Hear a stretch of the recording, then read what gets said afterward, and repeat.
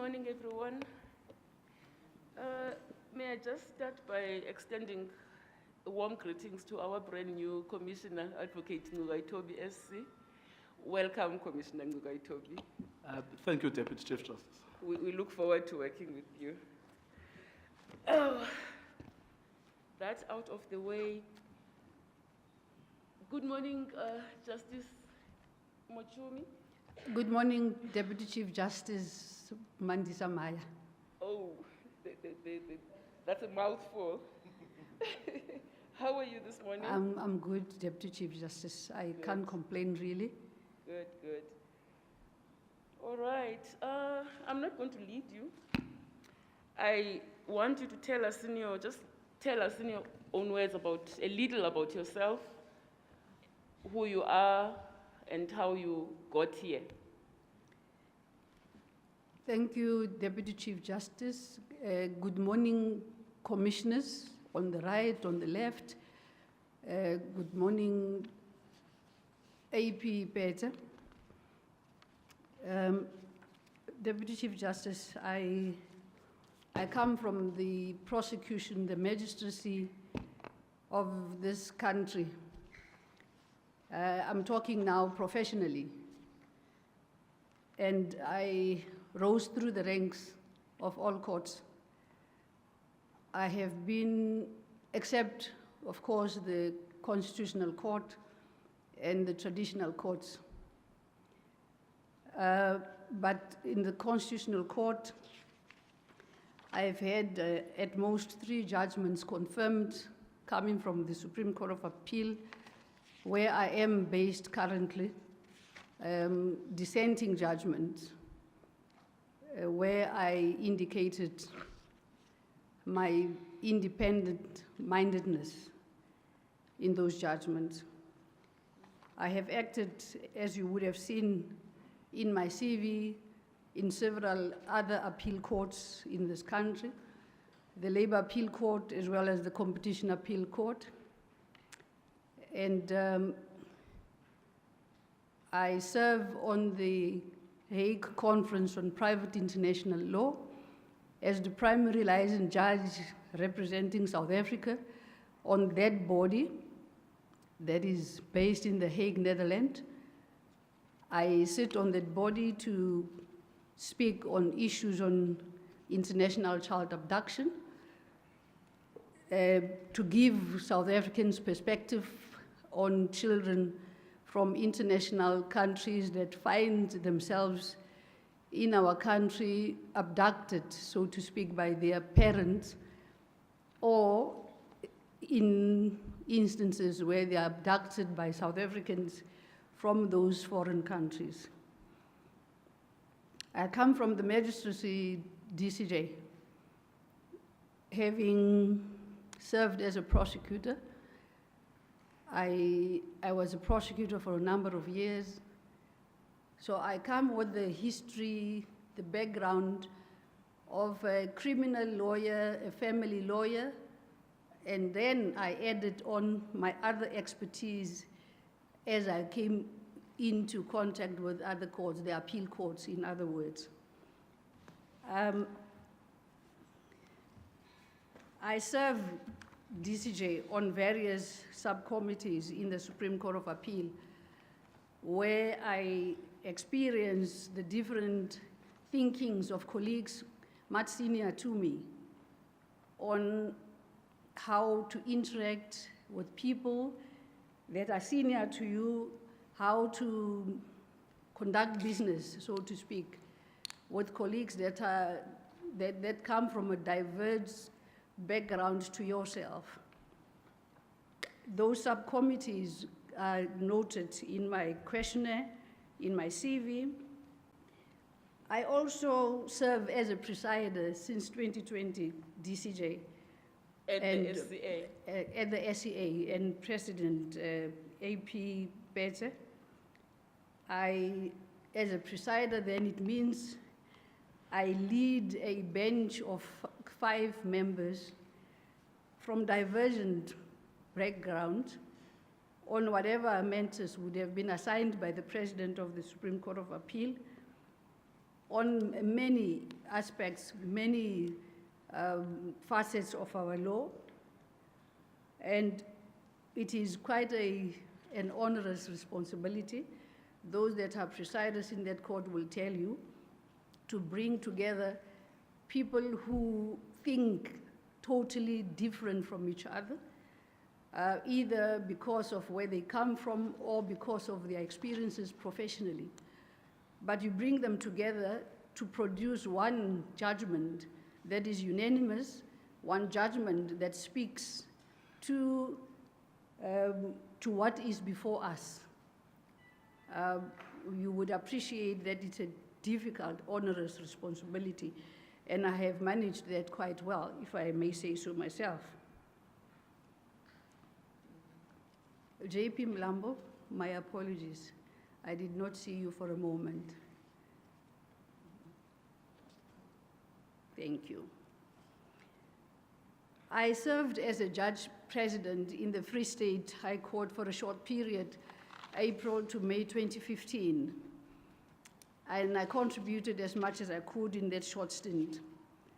I executed the duties of a judge president, including allocation of court roles to various colleagues much senior to me, and including opposed and unopposed motion applications, and attending to what a JP normally does on the Provincial Efficiency Enhancement Committee, bringing together stakeholders to talk to one issue to make the judicial system efficient as possible. I contributed to an amendment of a practice rule that the then JP, my sister Justice Mulimela, had been requested to consider on aligning the pleadings in the High Court to resemble those in the Supreme Court of Appeal in printing, back to back, you would know.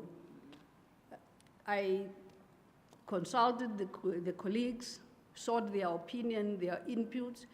They did that, and that practice rule was then adopted, and it is shared in the Free State province by all practitioners.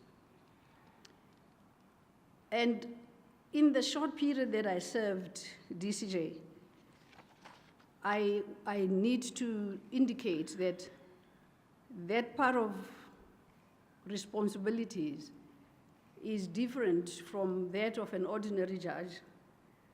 I've said it's onerous, it's a lot of responsibilities, as it requires one to manage others, most of them senior, and deal with other stakeholders, including the registrar of the High Court and those that serve under the registrar. I have served in various legal bodies. You would have seen on my CV, particularly JOASA and the SAC-IAWJ. I've been a member of NADEL and BLA, respectively, some time back, but all of these organizations espouse the values underlying the constitution of our country, and I uphold those values.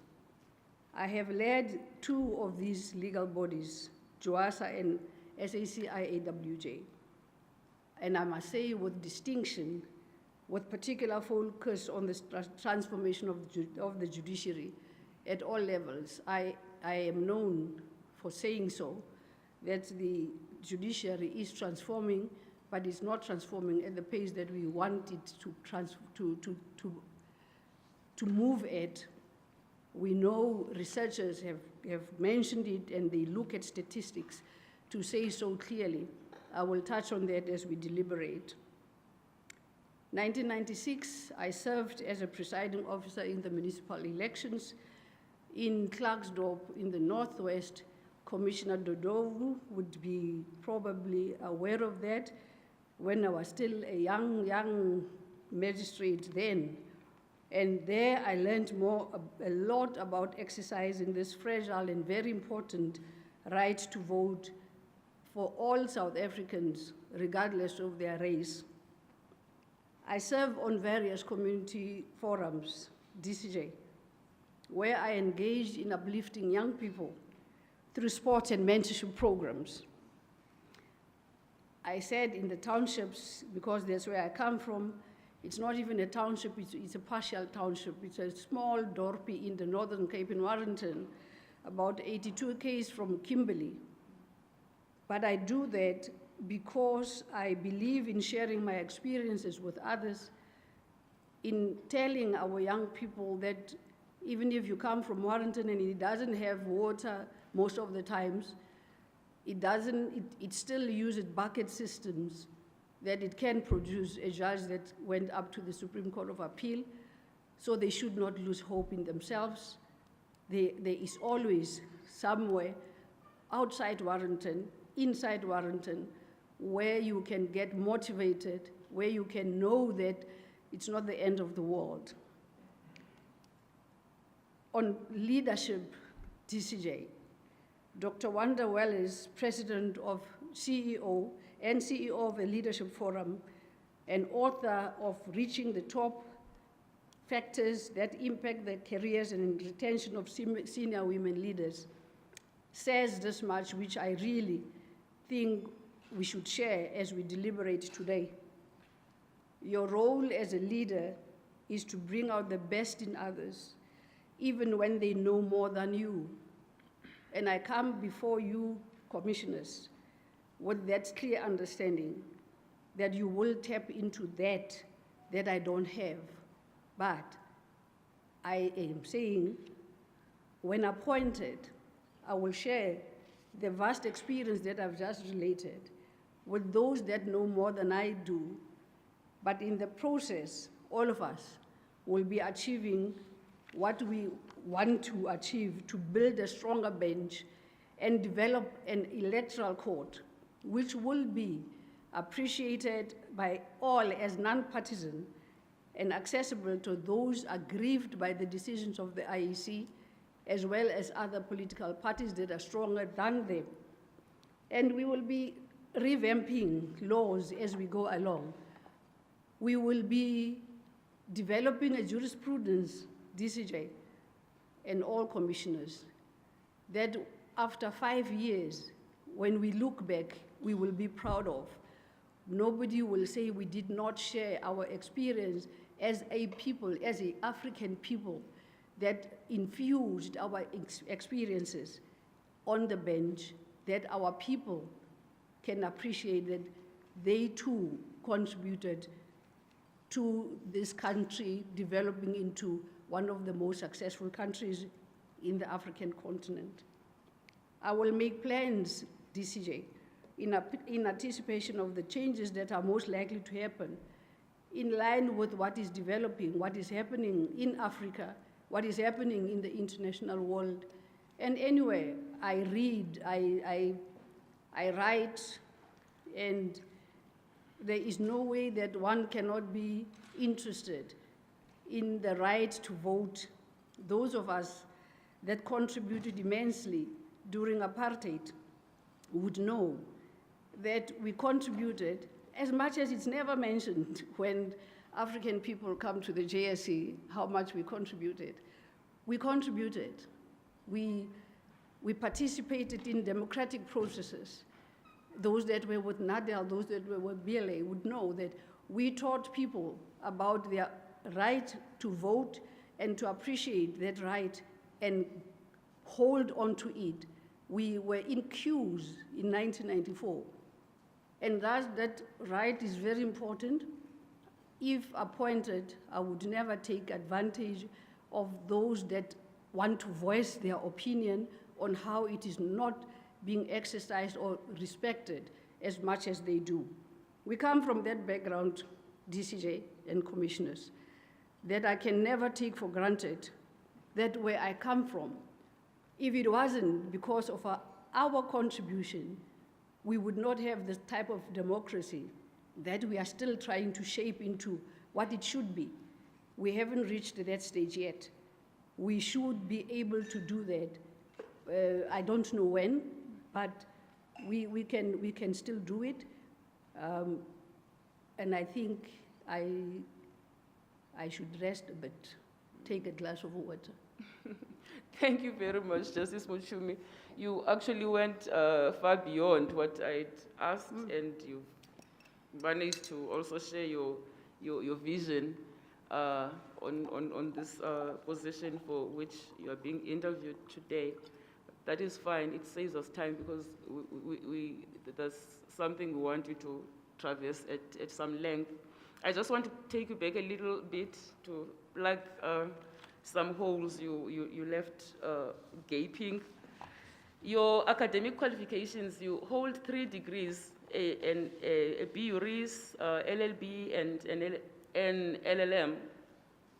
I do DCJ. An LLM in family law, I believe? Yes, DCJ. I did not hear you mention the role you played at Justice College for a number of years, according to your questionnaire. Yes, DCJ. Yeah, I didn't. I'm a Yes, teacher. I'm a please. teacher at heart. I come from a family of teachers, so I forget about teaching because it comes naturally. I was a lecturer at Justice College. Thank you for raising that with me. We developed training manuals to try and say how we can bring in social context, judges, judicial officers of South Africa to appreciate that we are now in a new dispensation. It's a democracy, it's a democratic country where everybody is equal. Therefore, those that preside in our courts must have the same thinking, must appreciate the ethos of a new democracy, that we are all equal. And those different training manuals that we developed say so. I participated as a lecturer, as a facilitator, as of all court officials, DCJ, from interpreters. There was a bit of training the police as well as members of the defense force on a bit of law that we deemed necessary for them to appreciate, so that when they say they obeyed lawful orders, they must appreciate that there are times where an order can be unlawful and they have no responsibility to uphold that type of, to comply with that type of order. Yes. How long were you there? 2001 to 2004, when I joined the Northern Cape High Court as an acting judge, and I never went back. You also did not mention your involvement with the military court. I see that you were a military court judge between 2015 and 2019, and then went on to become a judge of the Military Court of Appeal from 2019 to date. True, DCJ. I have been one, and I am still a judge of appeal in the military court. You also did not mention your critical position in the Hague Conference on Private International Law. You are the South African licensed judge in that body, that critical body. I mentioned it probably I missed that. hastily, DCJ, but right. I represent the Republic of South Africa on the Hague Conference of on Private International Law. Each country that is a state member on the Convention of 1980, those that have ratified the convention serve on that body as experts on family law. We look at how the convention is accepted and by countries, and why not by other countries. We still concerned about Africa not participating, not having ratified the bulk of the Hague Conventions, particularly this one, the child abduction one, which has a serious impact on African children.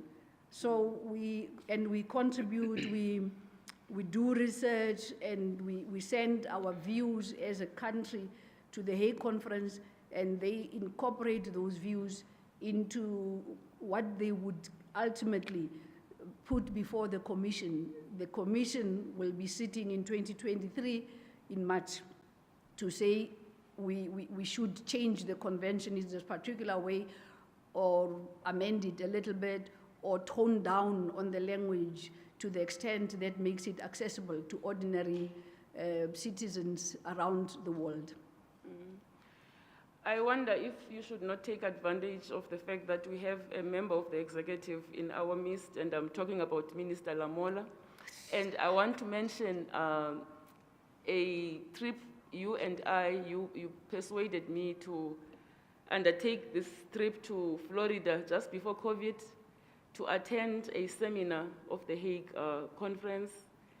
And you had done that because you had been lamenting for the longest time that the South African government, which includes the leadership of the judiciary, do not take their role, their membership in that body seriously. And indeed, when we got there, I was shocked to see huge delegations from all the first world countries who are running it as if it's the most important business of the day, which I suppose it is, because this concerns children who are the future of the world. And do you want to say something to the leadership and Minister Lamola?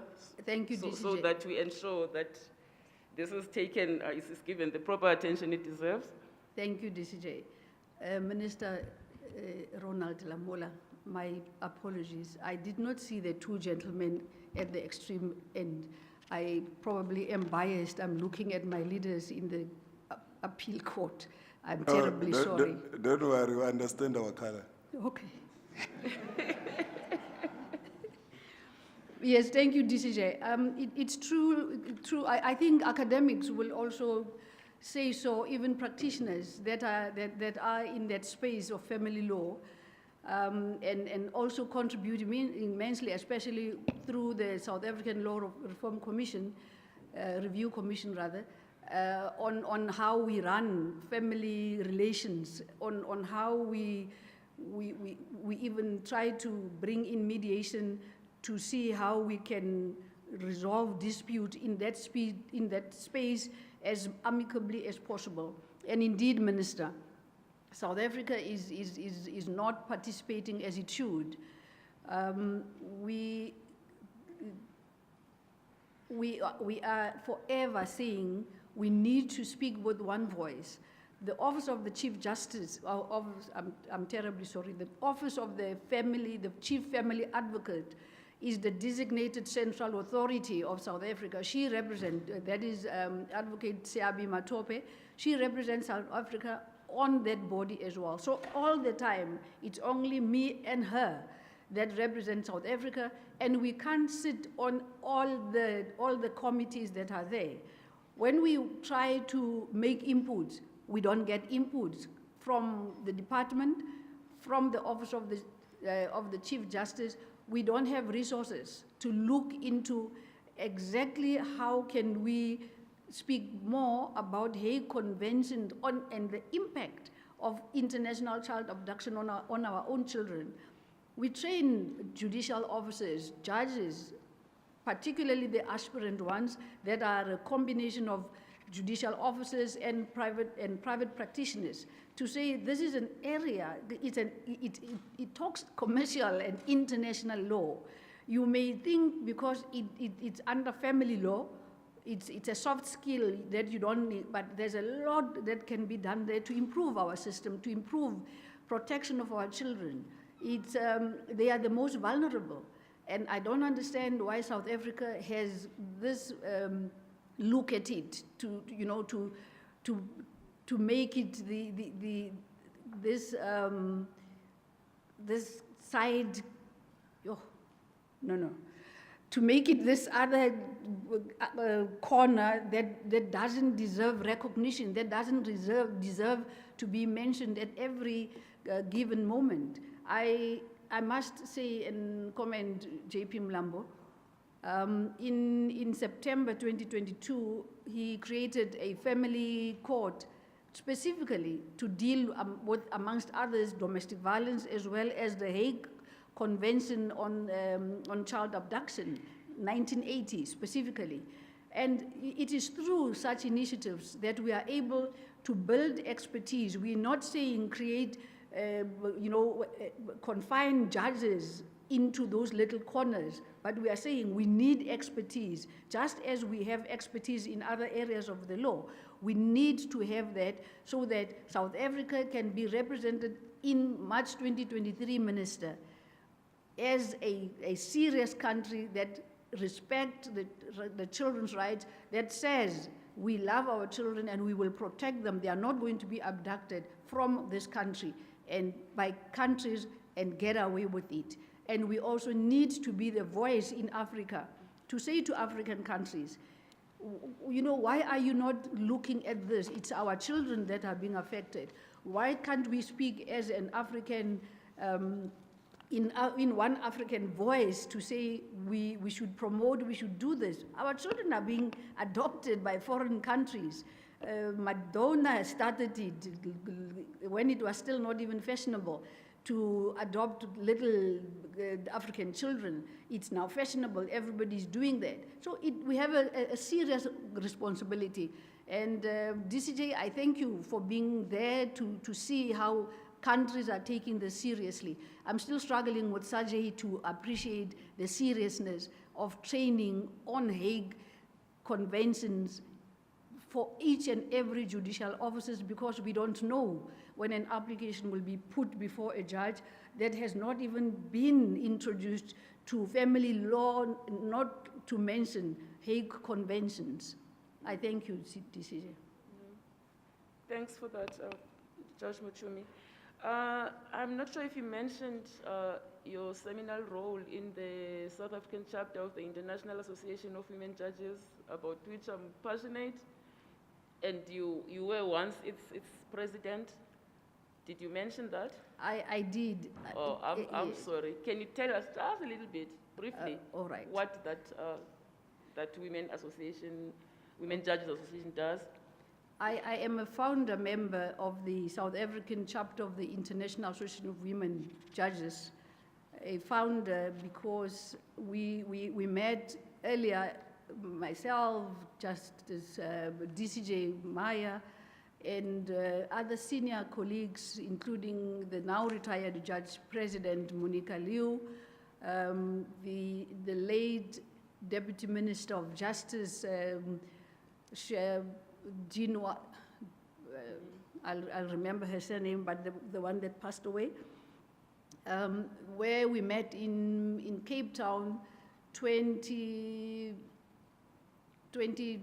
just before the inauguration of the SAC-IAWJ in 2004, where we said there was a need for women to speak with one voice, for us to be able to say, we are there, we are competent. It is just that we are not being taken seriously. We are never taken into account when decisions are made.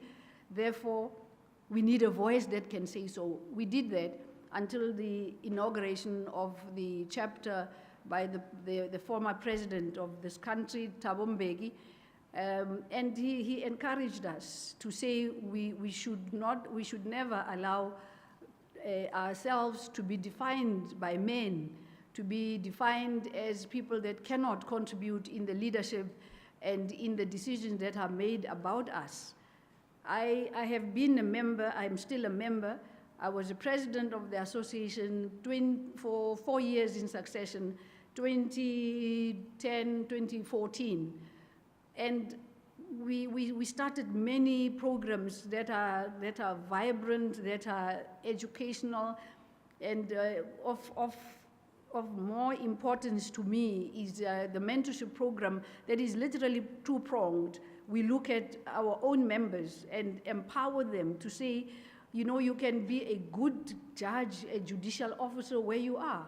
You don't need to all clamor for going up into the higher courts, or anyway, be good where you are, espouse the values of the Constitution every minute that you make a decision. That's what you're supposed to be doing, so that by the time the JPs say we are looking for people that can act in the High Court, you are ready.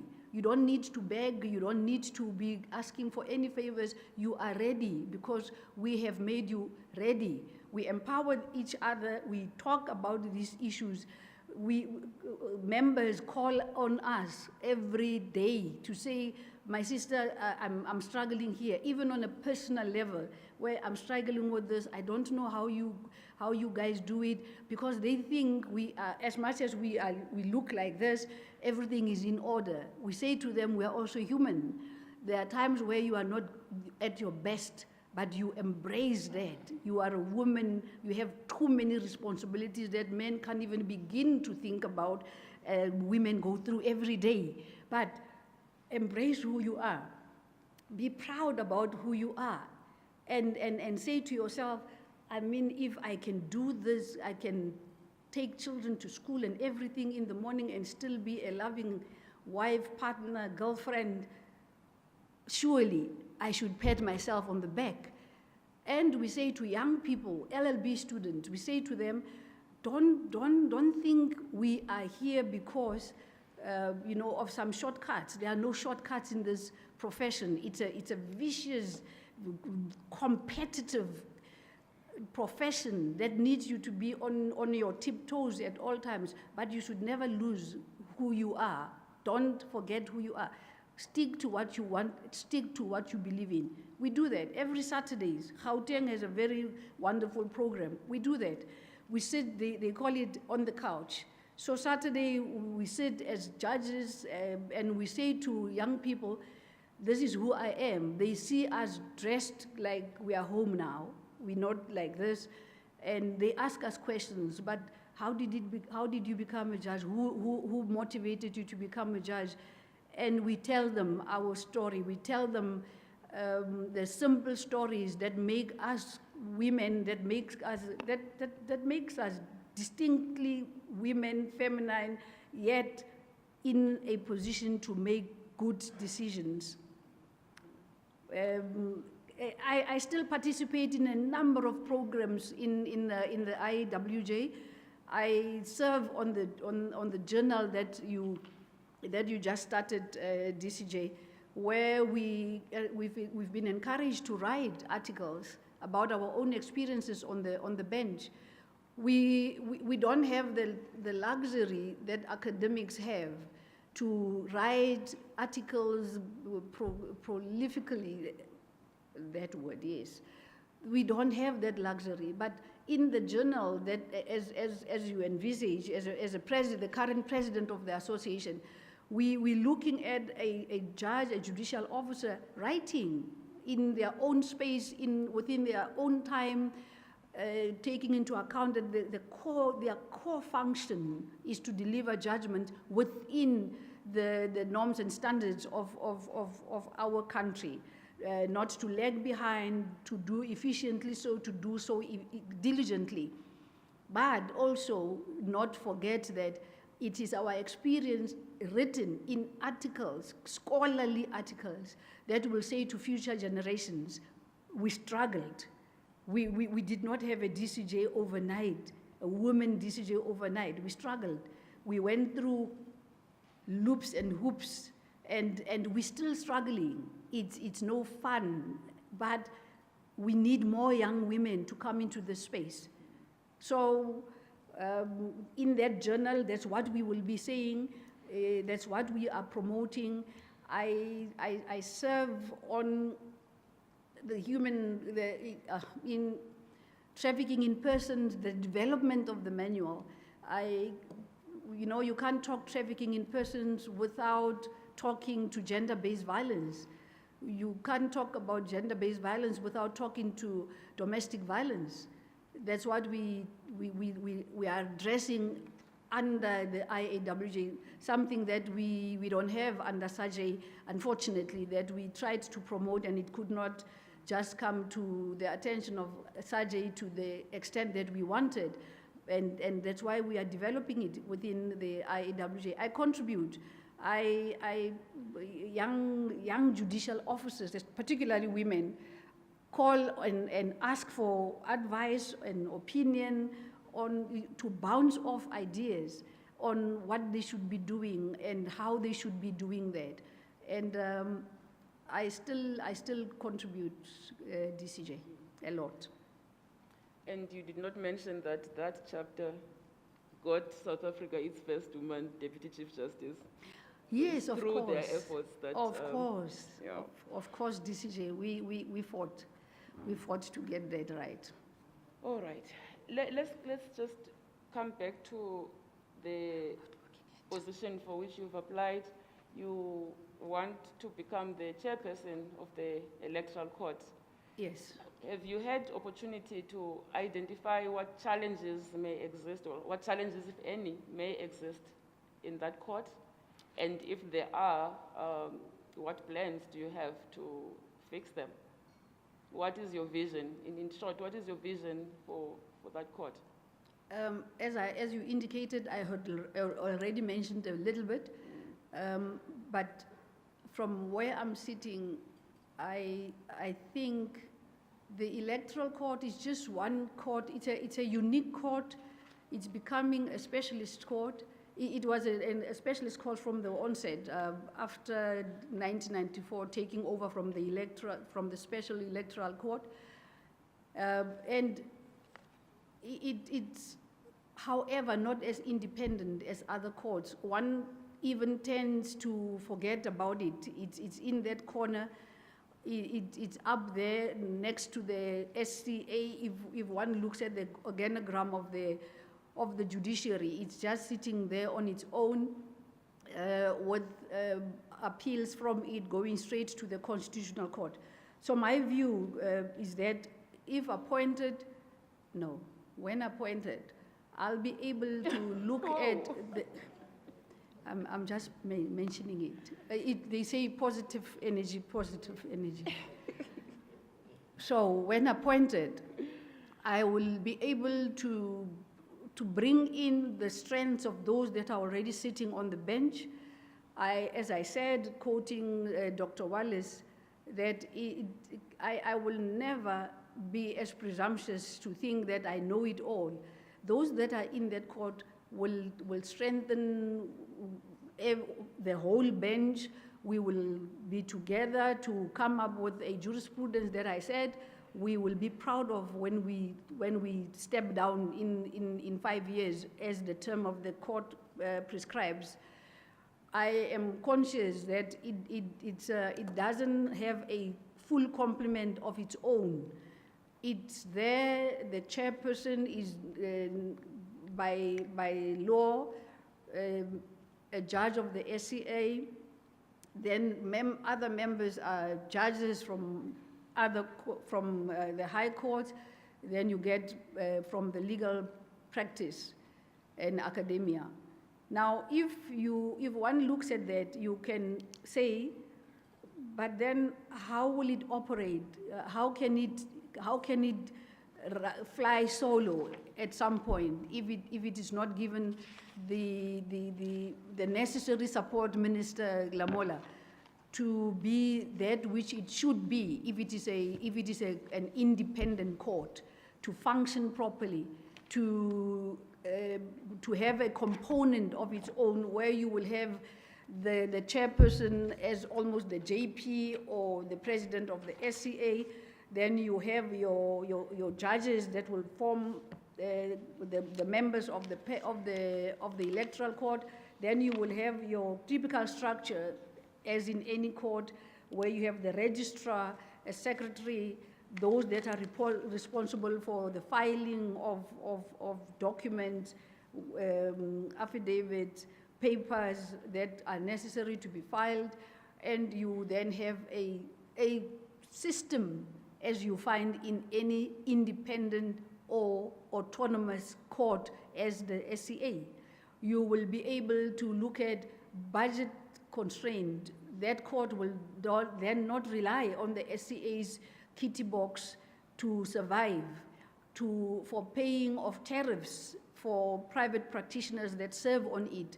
It will have its own budget. It will be able to say, this is how much we need. And if I am of the view that in consultation with the other members, that we need to expand it somewhat, we will be able to do that. So I think it's the organogram, it is where it fits now that I would look at whether if there are systems, because I'm not in that court, if there are systems in place that are addressing that, I would be able to add impetus on those systems. I would be able to add impetus on the discussions that I don't know if the minister has had with the previous chairperson that just retired. I would look at those aspects, DCJ. Thank you very much, Justice Muchumi. I'll hand over to my colleagues now to put questions to you if they have any. Anyone has, Prof. Marumo Achai, you may go ahead. Thank you very much, Deputy Chief Justice. Good morning, Judge. I'm here. Oh, but okay. You looked away, so that No. I was like All right. bewildered. Yes. I just want to pick on what you said in relation to judges and writing legal journal articles. Yes. It was just quite interesting, the angle that you raised, because I think first and foremost you are right. I think it will be unfair to expect judges to write articles, but it doesn't mean that they cannot, because they can. Yes. And in fact, we have seen that. It was interesting, especially in contract law, when we saw, I'm not sure you remember that case, Hayes versus Napier, which the Supreme Court of Appeal took a certain direction, and the Constitutional Court took a completely different direction. Yes. And that led to the judges of the Supreme Court of Appeal to start writing articles. Yes. In relation to that, responding to some of the things that were said in the Constitutional Court. Yes. So I just want to understand, given the importance of the Electoral Court and how the applicable legislation in that court have been interpreted thus far, do you see, with the recent establishment of the journal that you spoke about, do you see yourself playing a more prominent role in submitting articles to that journal, just to clarify in certain issues? Look, I'll say this much. Judge Shongwe, when he was the chairperson there, wrote an article on the Electoral Court, explaining what it is about, you know, sort of a basic introduction type of article to say, this is who we are, this is how many we are, this is what we do, and this is how we make decisions type of engagement. And it's an article, I came across it actually as I was preparing, but straight to the point type of article, which you could feel it's from a person presiding in that court without, you know, not academic, saying it as it is. Every day this is what we do. And Justice Mba as well, because of this COVID-19 situation, he wrote in the judiciary newsletter that JP Mlambo is managing, on the challenges under COVID-19 that the Electoral Court suffered, or, you know, had to endure because of that. And I can take cue from those two jurists and leaders to say I will be able to say so, but I can only do that as I experience the challenges, as I experience my working in that court, as I have done in this journal. The article that I submitted is about what the IAWJ represents. It is about where it fits into the vision of the judiciary. It is about what we can still contribute as women in the association towards a single judiciary where everybody is represented. we talk those core values. So I will be able to do that as soon as I am in that court. Okay, thank you very much. Thank you, DCJ. Any further questions, colleagues? Commissioner Malema? Thank you very much. DCJ, Judge, you have dealt with a number of issues pertaining to the children and all of that. If you look at the situation of GBV here in South Africa, it's like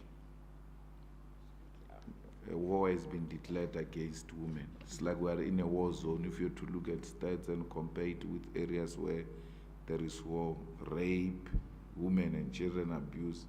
Yes.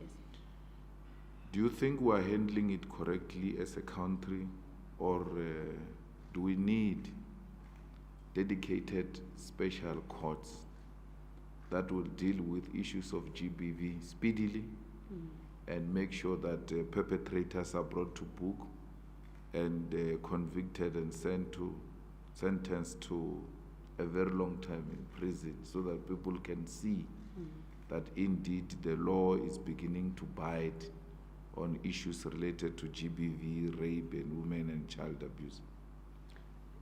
Good morning, Commissioner Malema. I think we have a serious problem on gender-based violence.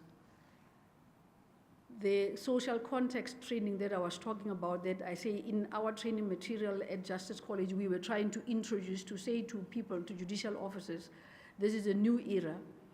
In that we said to judicial officers, we come from a very violent history as a country, as a people, and this has permeated into this new democracy that we have. We say in social context, in the corporate world, and I think private practice and academia, they call it diversity training, smart, fancy word. And we say, in there, we say to judicial officers, you must acknowledge what you are doing, that you too may be a perpetrator, that you too may be a victim of gender-based violence without even appreciating it.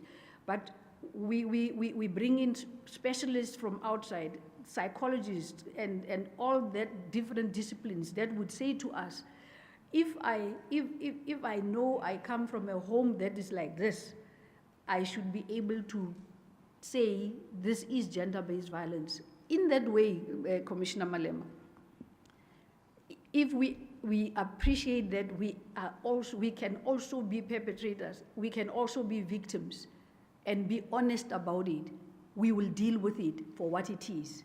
We will be strong on it. We will, to the point where you say, I know what you are doing. I know I have seen this. I know what, therefore, I'm not going to allow it.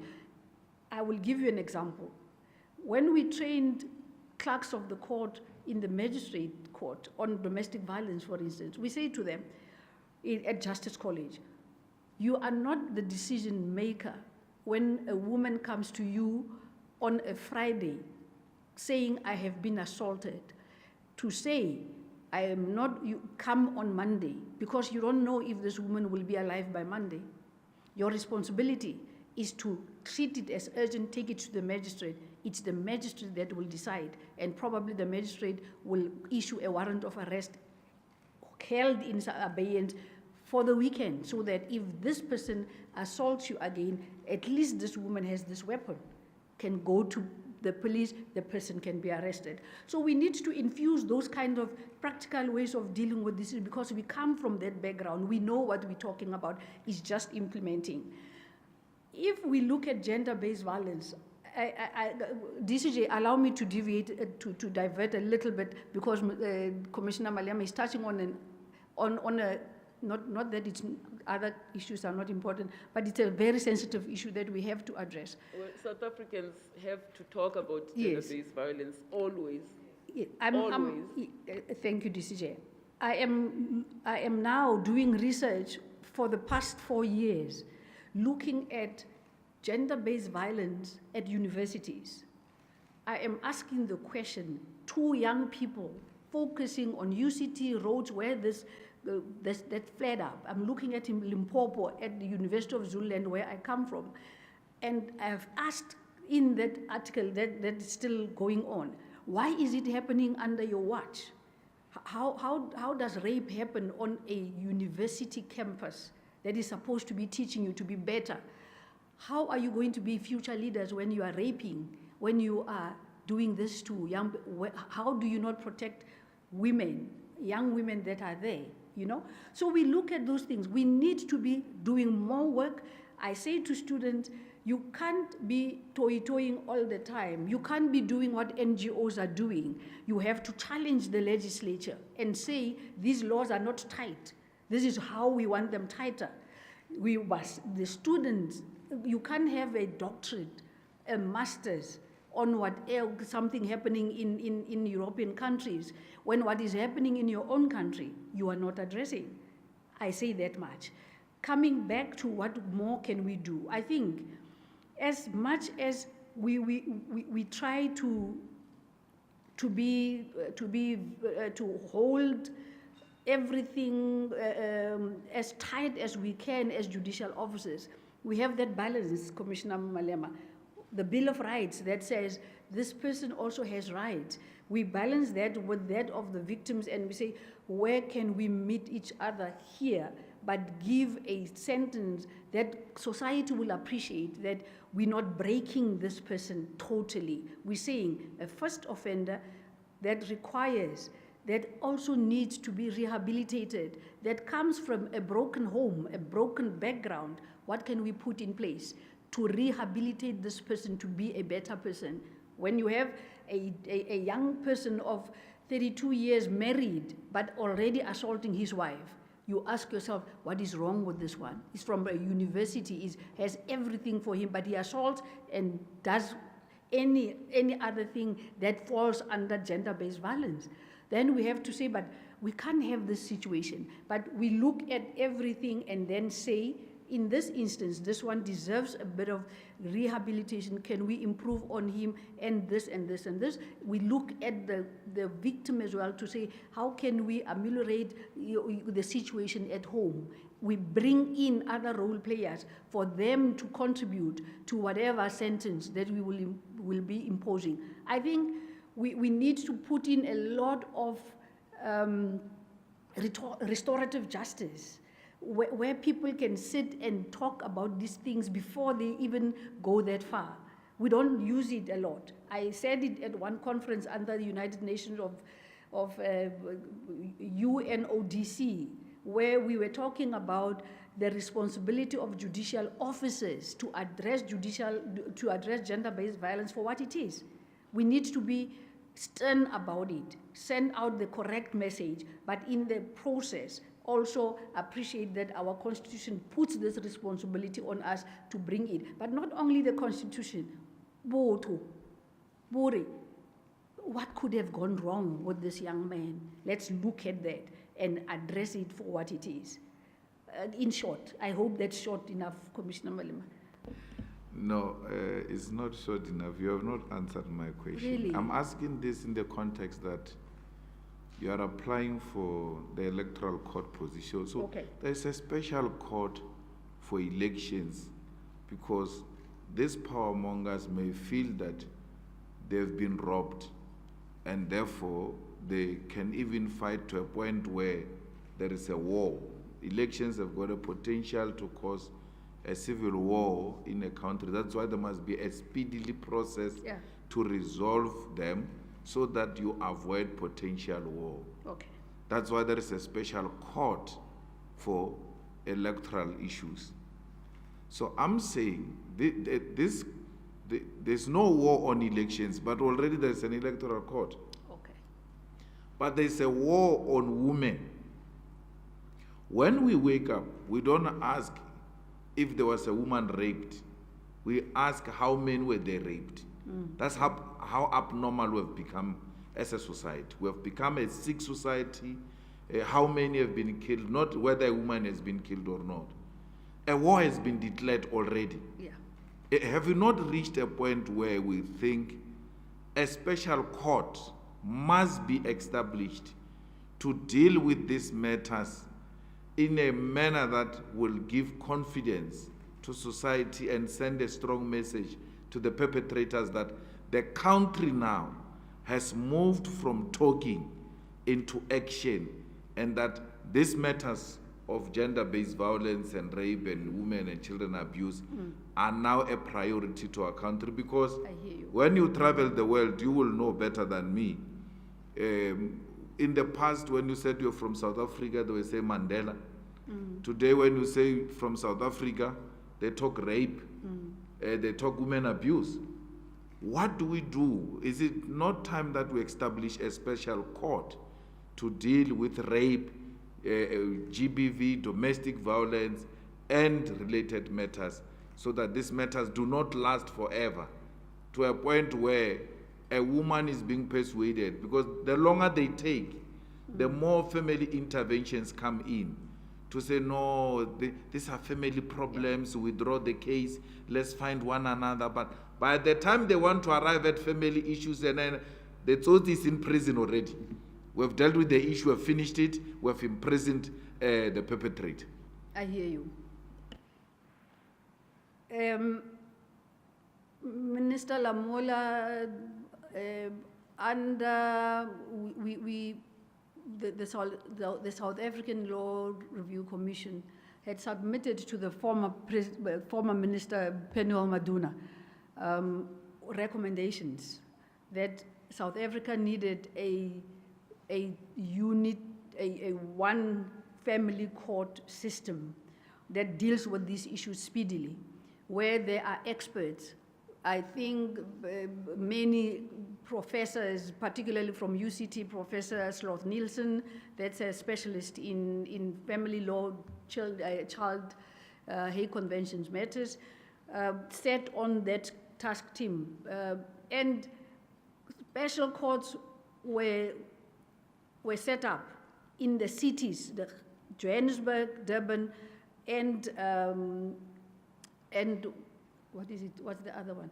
Johannesburg, Durban, and Eastern Cape, I think, if I'm not mistaken. I'm subject to correction. But there were courts that were put in place. We don't know where the political will changed, but then those courts are no longer operating. Minister Lamola opened a court in Durban that is beautiful. It has everything that you would wish to see in all parts of South Africa. You find specialist magistrates there that deal with domestic violence, maintenance, all family law related matters, which would automatically include gender-based violence. I agree with you totally that there should be that kind of move, and we should say so openly. But it is also, it lies with the Department of Justice and role play and other stakeholders. But as I say, Minister Lamola did that in Durban. Surely that can be done in other parts of the country. But there is a responsibility, I agree with you. Thank you, TCJ.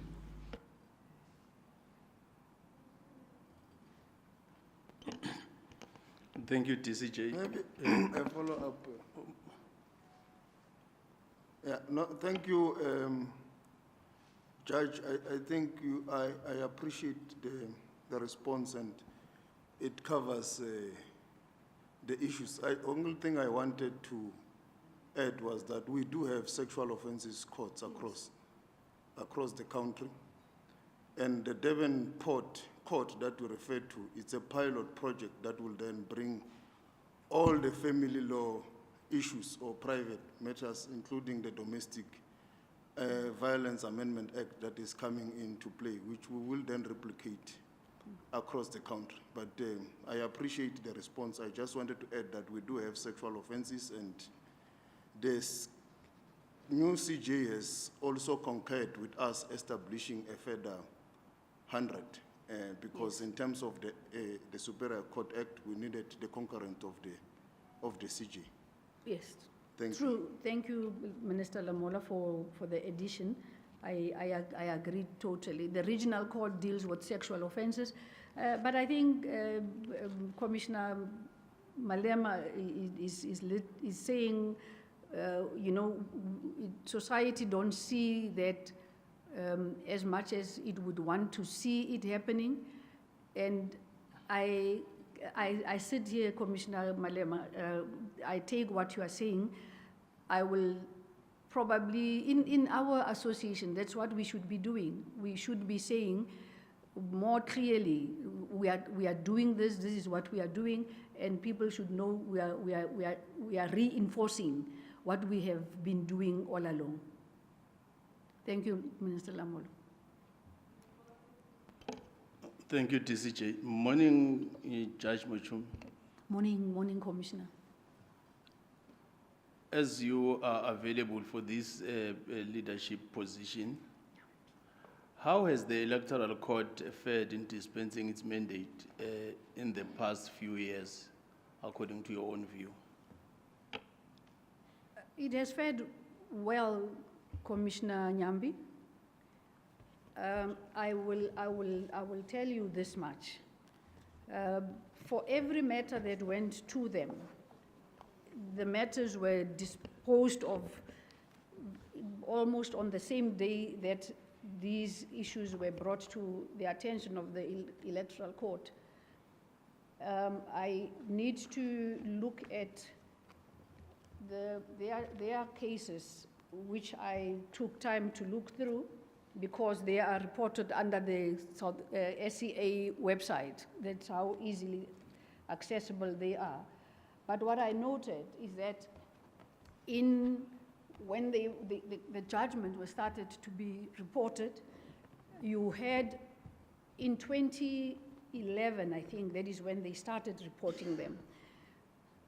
You had at most one matter which was dealt with and was disposed of in less than a month. You see the same trend, 2016, 2015, 2016, 2017. But what is very interesting is that in 2022, they had at least 10 cases. I'm not talking now the one case that Judge, my colleague, my senior brother, Zondi, that will be coming in later, was sitting in towards the end of September 2022 from Durban, not even including that one. They had at least 10 cases from different parts of South Africa, and they disposed of those cases within record time. Their judgments are not big and convoluted. You get the message clearly in 7-paged type of judgments, but straight to the point, saying whether the IEC exercises its powers wrongly or could have done better, and sending the matter back for the IEC to reconsider. So you get a sense that there is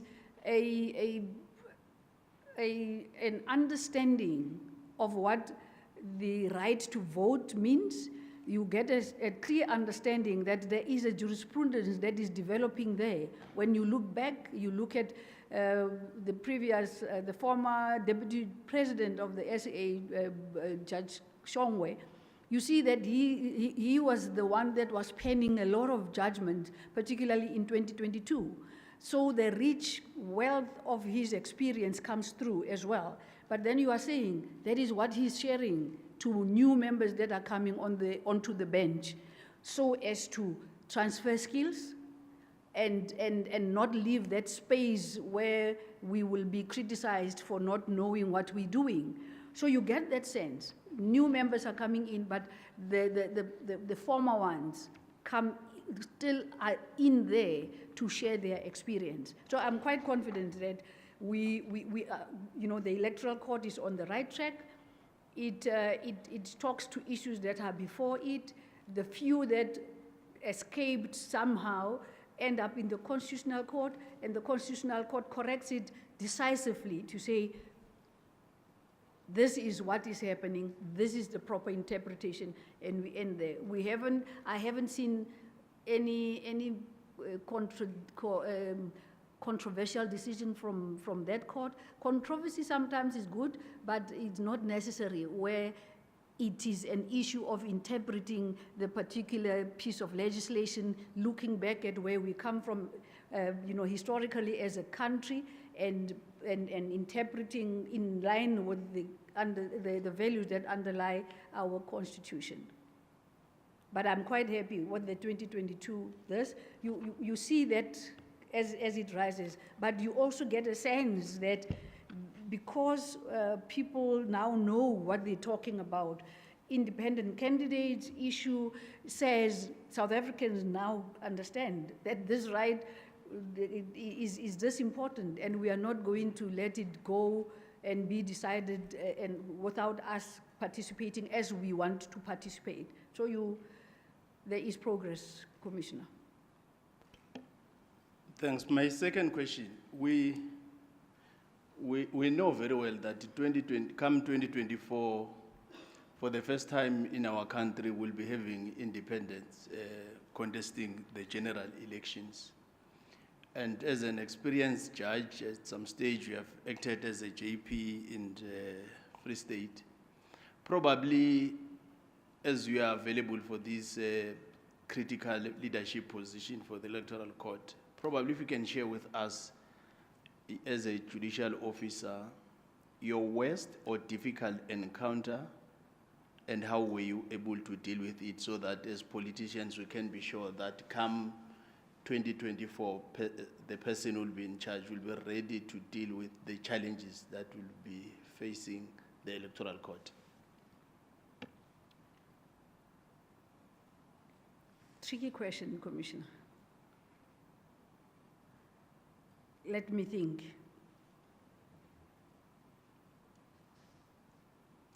I learn very well, very quickly from getting into what I want, what I've been assigned to do. If you look at my CV, if you hear from colleagues, I have never shied away from taking that seriously. When you say, when my president, my AP, the JPs that I have acted under say, this is the term, we are giving you so many cases to sit in, and you are a scribe in so many, I deliver within the prescribed time. I never dilly-dally about it. And I do so decisively, where, as I have mentioned already, I differ with colleagues. As much as we are on the same bench, on the same panel, where we differ and we cannot meet each other halfway, I write dissenting judgments. I have written 8 at most, and 3 have been confirmed by the Constitutional Court, where and the advantage that we have as a people is that we grew through hardships that are in us. We can tap in those hardships and say, this doesn't make sense. This can't be justice, and therefore, you have the responsibility to say, I differ from you as much as you are my seniors, as much as you have contributed immensely, but you are not hearing me on this one. I'd rather write a dissenting judgment. Chief Justice Langa did that a number of times, and he has said he's quoted in in his honor by judges, practitioners, to say why he believed that dissenting sometimes is important. It says this is how we develop our jurisprudence. Dissenting is supposed to be promoted so that we don't get into one thinking without looking at our own personal experiences, our own history, and the values that underpin our Constitution. and stick to what has been done all along. So I bring that type of strength to the Electoral Court. I will bring it. I will not shy away from it. I will be able to bring together the panel of 5 members or 3 members and say, this is where we differ. But a decision has to be made. It may be political, but our responsibility is to interpret the law, is to say this is how it, and this is how the Constitutional Court has done it. We look at it, where a need arises for us to deviate a bit, we will deviate. I have never been shy to do that. And thanks, Judge Machumi. Thanks, DCJ. Thank you, Mr. Commissioner Lucas? Commissioner. Thank you very much, DCJ. Good morning, Judge Kuni. Good morning, madam. I still remember the inspiring speech that you gave at the event for the women in the Northern Cape. And I'm impressed to hear that Lucas. I'm impressed to hear that you are still so passionate about the issues that we spoke about. Thank you. Thank you very much and Thank you, welcome. ma'am. Now, I was listening very carefully to you when you spoke particularly passionately on the issues of human trafficking and children's issues, and also the issue of gender-based violence. I was in KwaMhlanga 2 weeks ago in an engagement with about 700 women. And one of the things that came up there is the issue of access to services in order for them to have access to justice. Because in many of the villages, they have to walk about more than 5 to 10 kilometers just to access a police station. I don't know what the conventions are saying about this specific issue, but I think there is definitely a need to look into how do we coordinate our service delivery to make sure that those that are vulnerable to get access to justice. I was also listening to them, and I realized that the issue of making sure that we develop independent women that is empowered will actually assist us, possibly assist us to address this issue. Now, I just want to get your view. It's not a question, but it's a view that I want to solicit. How do we actually bring about that kind of social cohesion that will make people take responsibility for issues? Because in many instances, women stand up and say, I've been assaulted by men, many people were there, but when the police came, no one seemed to have seen anything. And that is one of the biggest issues that we are having. That is the fact that communities are they are really apathetic with regards to issues of sometimes violence to those that are vulnerable. We have actually spoke about the issues of social compacting for different strata or different kind of agreements and engagement. But I find it very interesting when I listen to you, and possibly because of the work that you are doing in universities. Maybe there need to be a certain kind of socialization that we have to make sure that there is South Africa become a less violent society, because we are experiencing that we have quite a violent society. What is your view regarding that? Thank you. Thank you, Commissioner Lucas. You know, in South Africa, we have this problem of operating in silos, even where we are affected by the same enemy, gender-based violence, for instance. We have a weakness in the judiciary that we say we don't want to be trained with other role players, other stakeholders, and we say we might be seen to be, you know, they might influence us, our independence when we are on the bench. I've always said, when you share information, when you share experiences, you can't be influenced. You know the oath that you have taken when you took the oath of office. You can't be influenced by sharing with women, with vulnerable women, to say, you know, in a domestic violence situation, the longer you stay, the more vulnerable you will be until you are killed. It can't be that that particular sharing will influence me. It is that type of weakness. And I always say, maybe if we have more women in the leadership, this natural inclination of women to teach, to nurture will come in, and we will have that kind of a judiciary that says we can't live in silos. We have a responsibility to society as well.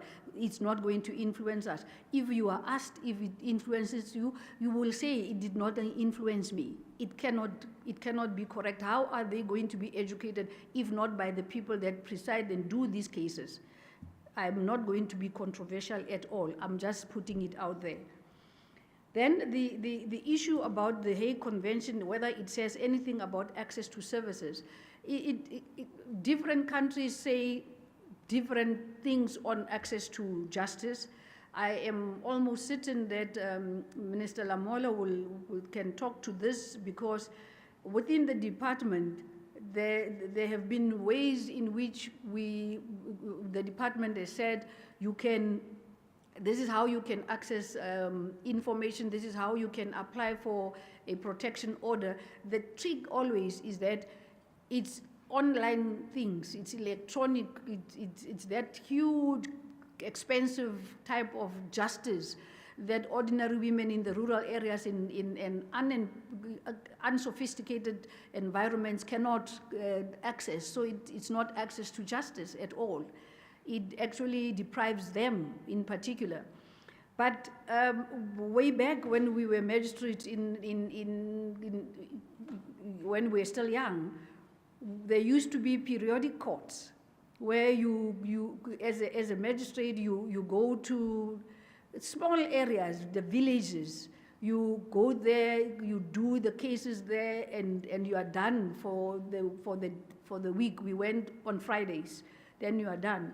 Where you sentence people, the community members could hear that you are sentencing these people, and this is how we are going to deal with these youngsters that break in and commit all sorts of serious crimes. It's a notion that's always in there. It can be revived. It can the High Court call it Circuit Court. That is where the courts go to the small areas. If you look at Bloemfontein, the Free State High Court will go to Harrismith and all those small areas. Kimberley in the Northern Cape, the Regional Court goes to Warrington, where I come from, that small place. They sit Monday, Wednesday, Friday, then they jump to Jan Kemdorp, sit there Tuesday, Thursday. So you get a sense that the department is doing something. The Magistrate Commission is conscious about this. They just need more resources, because if they build a bigger court in Warrington, Minister Lamola, it will mean there can be two magistrates there, and there can be 2 prosecutors there. They don't have to wait for Kimberley people.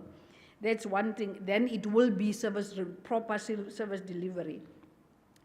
Women empowerment, as I indicated, Commissioner Lucas, we can only do our best. The more women that are vocal about who they are, what they represent, and what they stand against, the better. We should be able to educate and teach young people that they can do better than us if we didn't do better. The socialization, yes.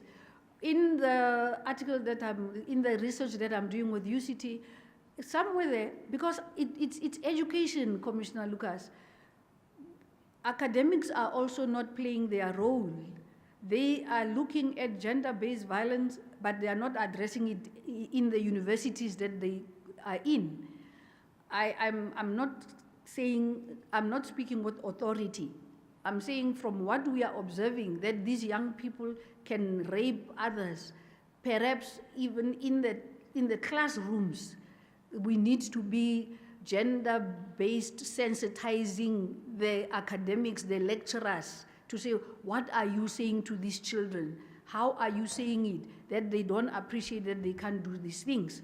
We are saying, for me, I'm saying, together with about 2 brilliant young people at UCT, we are saying, look, the Department of Education, which is responsible for higher learning, has a policy framework that says this is what universities are supposed to do. This is what universities must ensure does not happen under their watch. But already from the 3 universities that we are looking at, those universities haven't done a lot. Where they are supposed to address gender-based violence itself, they go for sexual harassment. Where that's there, you know, they run away from this issue. Where they are supposed to talk about rape on campus, they don't talk about rape. They throw it under some other, soft language, so that we don't address rape on campuses for what it is. We don't say, and University 1, 2, 3, you are not complying with this policy framework. And the Minister of Education as well is not saying, you are not complying, therefore, this is how much I'm fining you. You're not going to get this and that and that. And when they report, they don't mention that policy framework that they are not complying with. It's a lot. It's a lot. Socialization starts at home. We as parents as well, we need to do a lot better. But universities have a more onerous responsibility, and I think they should do better. If I have answered all of them, Commissioner Lucas. May I? Thank you. I was really interested to hear whether you speak about the coordination of the services that we are supposed to be delivering. It's very important for me because it's a fact that people are operating in silos. Yes. And that is the thing that are our worry. But I just want to put it to you, and I think the DCJ is listening to me. I also agree with you that possibly if we had more women in some of the areas where we want to, I hope very soon we will speak and we will have a conference of women jurists where we will sit together and we will begin. I will support from the side of Parliament, and we must have it, DCJ, so that we can say that is the minimum things that we want to see happening, and women must really begin to lift up their hands for that issues. Thank you very much. Thank you, Commissioner Lucas.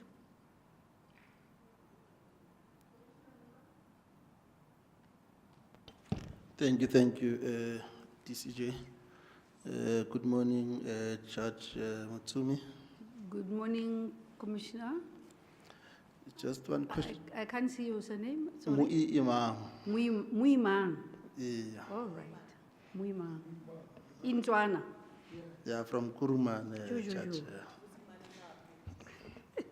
Kuduman. Yes, Judge Matsumi. Yes. Just one question from my side. Last year, the IEC sought the postponement of local government election directed to the Constitutional Court.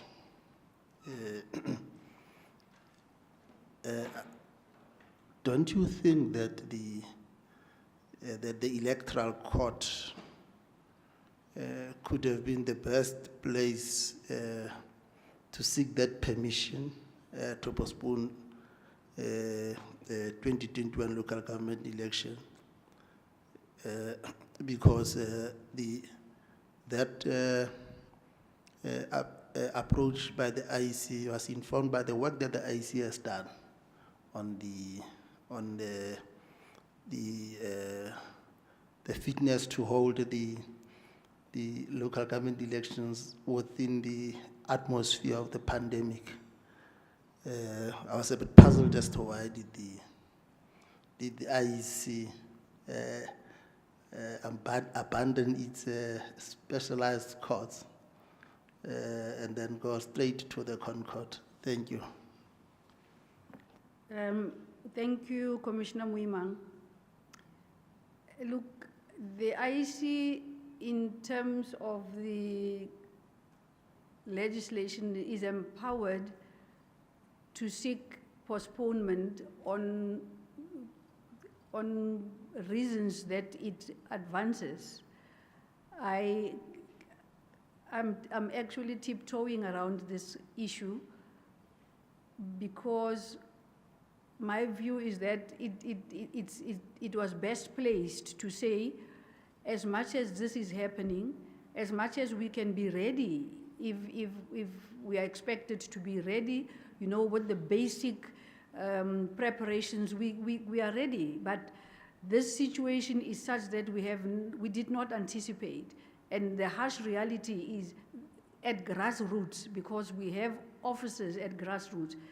This is what is going to impede fair elections, and therefore we approach it's a constitutional issue and the Constitutional Court would be the first to say, you should not have approached us. You can't approach us. Go back to the Electoral Court. It does that all the time with any application that comes before it.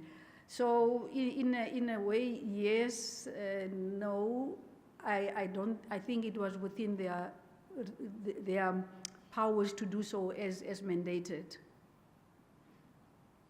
Thank you, Judge Mutsumi. Thank you, Deputy Chief Justice. Thank you, Ndate Muima. Thank you, DCJ. Good morning, Judge Mutsumi. Good morning.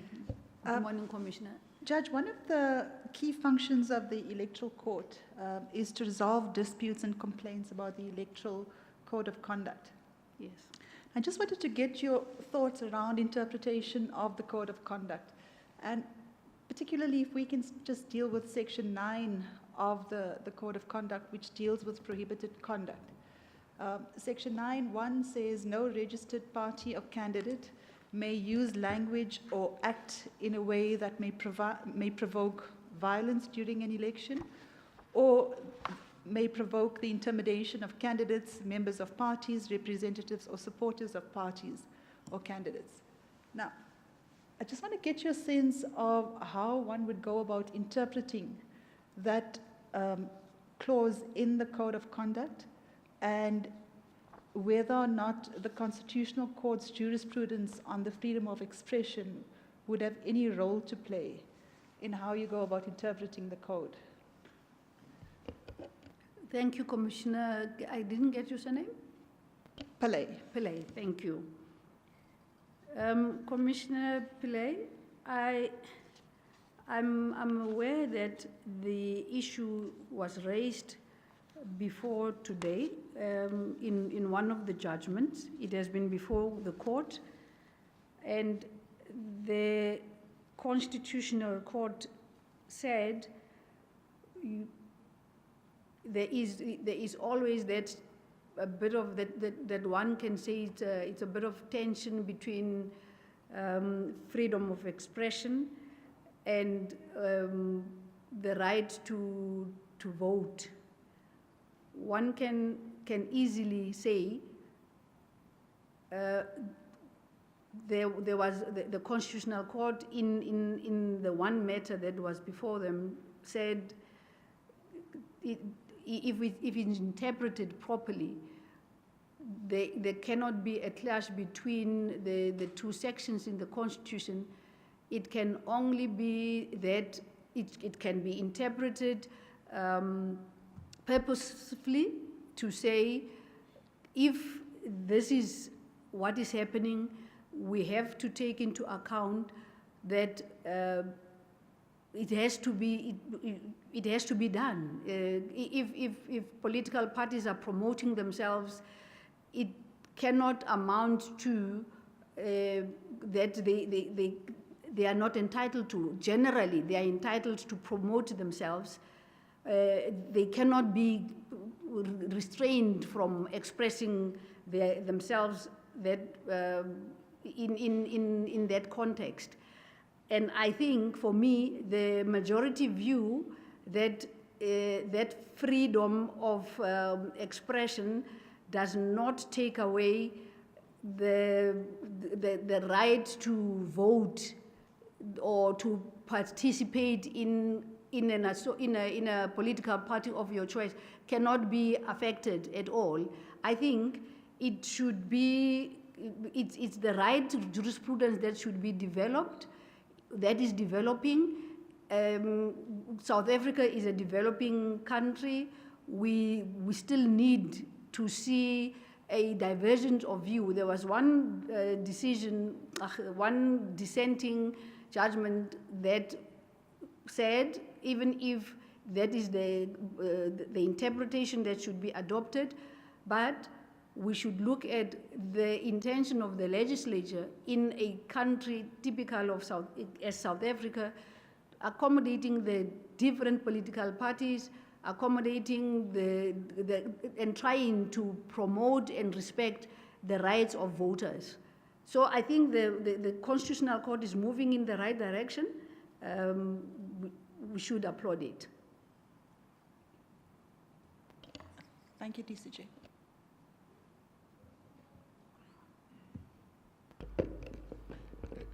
Thank you very much, CJ. Good morning, Judge Mokomi. Commissioner? Baba. Baba. Yes, thanks. Thank you. Good morning.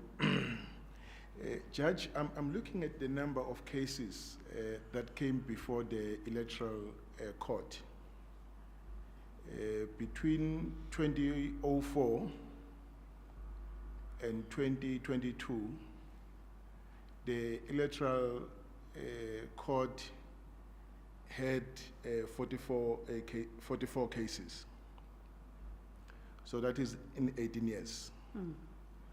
So judging by the number of cases that came before this court, does that justify an elaborate structure that you spoke about in your opening remarks?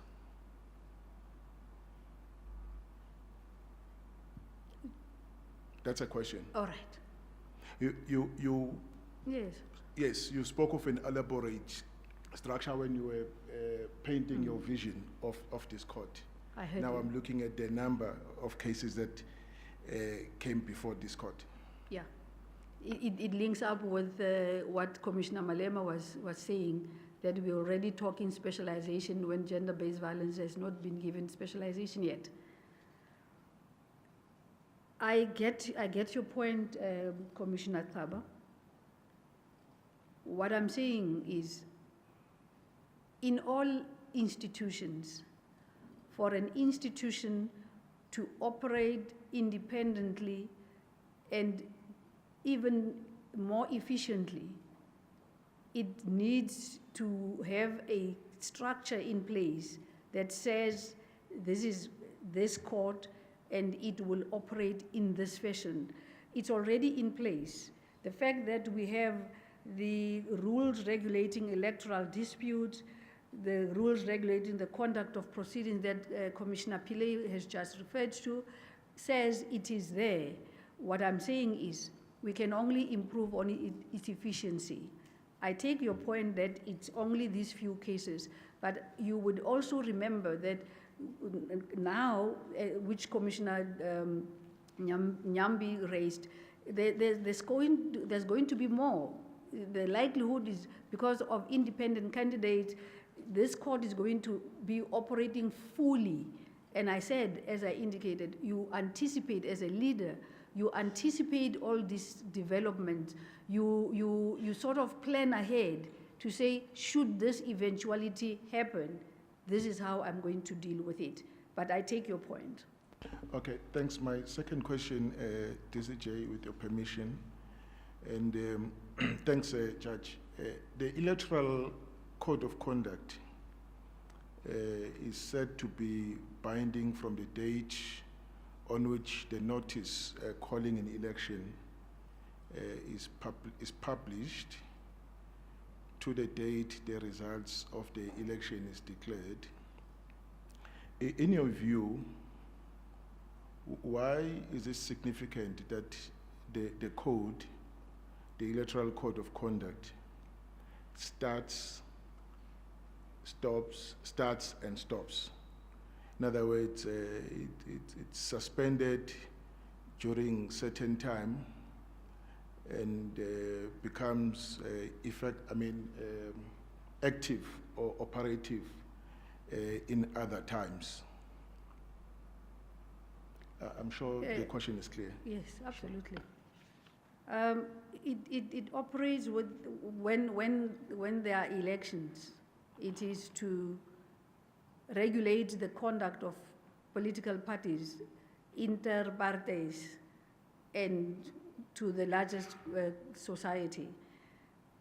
And it is fixed to that period within which elections would be conducted, within which the campaigning would be conducted by political parties. Okay, thank you. Thank you, Commissioner.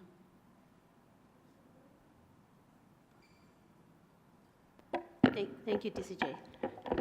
There's a way in which, Judge, there's a way in which my question is a follow-up, in fact, on what the first question that Commissioner Baba asked you.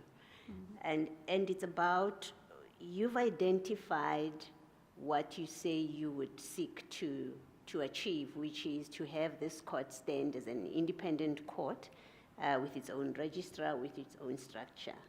And we're talking about a court that has done 44 matters as to date. So quite obviously not a busy court. What would you, so you don't, as I see it, you don't have structures such as a head of court, JP, or president for the sake of it. That's not why we have it. Yes. We have it because of the administrative demands of that particular court or structure that we are dealing with. The same with, I think, the other items that you mentioned you would want to have in place. Now, given the way the court works now and what it's been able to achieve, even without what you call the independence, administrative independence that you referred to, what would you be solving for when you say it should have its own judge president? What in fact is the operational issue that you have identified in the way this court has been working so far, that you say if there was a judge president, that wouldn't be an issue? The same with the registrar, the same with the budget. And I ask the question because of a concern that you don't list nice to haves, which in fact in practice make no difference to how that court is working. That's where my question comes from. Yeah. But in answering it, perhaps you could take the opportunity to address something that you identified right at the beginning, which was that this court has got a very low profile. I don't know that many South Africans know there's this court and this is how it works. You know, unless you are one of those that read the Constitution and the Act and the Electoral Act.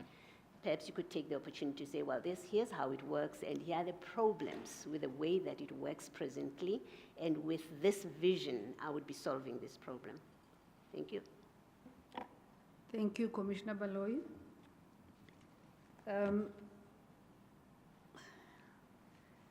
Look, I agree with both of you that this court has produced this little within so long. I appreciate that.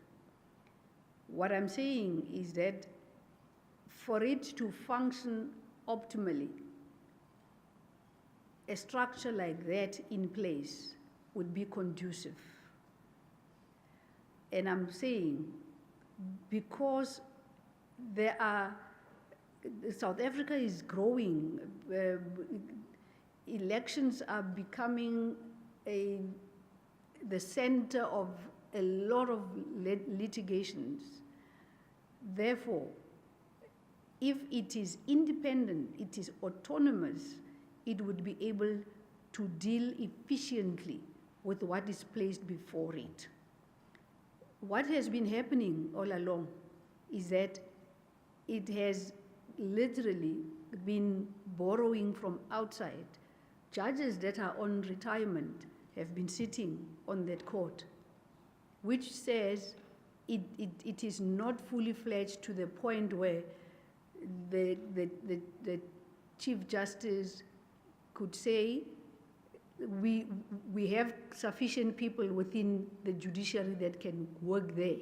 Therefore, as a head of that court, one would be able to say, with so many acting people that I got for the past 2-3 years, I could have been more productive, or not even more productive, but a stable component of any institution gives better results.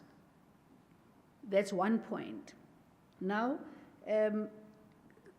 I cannot talk to operational challenges because of the disadvantage that I'm sitting in. I haven't acted nor been in that court as a judge. You don't get people to act in that court at all. Those that act are from, they have been in that court before, they are just roped in when there is a need for them to come in. That's how I look at it. So I would not be able to say at a practical level, this is what is happening. These are the problems that I see, and this is what I can, this is how they should be addressed. That is why I said, as a leader, one would have to say, I am now here. This is what is actually making it, making us operate a bit slower or whatever, but this is what I can put in place to address whatever problems there would be. I would be lying to say I know how it operates. I don't have that advantage compared to others. I've never been there. I am speaking from what I've been reading, what I've been noticing about it out of interest, particularly since I said I would want to go to that court. What is it about? That's how far I can take it. As I understand the Electoral Court, it is there, it hears reviews and appeals from the IEC, decisions that the IEC would have taken. Political parties would say, but they are interpreting the law incorrectly. If we look at whatever section in the Electoral Act, we are of the view that they should have dealt with it, they should have interpreted it in this fashion. If they say, for instance, we were given an opportunity to register with acronyms and we missed the bus, then that's it. Then we go to the Electoral Court to say, but hang on, they should have taken into account 1, 2, 3 things that they did not take into account. Therefore, we are asking you, the Electoral Court, to take that decision on their behalf, the decision that they did not take, or the decision that they took but did not take certain whatever aspects into consideration, making their decision, not the proper decision to have made. So you get a court that sits on those type of matters where political parties are saying, but where the IEC says we want a postponement, and political parties say no, but you can't.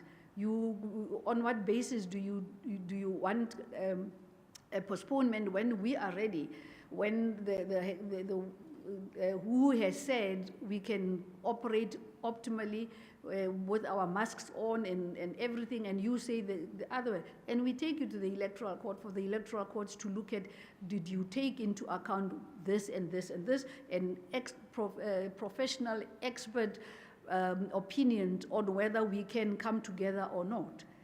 Those type of matters come before the Electoral Court. Is that all, Commissioner Baloyi? Thank you very much, Mr. Do you have questions from the colleagues on the virtual platform? Commissioner Bernard, are you there? I'm here, DCJ. I have a question. Commissioner Bernard? Oh, there you are. Good morning, Judge. It's Commissioner Barnard. My question is as to the flow chart. So we had Judges Valley and Manning last night explaining how the competition dispute forum organogram or flow chart works. Now, what is the dispute resolution mechanism for a matter reaches the Electoral Court? Take, for example, a vote counting dispute. So an agent finds there's some irregularity or something serious wrong with the vote counting. How would one explain to the public what is the flow from there until it finally reaches the Electoral Court? Commissioner Barnett, I did not hear your introductory remarks. Can you please repeat?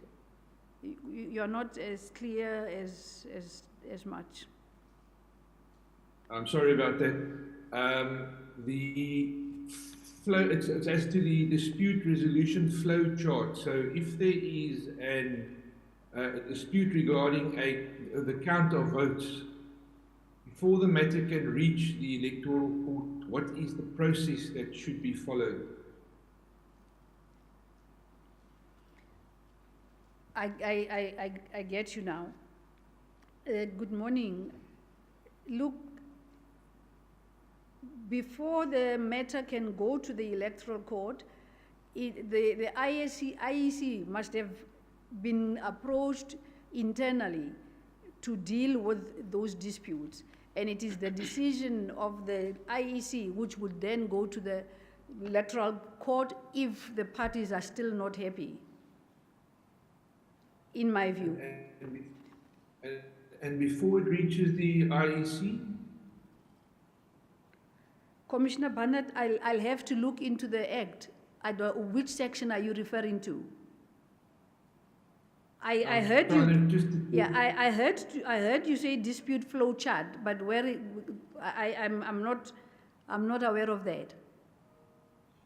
No, I don't expect you to quote sections of the Act at this juncture. Yes. I'm just trying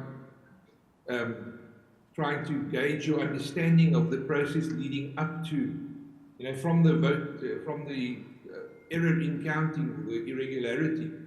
What's the first step that the agent should take? My understanding is that from the voting station, it will go to the chief counting officer that will look at it and make a decision. If they are not satisfied with it, then it will go to the IEC. Thank you very much. No further questions from me. Thank you, Commissioner.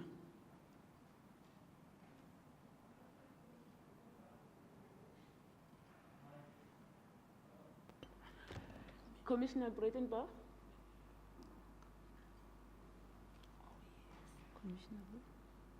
No one there. President Pete?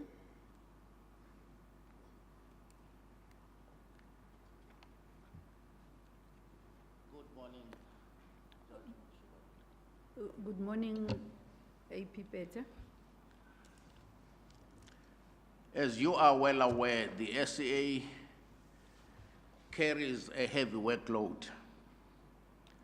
And given your seniority in that court, you are also a presider, and which requires you to take charge of the cases in which you are presiding. Do you think, with the added responsibility of heading the Electoral Court, given that there will be times when the Electoral Court is faced with a deluge of applications that must be dealt with expeditiously, you'll be able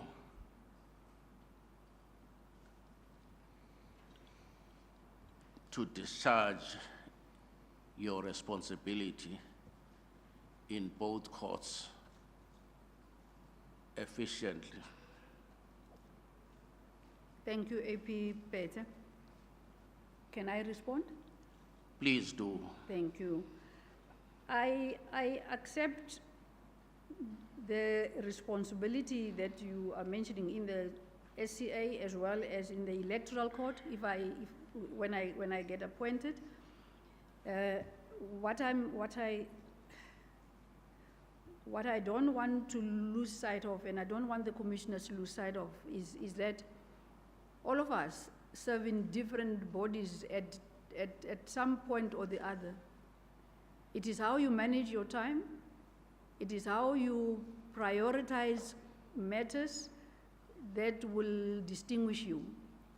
I think from the time of the late Deputy President K.K. Mtiani through to Deputy President Shongwe, and lately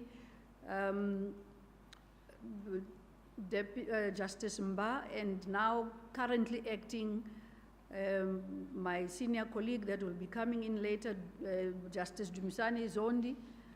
They are managing quite well. I haven't heard them complain at all.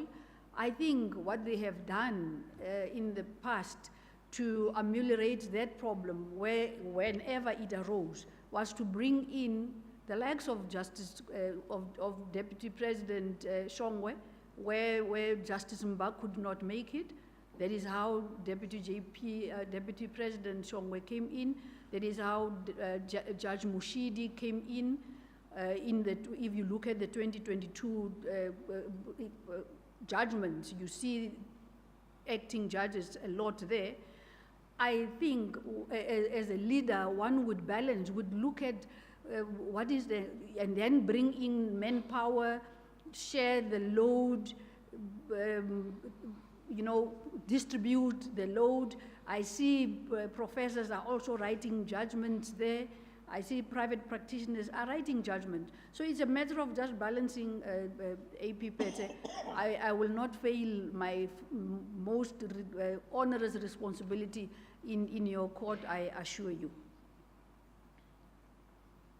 And you will not be expecting to receive any respite from the workload of matters that will be allocated to you at the SCA? Not at all, not at all, AP. Thank you. I'm glad to hear that assurance.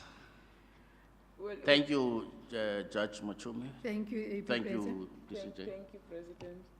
Regarding the last question, I have to mention that convention in that court has always, as far as I know, since the days of the late K.K. Mtiani, convention has always been that during electoral season, the Electoral Court chairperson is let off the hook.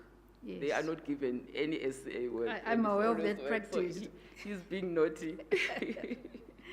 Thank you, Deputy Chief Justice. Justice Machumi, it appears that we've reached the end of your interview. I don't know if there's anything else you want to bring to our attention before we let you go. Not at all. I thank you. I thank you very much for the pleasant interview. I really made myself, sleep very late, and I expected all fires, and it helped to over-prepare.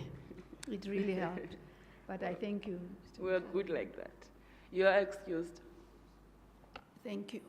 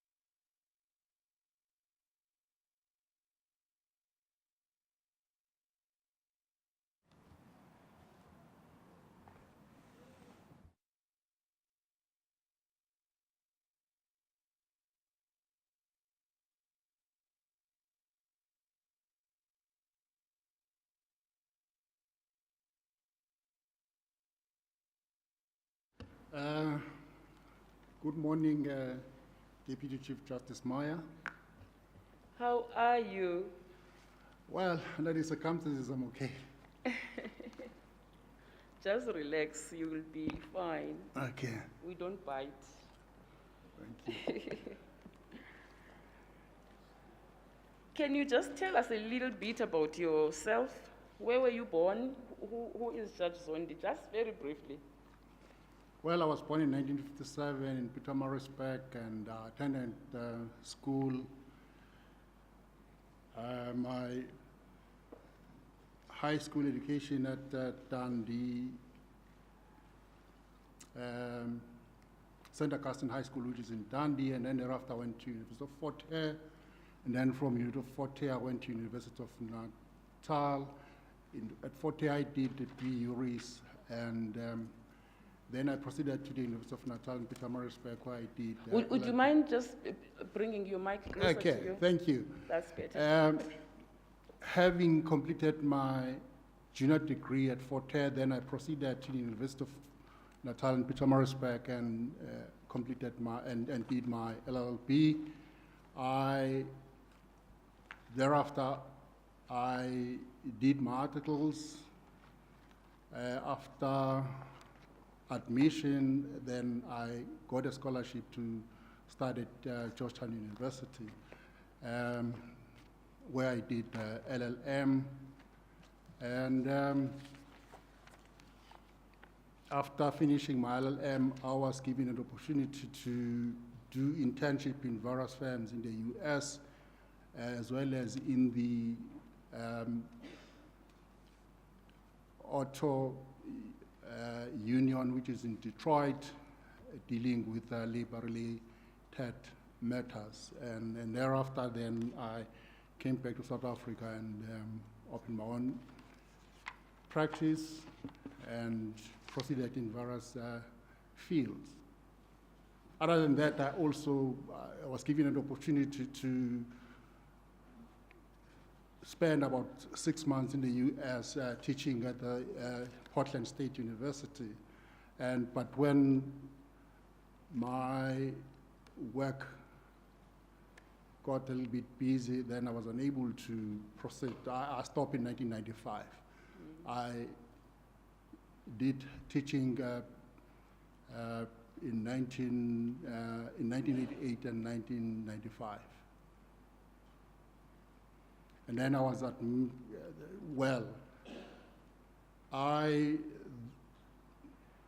joined the bench. Well, I started acting at Cape Town High Court in 2004, and until my appointment in 2007. In 2013, I was invited by the former President of the High Court, Justice Patudi, to come and act. Before that, I was also a judge at the Competition Appeal Court, as well as an acting judge at the Labor Appeal Court. So that's basically what I've been doing for the past 20 years or so. Yes. Well, you are being very modest. Where did you say you were born? Where? Pietermaritzburg. Pietermaritzburg. Yes. You were not just awarded a scholarship to go and do your master's in the US. You were awarded the prestigious Fulbright scholarship. You're a Fulbright scholar. Mm-hmm. Yes. So in future, when you mention that, people must know that it was not just any scholarship. Yeah. Your experience in the judicial field is wide and varied. You acted at the Labor Appeal Court a number of times, and you were, notably, you were with the Competition Appeal Court for a number of years. Just tell us a little bit about the Competition Appeal Court. How long were you there? I was appointed in 2011, And my appointment was for You 10. started acting in 2009. Well, I started acting, yes. I started acting before then. And then when Justice Davis felt that I was ready enough, then he said I must make myself available, and he supported me. While I was at the Competition Appeal Court, I wrote various judgments. Some of the judgments I co-authored with Dennis David, like SAA, a nationwide case, as well as the Walmart case, when Walmart took over the South African company, a merger. So we were involved in the merger of Walmart. Right. And you were there on a permanent basis? I was there on a permanent basis. For 10 years? For 10 years, that's correct. And then you Well, decided... the idea, okay, let me just go a little bit step back. What used to happen was that the Competition Appeal Court was not a final court. Our decision could be appealed against to the SCA until 2013 when the legislation was introduced. Now it became as far as the competition matters are concerned, it became the final court. The idea was that I would continue to do cases at the Competition Appeal Court while I was serving at the SCA. Because the way we did things there was that we would do our appeal competition cases like in January, and then the second batch will be done in July. So during the January period, the SCA will be in recess, and in July again, the SCA will be in recess, and then I will be available to do cases. But for some other reason, that idea was not pursued. Yeah. I'm just trying to understand something. You continued your service at the CAC whilst you were an SCA judge? No, I didn't, but that was well, my appointment there was for 10 years at the Competition Appeal. But when I moved to SCA, I did not do any competition appeal court cases. Mm-hmm. You know, I'm particularly interested in your involvement with that court and the fact that you established, you know, a significant tenure there. Because yesterday, as you would know, we recommended the appointment of one of the most eminent competition lawyers in the world, I'd like to think, who no doubt will carry out his mandate without any difficulty. But it still remained a matter of concern that he was the sole candidate, and yet we have people like you. I know there are other senior colleagues, both in the Constitutional Court and the SCA, who have, you know, long experience in that court and could have maybe made themselves available for leadership there. Why? I know that at least one, the eye was on them to take over when Judge J.P. Davis retired, but then they went to the SCA. Can you perhaps, from your own experience, shed light why the lure to the SCA is the pull is so strong that people it's easy for them to easily walk away from that court that I think does tremendously important and exciting work? Talking for myself, the idea was that I wouldn't be lost to the Competition Appeal Court while I was at the SCA. What would have happened, what I'd expected to have happened was that the president of that court, Judge Davis, would have communicated with the president of the SCA and sort of coordinate the program of that court so that once he had set up the program of that court, he would say, well, President of the SCA, this is my program. I will need Judge Zondi on this day. But unfortunately, for some other reason, the planning wasn't as, well, it didn't happen the way I had expected it to have happened. So as a result, then I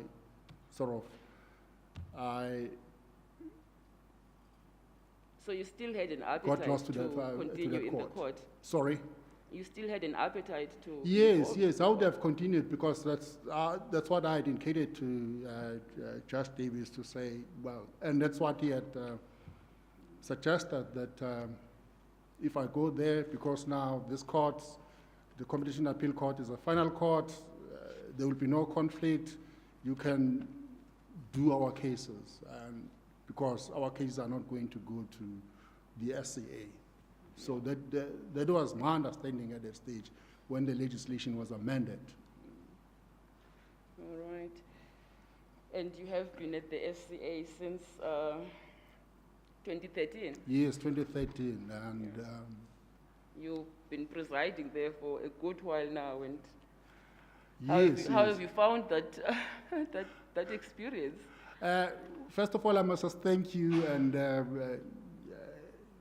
Acting President Betts, because you persuaded me to make myself available. And at that stage, I was happy doing my High Court work and doing my Competition Appeal Court work. So, and then you said, please, just don't go away.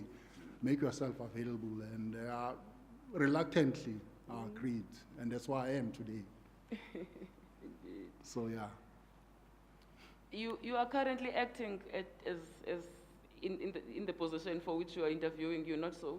That is correct, yeah. How long have you been there? Justice Mba retired in July.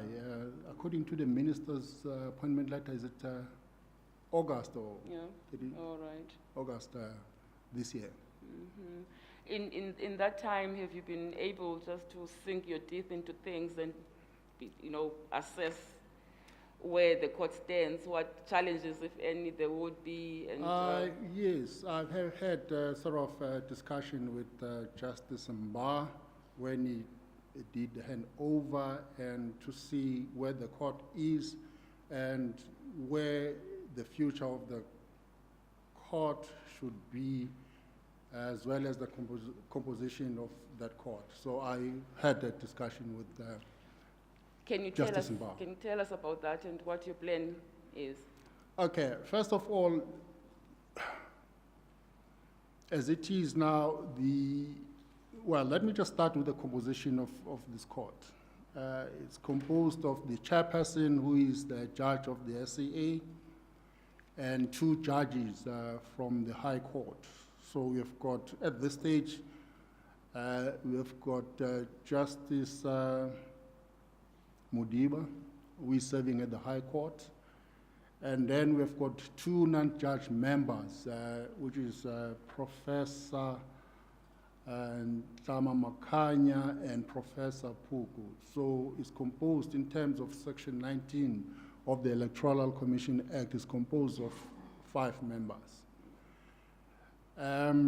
So at the stage we've got... Sorry, Justice Shongwe. So as things stand now, there are 2 African... There are two females. It's Justice Mudiba and Professor Ntlama Makanya.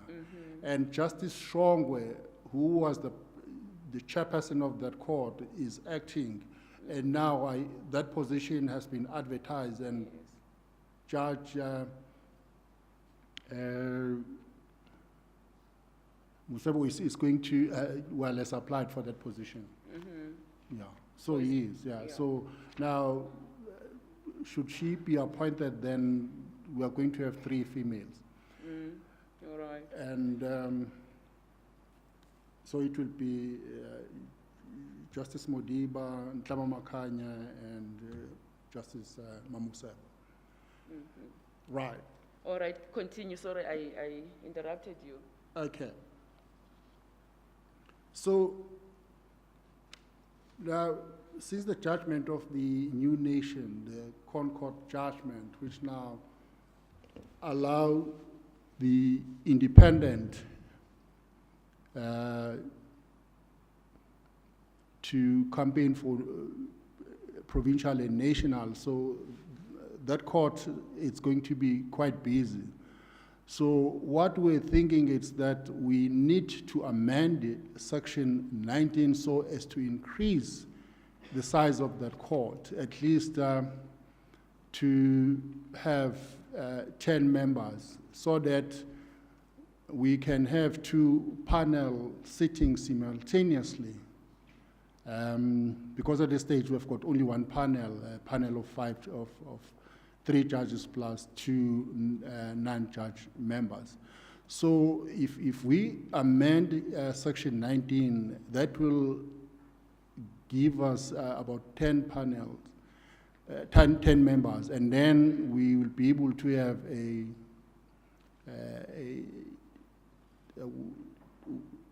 2 panels consisting of 5 members. And that will be able to deal effectively with the amount of work which we expect will come in 2024. And the other thing that I've identified is that in terms of section 174, the racial composition, it's still to be a problem. We do not have a white or colored or Indian member in that court. I think that that's where we should look at now, just to make sure that we, in terms of 174, there is a representation. So once we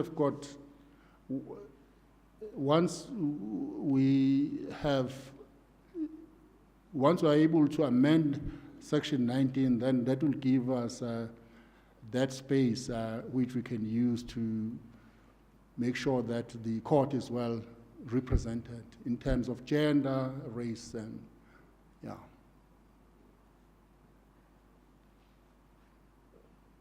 Yes. Is that all? Yeah, that's it. All right. Thank you, Justice Zondi. I'll leave things here for now and hand over to my colleagues to interrogate you if there's questions for you. Any questions, colleagues? Yes, Commissioner Dodo.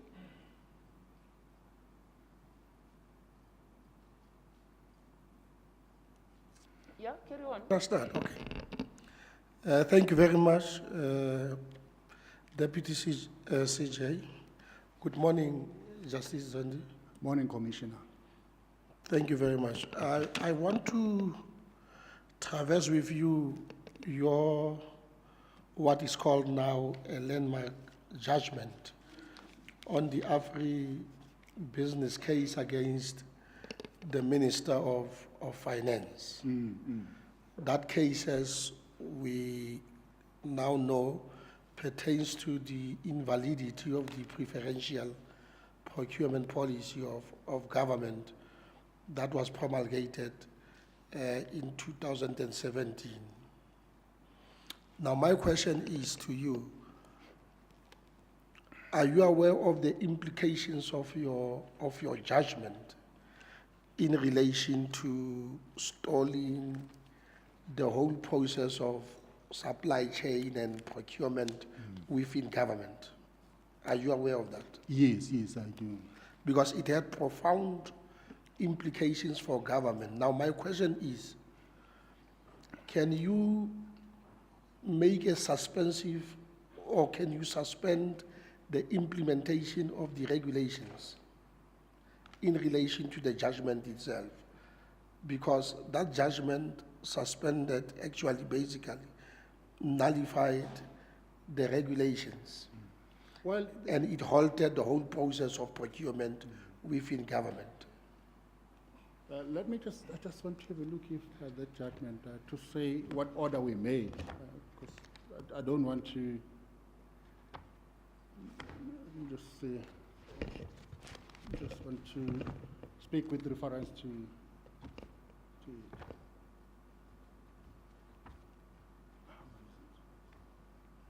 oh yeah, that's it.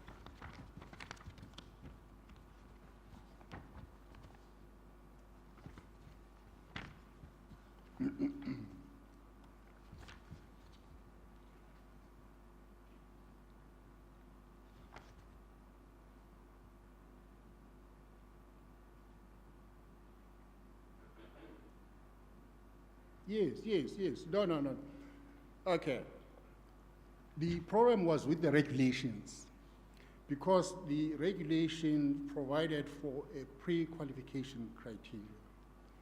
Now, that pre-qualification criteria was based on race, which is something that is already taken care of under that, whether it's 90-10 or 80-20, depending on the size of the contract. So if you have got a pre-qualification based on race, then it means already you are going to exclude people who do not belong to that particular race, which is not what the Framework Act says. It must be, the process must be transparent, competitive, and cost-effective. So already, once you have got a situation where you have got a pre-qualification which is based on race, then other people are going to be excluded. And when then you assess pricing in order to make sure that the bid is competitive? And secondly, we said, okay, that's fine. The regulations are invalid, but we give them 12 months with which to sort of come up with proper regulations. So in the meantime, they could still use those regulations, but we suspended the order of invalidity, declaration of invalidity for 12 months. Actually, that is my point, because the department itself had to obtain clarity from the Concord in respect of that. Because in my respective view, I saw this as paralyzing the whole procurement system without suspending the regulation to be implemented after some time, and that clarity was not there. Paragraph 2 of the order, paragraph 47, 2C, the declaration of invalidity referred to in paragraph B above is suspended for a period of 12 months from the date of this order. So that's what we did in terms of section 170, is it 72, 1B? Otherwise, that was a good judgment, an intervention to straightening up section 217 of the Constitution. Yeah. We did not want to paralyze the process. We said, okay, that's fine. There is a problem with the regulation as they stand. But I'm sure it was because of oversight on the part of the people who came up with the regulation. Let's suspend the declaration of invalidity to give them time to sort of come up with regulations which will be consistent with the Framework Act. All right, thank you. Thank you very much, DCJ. Commissioner Klaba? Yes, thank you very much, DCJ, and good morning, Judge. Morning, Commissioner. Thank you so much. Morning. Let me ask the question, because I've already posed it to the colleague who came before you, to the judge who came before you. The Electoral Code of Conduct, the law, it says it becomes operational from the time the date of election is gazetted to the date the results of the elections is declared. So it's usually a period of about 2 months, because the date of an election will be gazetted 2 or 3 months before election. But the practice on the ground is that the campaign starts long before that, and parties put up their election material, and there's a lot of breaches that would be deemed to be breaches in terms of the electoral code, but for the fact that they happen outside the period, they are not regulated by the electoral code. In view of that, what is your comment? Have you seen more alleged cases happening before this window period, but that which you can do nothing about? If yes, will it be wise perhaps to extend this window period so as to accommodate the period when, which is much earlier than the period that is gazetted, this window period in the law? What is your comment on that? Well,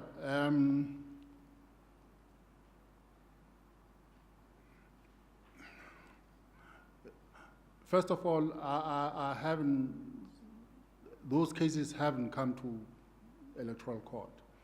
But if they do come, I think that, because I mean, the IEC would not have jurisdiction to deal with those cases, with those disputes, because they would fall outside the time period. But I think that the Electoral Court will have a jurisdiction to deal with them, and because I mean the powers of the Electoral Court are much wider than the powers of the IEC.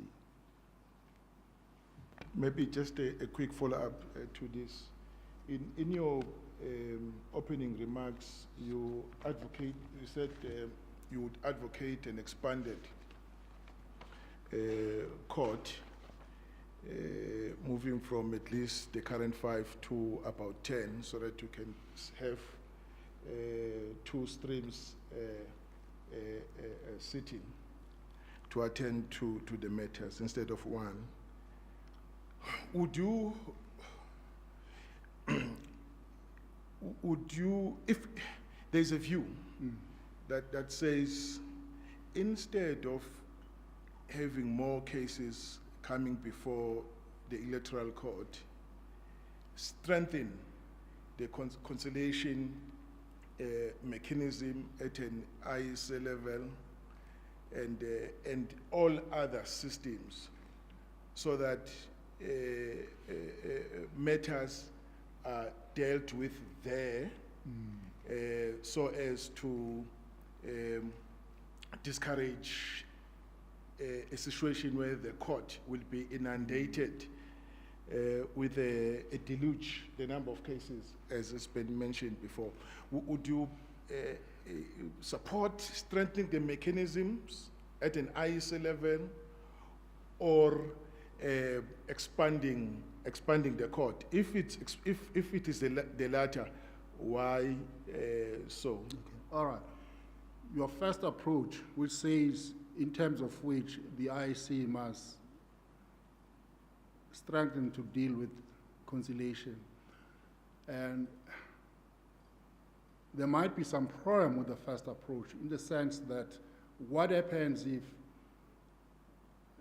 the disputes are not resolved at conciliation level? Because now, once that first step of the process fails, then you need to go to the adjudication stage. And now the adjudication stage is a stage that falls outside the ambit of the IEC. So the only way maybe you can deal with the kind of situation is to amend the legislation to give the IEC both the powers to conciliate and to arbitrate, like CCMA does. I don't know. Conciliate, and if the conciliation fails, go to the arbitration or adjudication, as the case may be. But that mechanism will need to have the Act to be restructured in such a way that those powers are conferred on the IEC. Because as it is now, if you look at Section 20 of the Electoral Commission Act, which deals with the powers and functions of the Electoral Court, it's clear that these are the functions and the powers which the IEC cannot do. So you need to do a complete overhaul of the legislation if you were to go to that road. But I accept, I say it. It's possible. Nothing is impossible as long as there is a planning for it and you put in place the mechanism to implement that planning. Thank you, Judge Zondi. Commissioner Nyambi. Thank you, DCJ. Morning, Judge Zondi. Morning, Commissioner Nyame. I'm happy that the gender composition of that court is fine, and already we have reflected about the challenge of the racial composition and the issue of the amendment of Section 19. Besides those challenges, knowing very well that come 2024 we'll be having independent candidates in our elections in South Africa, what are the immediate challenges that you think need some serious attention in that court?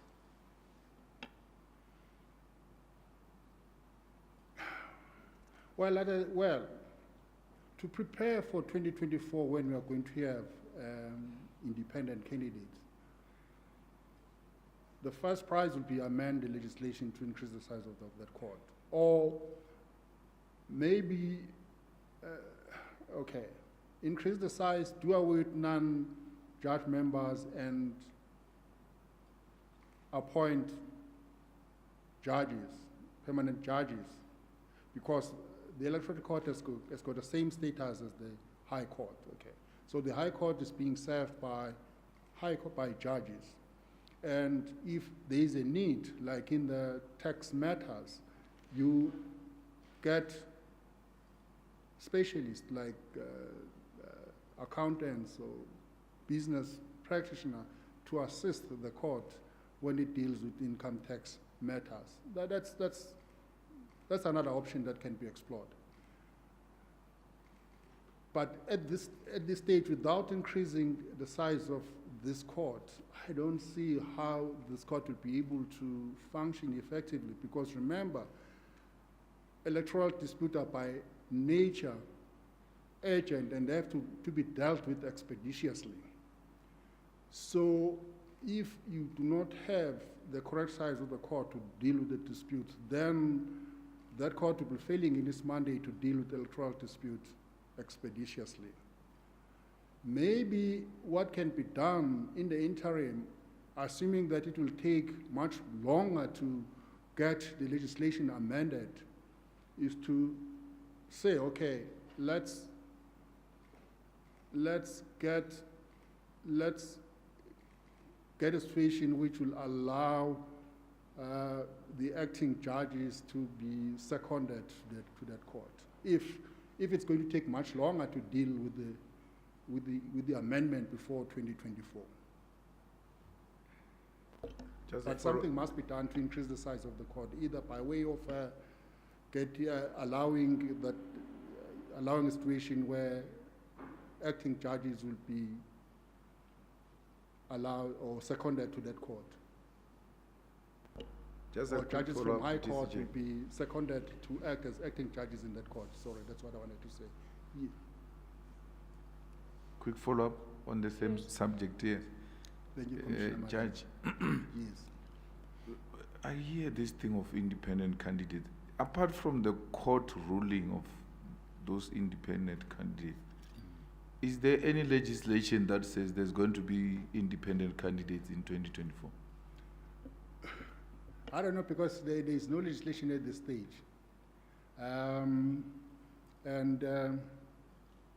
I don't know how far, well, I don't know what's going to happen, because now, according to the High Court in this New Nation matter, there must be legislation. Because, I mean, the Electoral Act as it stands is unconstitutional, so it doesn't create a space for independent candidates. So even if you go ahead in 2024 and hold election, those independent candidates will, like in Limpopo case, they'll be able to challenge the result of the hang on. In terms of the High Court, the Concord judgment, you are supposed to have amended the legislation so as to include us. We are not included, so we are still being marginalized.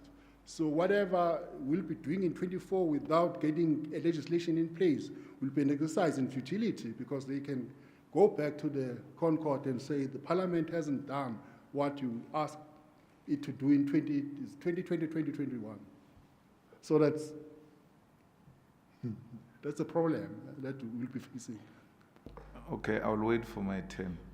No, you are correct, Judge. We assist with the matter as Parliament were dealing with it. My second question, how can you rate the performance of the Electoral Court in fulfilling its mandate in the past few years?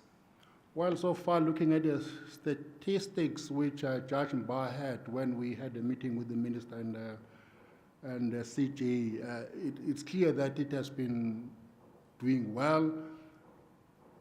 In terms of the law, in terms of the Act, it has got to deal with the dispute expeditiously, it has got to deal with the appeals as soon as finalize the appeals, reviews as soon as possible. It has been able to perform its mandate. Thank you, Judge Zondi. Thank you, DCJ. No, thanks. I want to canvass this matter with you, Judge. When there was a debate to postpone the elections, now, recent local government elections. Yes, yes. The court's emphasis was that when the election period comes, you have to hold elections. It is more important, not more important, but because the biggest argument was whether they are going to be free and fair under the conditions of COVID-19. Yes. And the court said, when that period comes, you have to hold the elections. And we did hold the elections. Yeah. So when that period comes, where elections must be held, and there is a constitutional court decision that there must be independent candidate, and the legislature is unable to meet that mandate, but the period is here, and elections must be held. What happens under such circumstances? Okay. I assume those who feel that whatever process that will be embarked upon will affect them negatively, they will have to bring an application in good time before the 2024, and say, this is what the Constitutional Court said. This hasn't been done. So direct Parliament to do what you asked it to do 2 years ago. Okay, that's number one.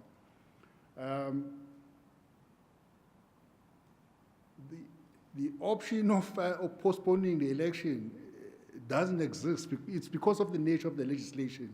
You see, Section 159 is clear. It says, well, I'm talking now with reference to municipal council, or it's 5 years. After 5 years, you need to have election within 90 days. So if 5 years has come, we've got 90 days within which, unless, of course, if Parliament amend this 90 days and say, okay, we have got 5 years and 180 days within which to hold the election. That will be okay. That will give Parliament sufficient time to do it. But will it be able to get the Constitution amended well before the 2024? Because you need to amend the section that imposes the 90-day period. Because once the 90-day period has come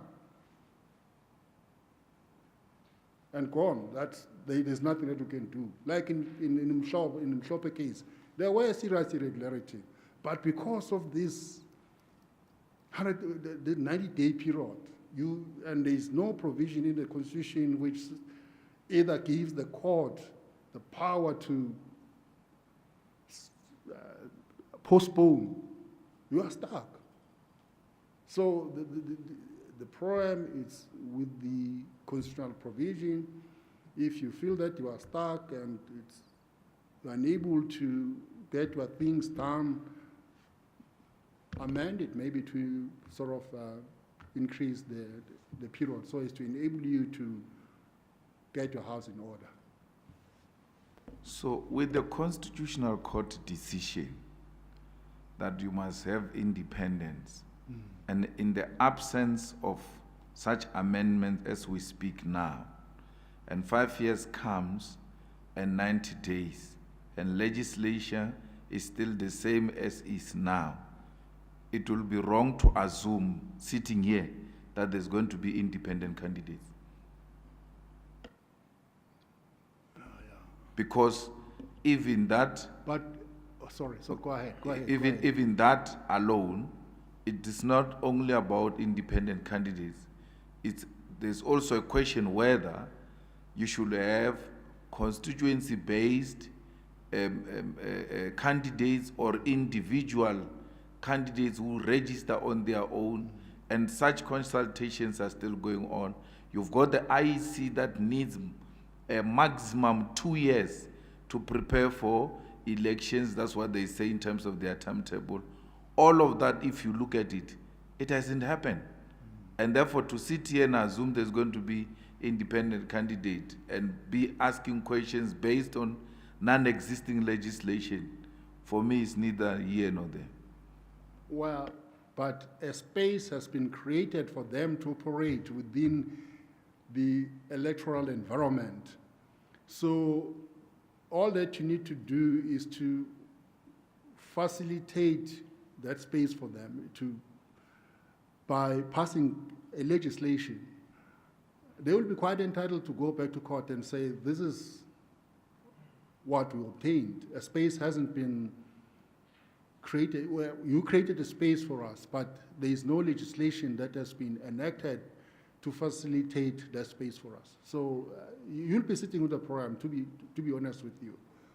Unless, of course, because that would be tantamount to ignoring the court orders. You see, that's no, we are not, Judge. We are busy with the court order. That's going to be a problem. But remember, on a lighter note, I come from a political party, so I'm not for independence. Yeah, I know. I know where you're getting to, because I know. But a space has been created for them by the Concord, and the rules of an engagement must be put in place to enable them to exploit that space. That's all that I wanted to say. Thank you, DCJ.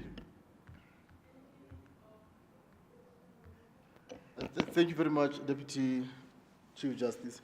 Good morning, Judge. I'm here. Okay. Good morning. I'm interested in your vision, and I'm thinking that should you be appointed, this is something that you may want to pursue with the relevant authorities, that of increasing the members of the court for efficiency purposes, as you have stated. I look at Section 19 of the Act that establishes the court, the Electoral Court, and of course it is clear that you need 5 members, and it just deals with the court itself, not necessarily the panel and the composition. And when one looks at the rules of the court, I'm not sure if I have the most recent ones, Rule 3 of the code actually deals with the actual composition, that all members should be sitting on the hearing a matter unless one of them is sick or for one or other reason cannot actually be a member of the panel. Now, I'm thinking, isn't then that the problem is with the rules? Because if you have 5 members of the court, and you look at the amount of work that has been done up until today, and that, relatively speaking, the court is not that busy. But of course, we are talking that because of the elections, things might be up. Is there any justification really for 5 members to sit, all of them at the same time? And I'm saying this based on, I'm looking at I was able to read about 10 judgments from that court sitting here today, because they are relatively short. It's about 3 pages, 4 pages, 7 pages. I think the longest that I've read is it's 8 pages.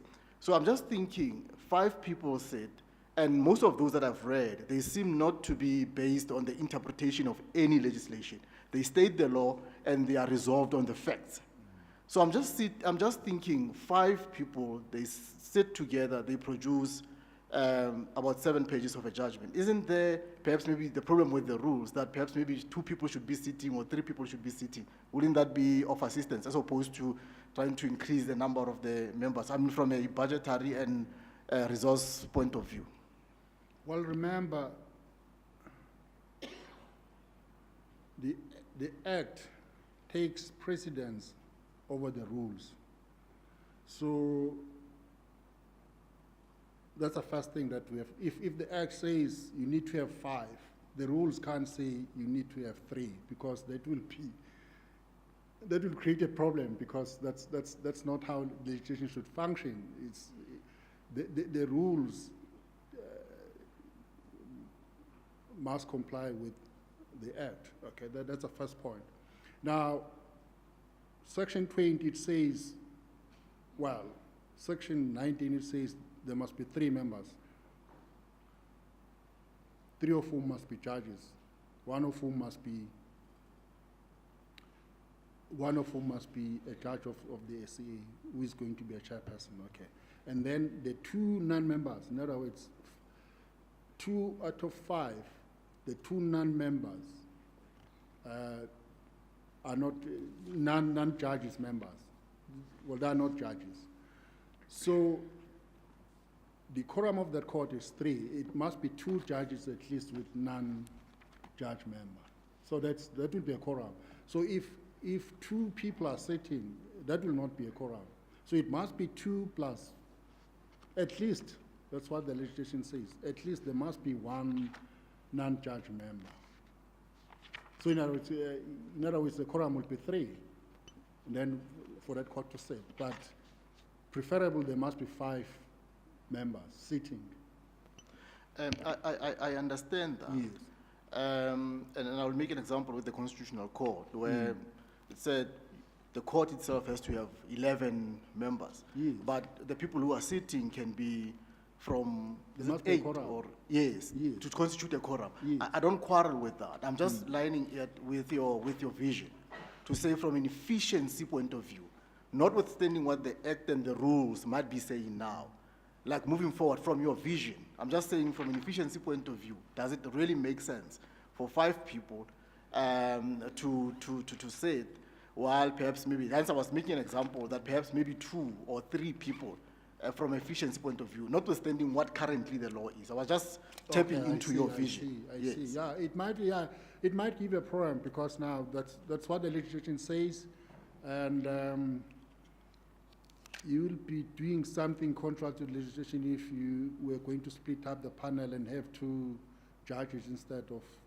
2 judge plus 1 non-judge member. The judge. Thank you very much, Deputy Chief Justice. Commissioner Ngoito? Thank you, DCJ. I hadn't actually intended to ask a question, but I think I've been called out. Oh, sorry, I thought your Let hand me was ask a up. question, nevertheless. I do have... You are like a person who joined the church today and asked, where are the pastors sitting? But if the DCJ is giving me an instruction, then I'm not in that position, Commissioner Madam.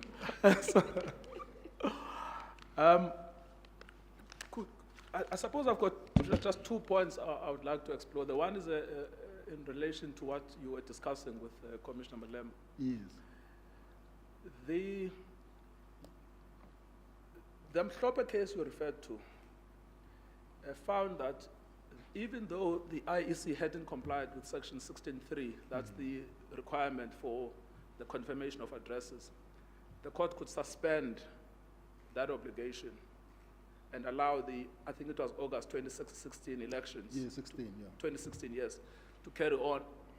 Now, the legacy of that judgment has been debatable because some people have argued that the court has no power under Section 172 to suspend a statutory obligation. But then matters came to a head when the court had to deal, the Constitutional Court had to deal with suspending an election entirely, which was in COVID. What is your view on this tension between the power of the court to decide a matter upfront, that we can see the election won't be free and fair, but the preference of the Constitutional Court in the last judgment is, well, let's do that exercise afterwards and not before? Now you are referring to the case that was referred by the IEC to postpone. Yeah, the after Mosanega's IEC report. versus, yeah, Electoral Commission versus Minister of Cocta. Cocta. Yes.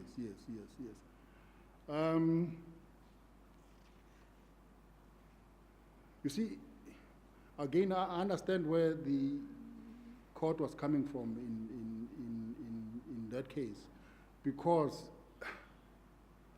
once a date for election has come, then you have to hold the election. Unless, of course, something which was pointed out by, CJ, the Chief Justice in his dissenting judgment, unless something extraordinary occurs that will necessitate the postponement of the election, and the election which will render election not being fair, free and fair. You have to hold the elections. Yes, I understand that's what was found in Electoral Commission versus Minister of Cocta. Yes. But the tension I'm pointing towards is the tension from the judgment of Justice Mogoeng in Limpopo, who says that you are not complying with Section 16.3 because you don't have residential addresses. But the court has the power to suspend the obligation to comply.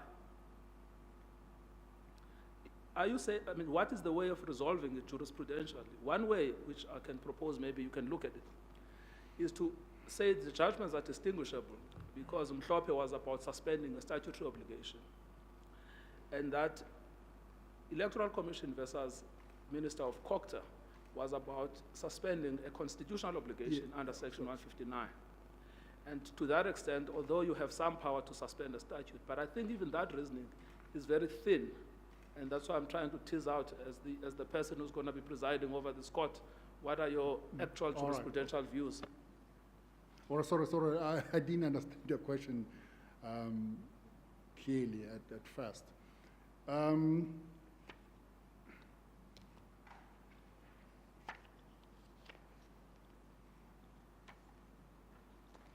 Well, in Limpopo, you were dealing with legislation, non-compliance with legislation. And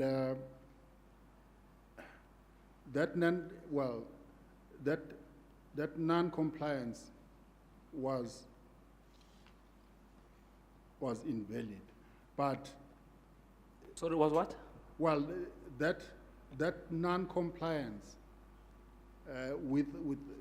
well, let me just take it a step, move a step further, because I'm confusing myself now.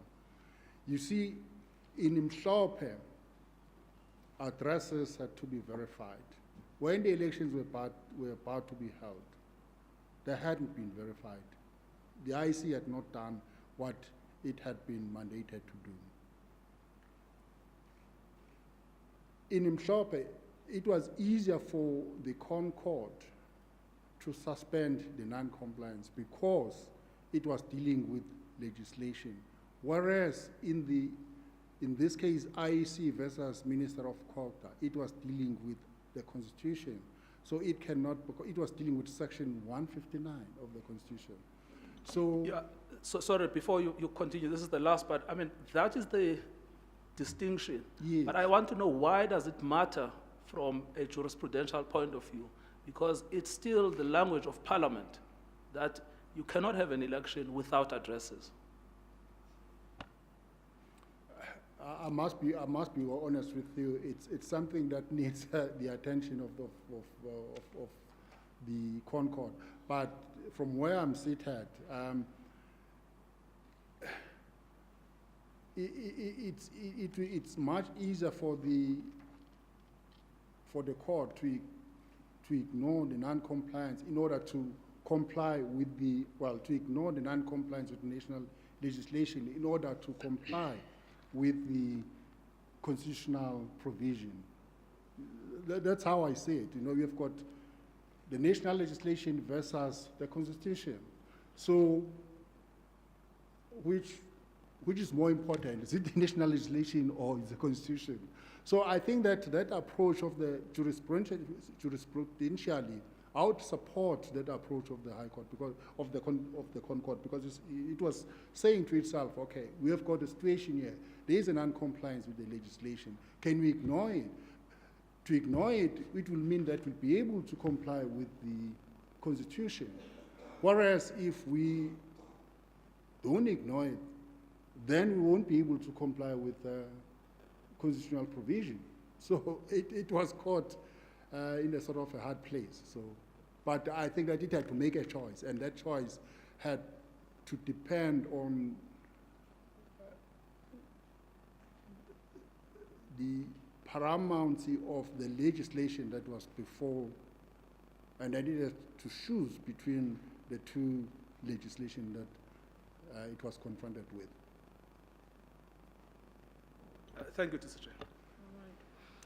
Commissioner Pillay? Thank you, DCJ.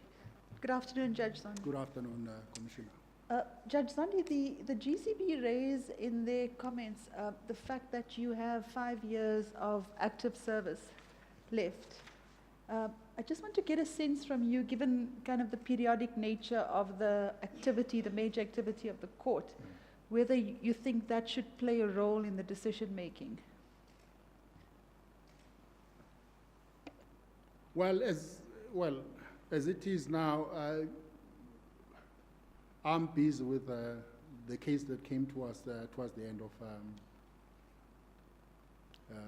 last month, and cases do come as and when. So that will, I don't think that the period that is remaining for me will have any impact in terms of my activities in that court, because it's not that there are no cases that come to that court.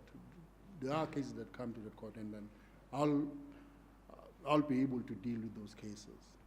So the fact that the period that is remaining for me is 5 years, you know,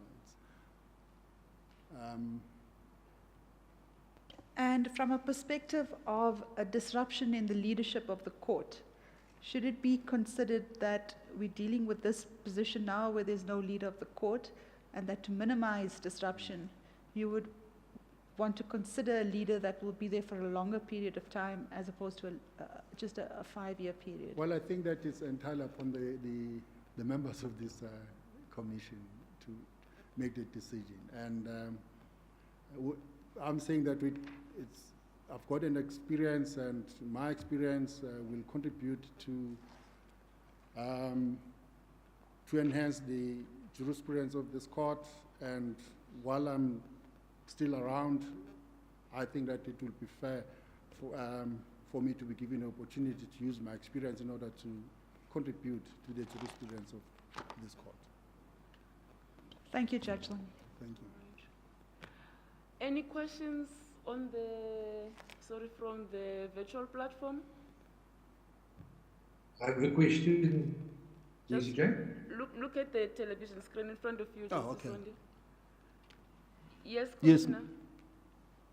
Thank you, Judge Zondi. Commissioner Barnard.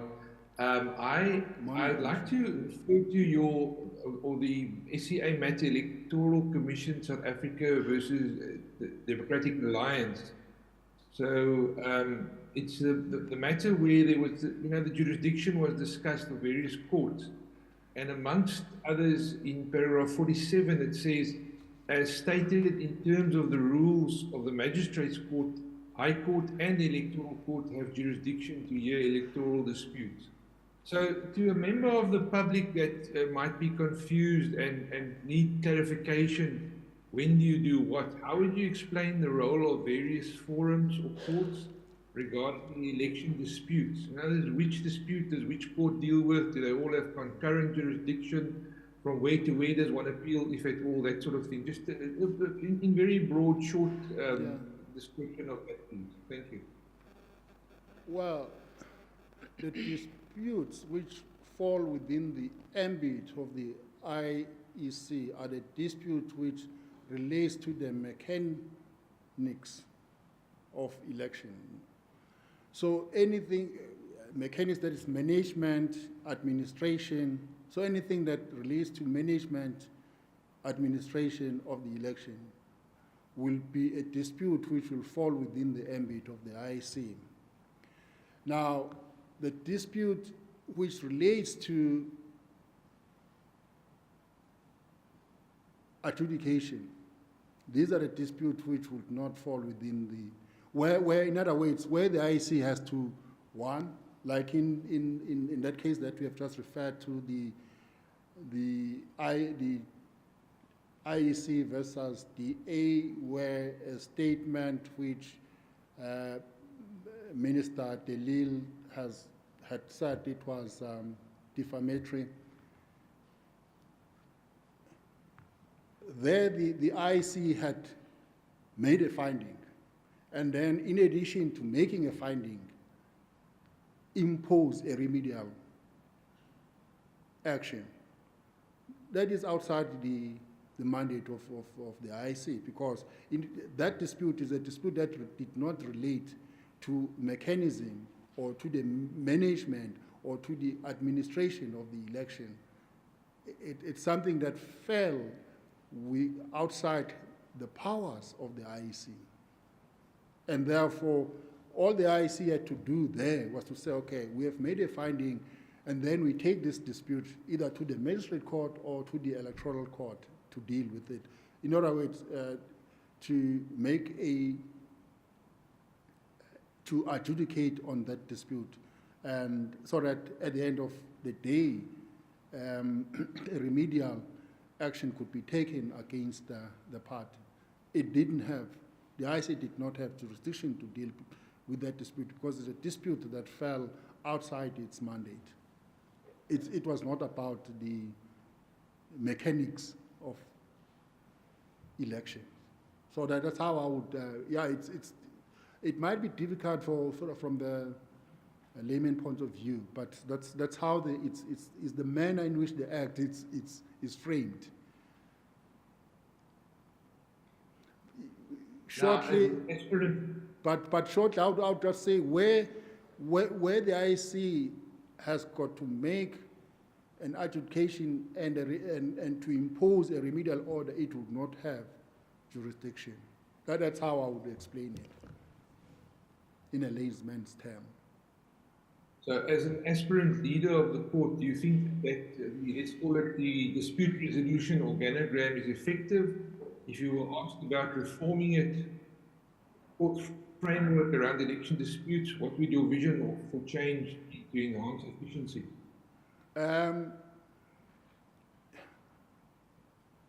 Some of the dispute, I think that there must be a rethink about, characterization of the dispute, and to say these type of dispute are a dispute that should be dealt with by the IEC, because now a lot of disputes have been a lot of disputes now can be adjudicated by the Electoral Court. But if maybe we've got a situation where you would say, well, this is what the IEC can do, and this is what the IEC can find, and upon finding this is the sanction that it can impose, or this remedy that it can impose. That will assist. But as it is now, it's clear that any dispute that is not related to the mechanics of the election, the IEC doesn't have a jurisdiction to deal with those disputes. Those disputes must be dealt with by must be referred either to the magistrate court or to the electoral court. Thank you, Judge. Thank you, DCJ. Thank you.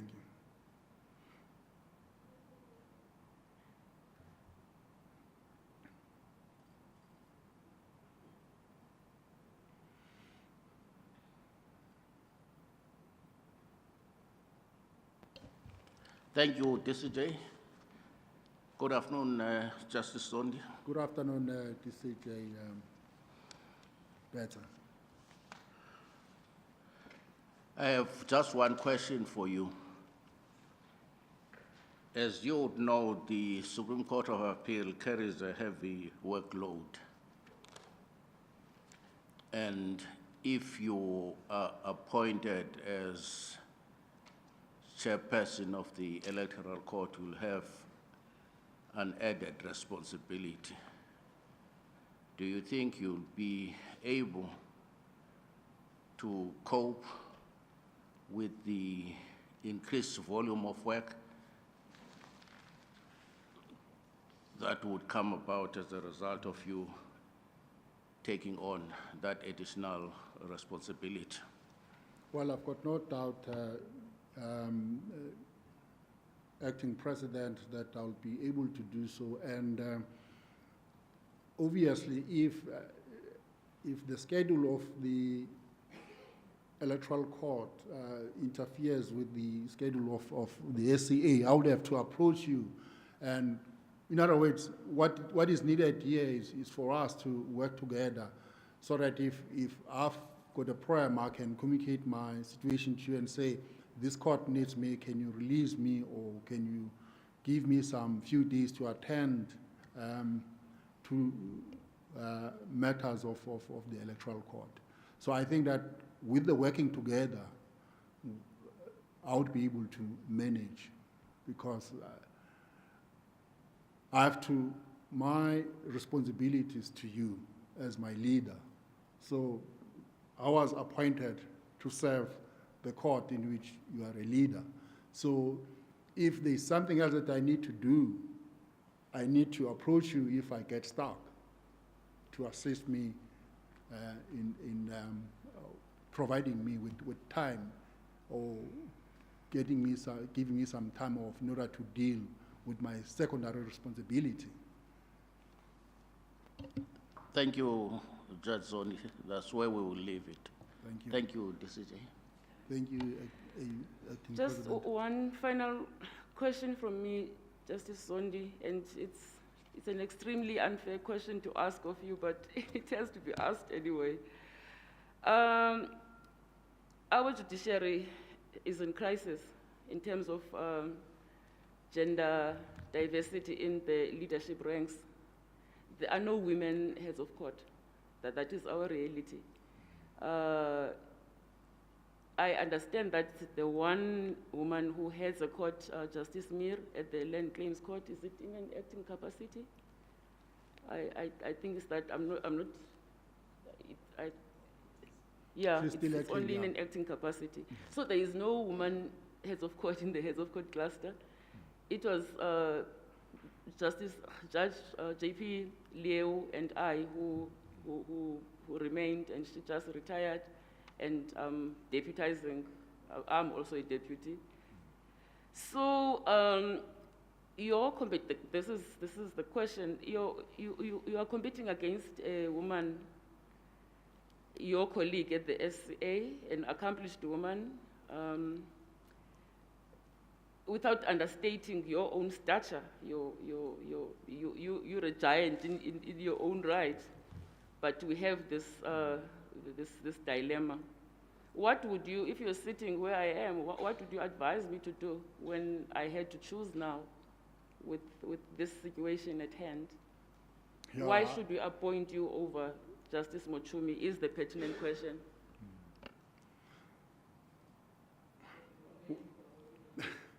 Well, maybe you'll have to consider the experience and what I can add and where I want to take the court to by the time Judge Mochumi come in. A strong foundation would have been laid for her. So yeah, that's my take to say, you can take me, and then with the vision that I've got, I can implement my vision and establish a solid foundation. And by the time, because I've got no doubt she's a very competent colleague, and by the time she comes in, there will be a good foundation, and she'll be able to take the court to the next level. Thank you, Justice Zondi. Is there anything more you'd like to say to us before we excuse you? Okay. Well, the other thing that I wanted to say is that this court, I think that Electoral Court has gained a reputation both in Africa and internationally. And when there are disputes like it has happened in Kenya, members of this court are invited to come and assist and in resolving those disputes. I think that it's important that we should make sure that we, in terms of in terms of outlook and the respect that this court has earned, that respect must be preserved, and both regional in Africa as well international, because it's a well-respected court. Now and then we do get invitation from international organization to share our experience with them. That's what I wanted to say. All right. Thank you very much. You're excused. Thank you. Thank you very much, members of the Commission, for giving me an opportunity to present myself here. I really appreciate it. Thank you.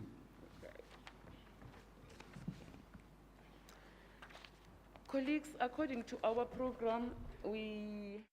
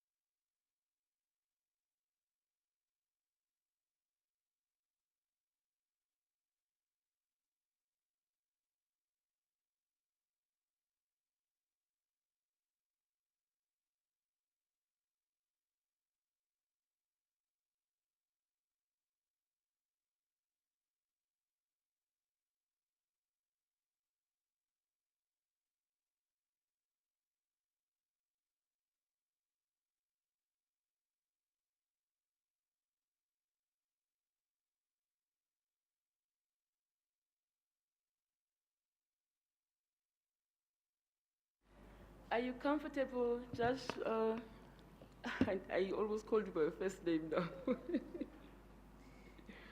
Judge Mamsebo. Yes, DCJ, thank you for asking. All right.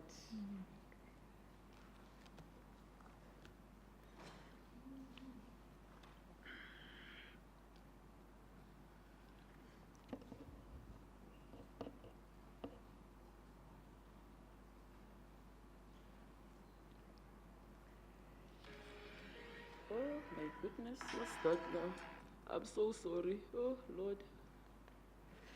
Okay.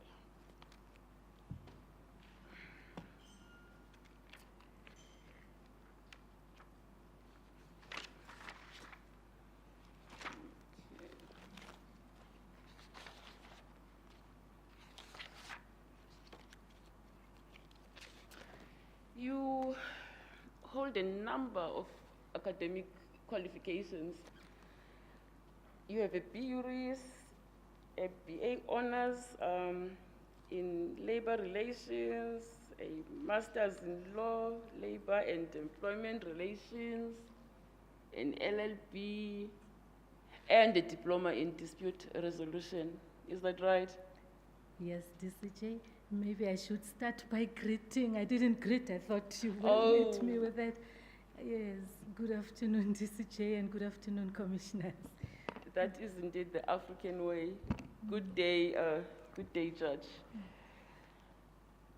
Is it true that you have all these qualifications? Yes, I do have those qualifications. And I noticed that some of them you obtained whilst you were already working.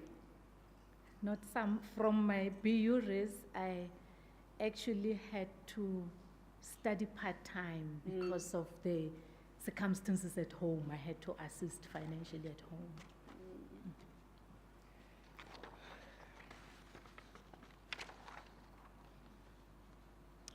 And you did that whilst also married, juggling family as a wife and mother. Yes, I actually got married shortly before I graduated. Yeah, when I graduated, I already changed my surname to Mamusebo, yes. Yeah. Your legal career is long. And it starts in 1989 when you were a clerk at the maintenance office.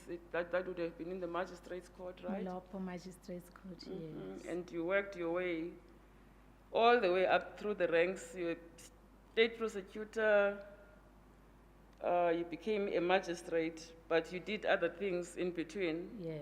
You worked with the Independent Complaints Directorate. You were involved with the Magistrates Commission. Yes. And you became a senior magistrate. You were even a BEE consultant at some stage. Yes. What is that? What does a BEE consultant do? Well, I used to advise small and medium enterprises on compliance issues. And you became a judge in 2016. Yes. Where are you stationed? Northern Cape. You have applied for a vacancy in the Electoral Court. What makes you believe that you are competent to apply your experience and services there? It's always good to diversify and to serve in different fields. I believe that as a judge, you acquire skills and knowledge, legal skills, and it's good to apply them in different spheres of the law. So I think I can serve in the Electoral Court because it is not a permanent court, it is seasonal, and I will still retain my services in the High Court while serving in the Electoral Court, just to diversify and to grow in the different fields of the law.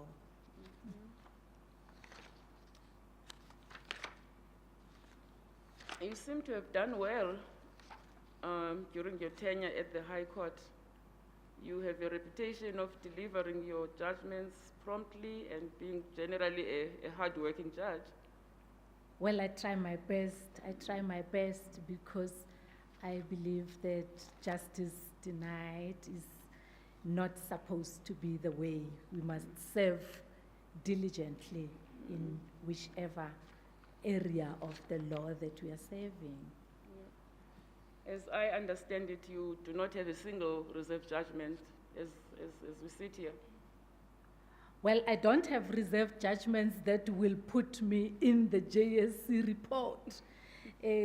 But you know, even before, the day before recess starts, you hear a matter. Yeah. Yeah, so, well, 2 days before term ended, there's a matter that I heard. All right. One of the professional bodies, it's NADEL, has asked us to find out from you what skill and insight you bring to the Electoral Court, because you have no prior track record of service on any electoral body or any notable experience and expertise in elections adjudication. How would you respond to this? Look, I think as a judge, it puts me in a different position. I don't want to use the phrase at an advantage, because already I've learned the adjudicative skills. But I've familiarized myself with the Electoral Court legislation, and I've looked at the rules, and I've looked at some of the cases. And I think for me, it's really about serving people, because there I know that it's fast-paced. It's a seasonal court that is busy before and after elections. It's fast-paced, but it involves every member of the community, irrespective of your race, your creed, your gender. Everybody's served. And I think it will be good for me to get into that field and use the acquired skills to better also help develop the jurisprudence in the Electoral Court environment. All right, I'll hand over to the commissioners to ask you questions, if there are any. DCJ, I think, is Judge Zondi first. Judge, Normally. I'm so sorry. You know, we did not have a head of court in the previous one. I forgot to even acknowledge you, Justice Zondi. Welcome back, brother. Yes, in a different capacity, of course. Go right ahead. Wearing a different hat now. Okay, Justice Mamusebu, when did your interest in the Electoral Court start to develop? Well, I've been following. It's just that because there are no acting stints, I was just following and then thought I shouldn't apply first, but it has been a while now. I think I can safely say, it's over a year now that I've been following developments in the Electoral Court. So you have acquainted yourself with the law relating to that court and electoral law in general? Generally, I would say I have acquainted myself. And thirdly, are you aware that the electoral disputes are by nature urgent and therefore they need to be attended to expeditiously? Yes, okay. I'm quite aware of So it. that obligation, is it not going to interfere with your primary judicial work in Kimberley, I assume? I don't think so. I think I'm able to juggle my workload around. As you may have noted from my era as a student, when I was studying towards completion of my master's degree, that's when I also registered for the diploma in dispute resolution, and I was working, and there was no complaint. I'm able to juggle around. Now, the advantage is that in Kimberley, I'm alone. I spend most of my time working and writing or reading judgments. Thank you. Deputy Chief Justice, I've got no further question for this candidate.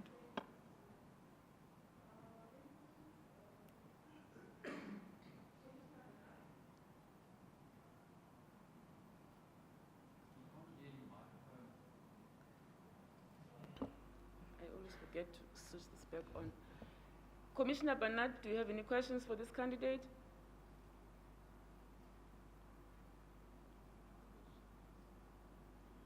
Yes, DCJ?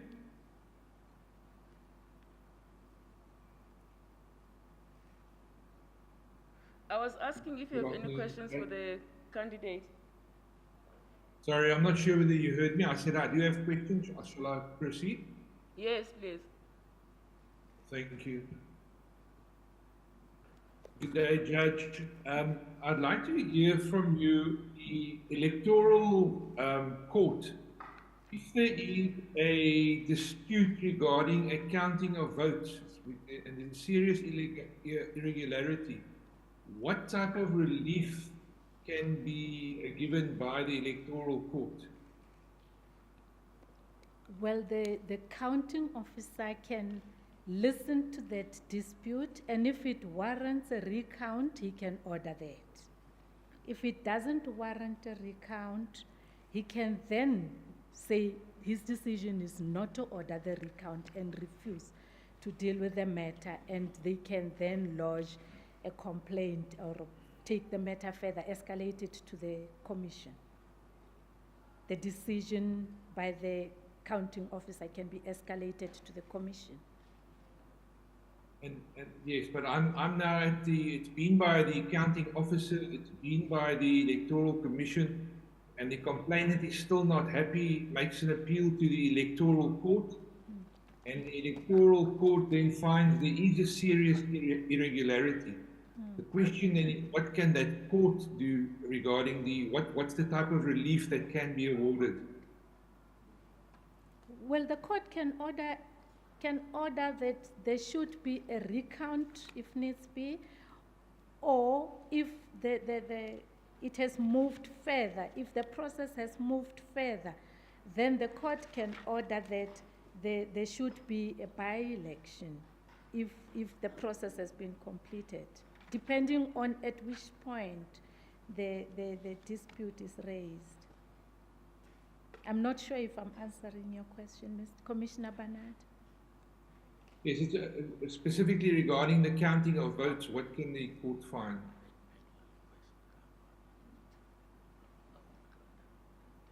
Well, like I said, if the recount, if they've ordered the recount and they are happy with it, then the court can confirm that. I'm just not sure if I can take it further than that. Okay, thank you very much. Can I confirm it in the Act? This is not an open, you may. I was just teasing. Oh, okay. I know I've looked at it earlier. It's all the waiting.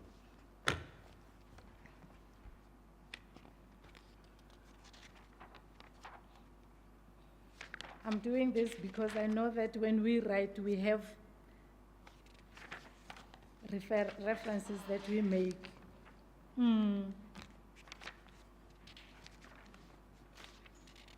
Inspection of copies, wait. Is that one?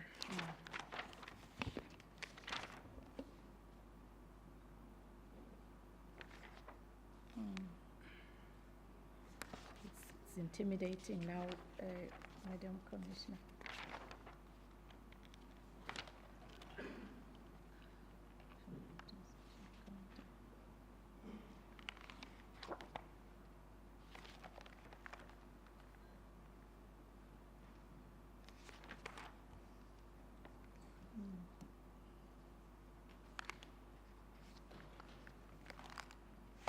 taking my time. Can I come back to your question? Because I see I'm taking your time. No, this may very well be your last question, Judge. Take your time. I can take my time. Take your time. Okay, no.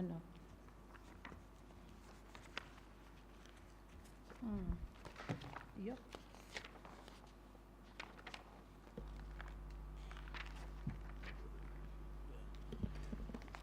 DCJ, I've got a question. I heard you saying it's the last question. Sorry? I heard you saying it's the last question. I've got. I was saying it may very Oh. well be her last question. I Please don't know note because me. I've not seen any hands. No, so- please note me. Oh, all right.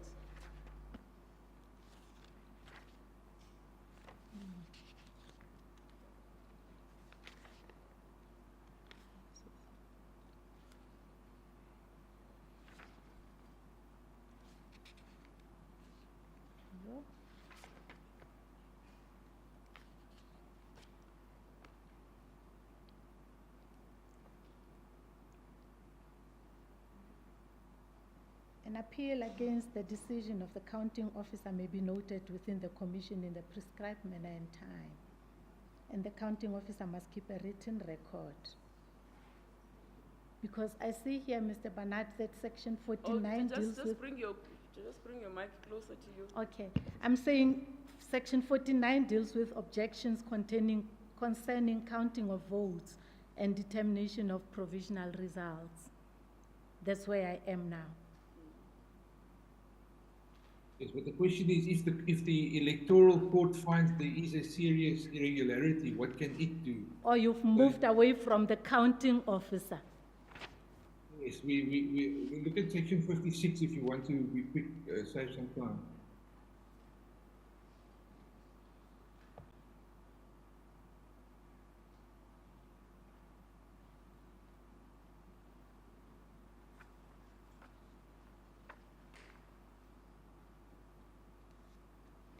Yes, it may find that if the irregularity was found at a particular counting station,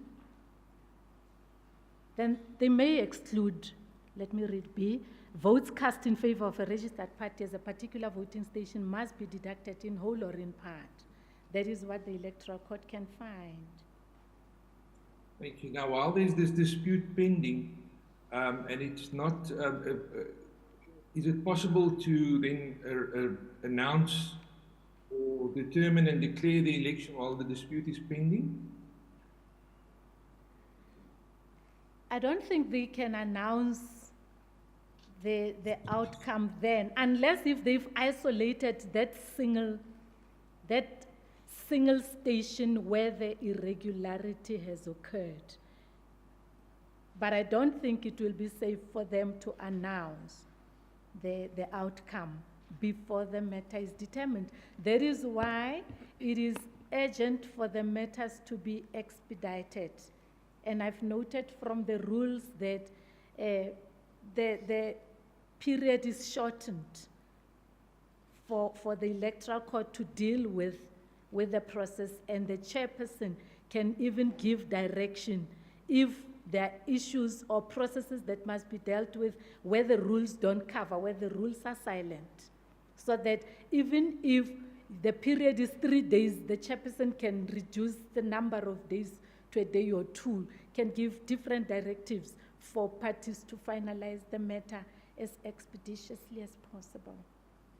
Thank you. Now, my last question is, it's not possible to declare or announce the election because of this dispute is pending. But the Act does say that the dispute must be, or the election should be determined and declared within 7 days. But now it's not possible because there's a dispute and it might be drawn out beyond that. What then should be done? What is then the process to follow? Can you repeat that question for me, please? So if it's not possible to announce or declare the election results because of a pending dispute within the 7 days prescribed in the Act, yes, what can be done?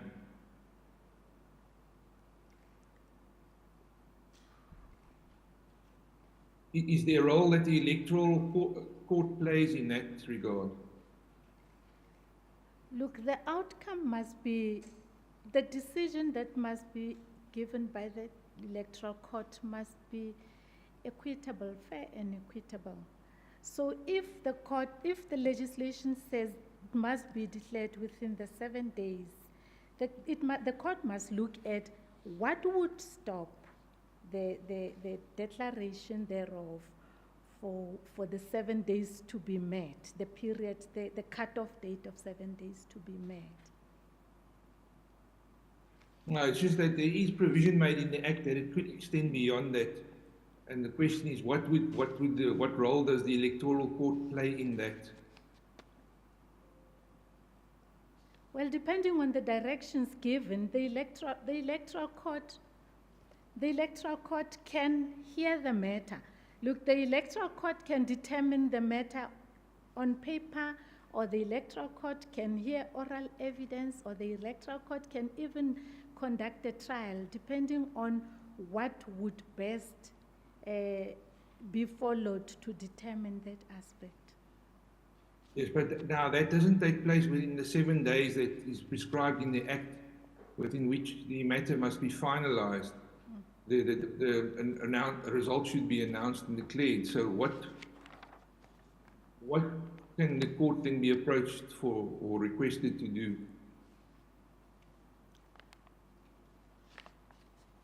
Can you just give me a moment, please? You see, when you've taken in too much, you must. We are here for you, Judge Mamsebo.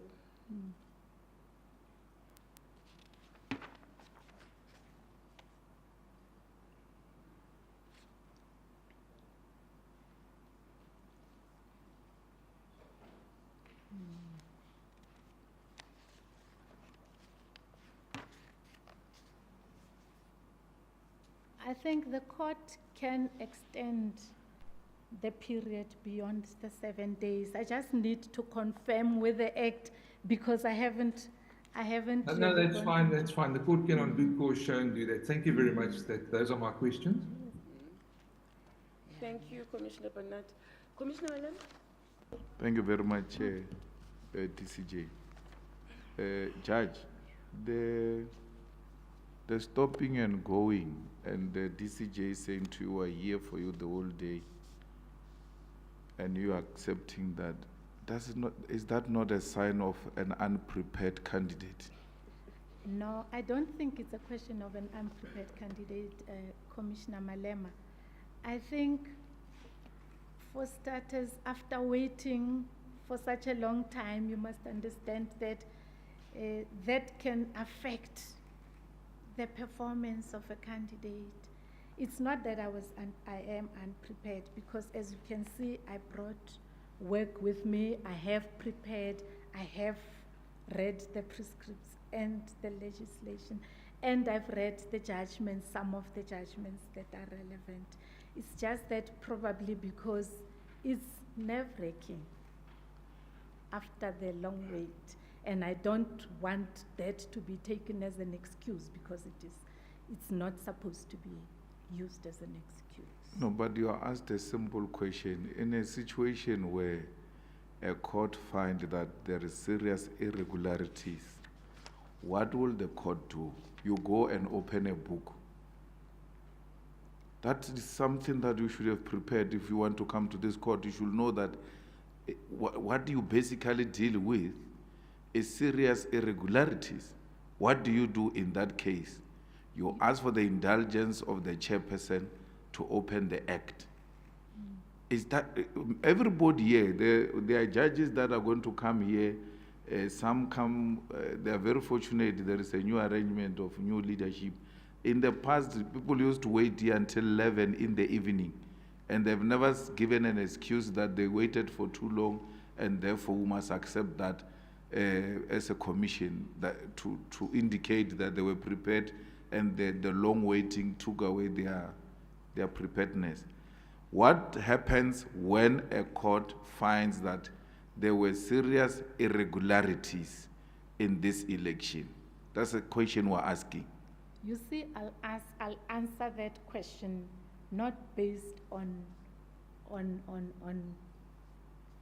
here, Commissioner Malema. I say Generally, when there's an irregularity, the court can make a decision to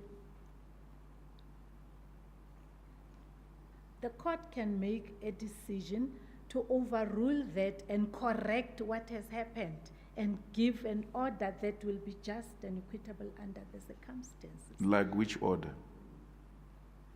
You see, and here, for voting purposes, if the irregularity emanates from the irregular counting, the court can order that they must do a recount, or there must be by-elections if it is a municipal election. If it is national elections, you can't have by-elections, then those will be excluded. They will be rejected. So let's take the local elections. What is the difference between a rerun and a by-election? Well, a rerun is when you do it again, but the by-elections is when those have gone by and you go back again. I'll give an example with, I think, the matter of Mhlope, where there were issues raised in the Mhlope judgment about people having voted in wrong regions and other people having not, the commission not having updated the voters' roll. I think under those circumstances, the court had ordered that there should be by-elections held because it was wrong for the commission in the first place to have proceeded to that extent without having made available the voters' roll to the different parties and to the independents, and to having allowed them time to campaign, to recruit, to do whatever needed to be done, and to ensure that, to confirm that those people appearing in the voters' roll are indeed as indicated that they belong or they are ordinarily resident in the regions wherein they said they belonged. I still don't know what is the answer. Let me ask it differently. By-elections takes place under what circumstances, and rerun takes place under which circumstances? Rerun, like the term suggests, they will redo everything from the beginning. That's my prima facie view. By-election is when, for example, the elections were held and something happens, and then there's a by-election that is conducted outside the period where the elections were conducted. It will happen at a later stage.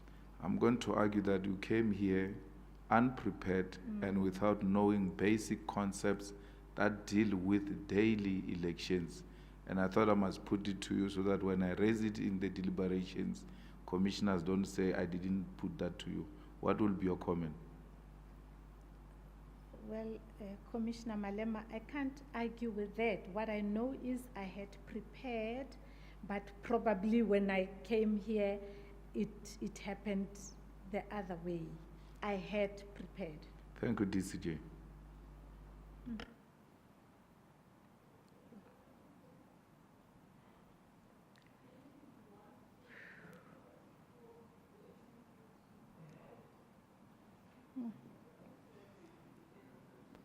It's a good thing I was not on the mic.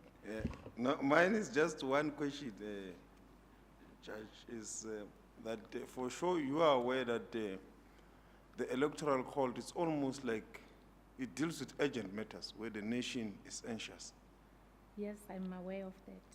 So if that is the case, do you think that you will be prepared to help deliver quick judgments and solutions as and when the pressure points arise, which is well-reasoned? Yes. Yes, I am prepared and I will be prepared and I will be able to do it. I just want to add one comment that knowing well that the Electoral Court does not have acting stints. The Electoral Court does not have an opportunity where one can go and test one's knowledge. just a vacancy that is open and you apply, and sometimes you are successful, sometimes you're not successful. So you can't say because there's seemingly the view that I seem unprepared, it means I'm not prepared. I am prepared to serve in this court, but if I'm not successful, I will accept. If I'm successful, I promise to do better job and produce better results and seem prepared because I am prepared. Thank you. All right. Anyone else? No. Sorry? Oh, I thought you said something. Okay. All right. Now that we've verified that there is no further questions, you are excused, Judge Mamsebo. Thank you very much for making the time to present yourself before the Commission. Thank you, DCJ. Thank you, Commissioners.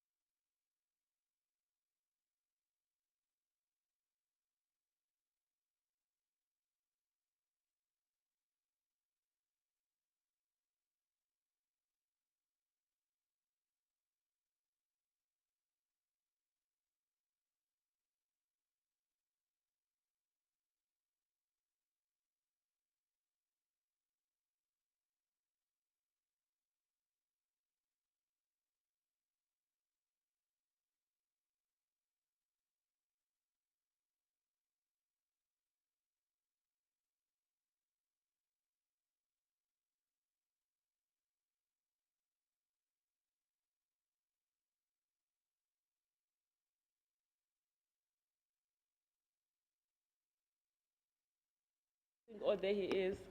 Are you well? Okay, it's good to see you again.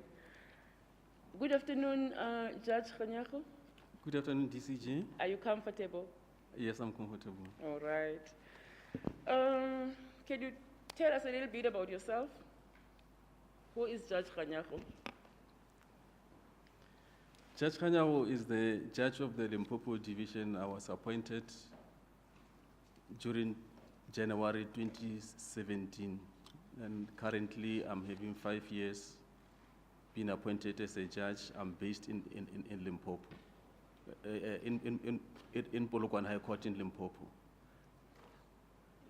Please pull the mic closer to you. Thank you. Carry on. As I've already stated, currently I'm based in Polokwane. I am married. I'm having 2 children. Who currently, one is at the university. He wants to follow into that. She's also doing law, and the other one is doing aviation. And my wife is an educator. I'm also staying in Polokwane.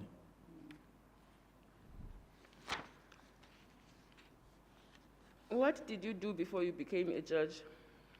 You were an attorney, right? Correct, DCG. For how long? I've practiced Long time. for 23 years.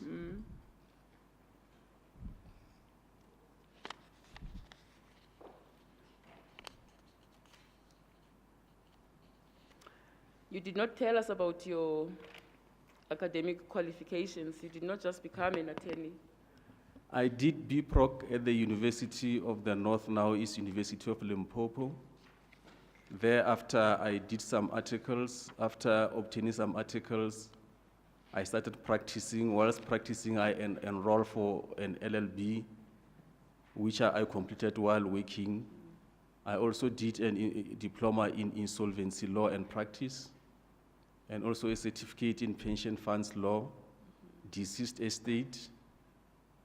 I also enrolled as a liquidator and trustee in insolvent estate. And I was also a member of the company's tribunal.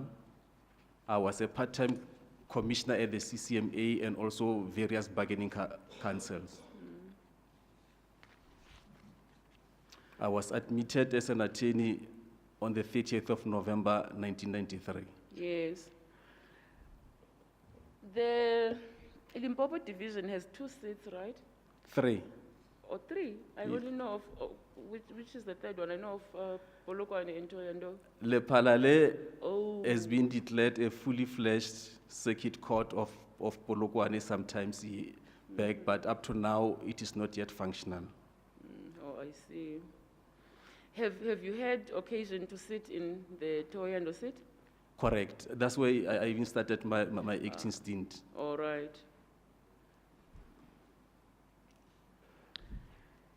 You want to become judge president of that division? Correct. What observations have you made about any improvements that may be necessary? Well, I know that there are challenges, but I need you to tell us what those challenges are and how you plan to address them. Limpopo is a unique province. It's dominated by the Pedis, the Tsongas, the Vendors, the Whites, the Indians, the Coloureds, the Ndebeles. Currently, in both divisions of Toyando and Polokwane, we are having 9 judges. Out of the 9 judges, 6 are Pedis, 2 Whites, 1 Vendor. And out of the 9 judges, 7 are male, 2 are female, 1 black, and 1 white. It is clear that the challenge is the issue of transformation, of which the issue of gender representative is lacking.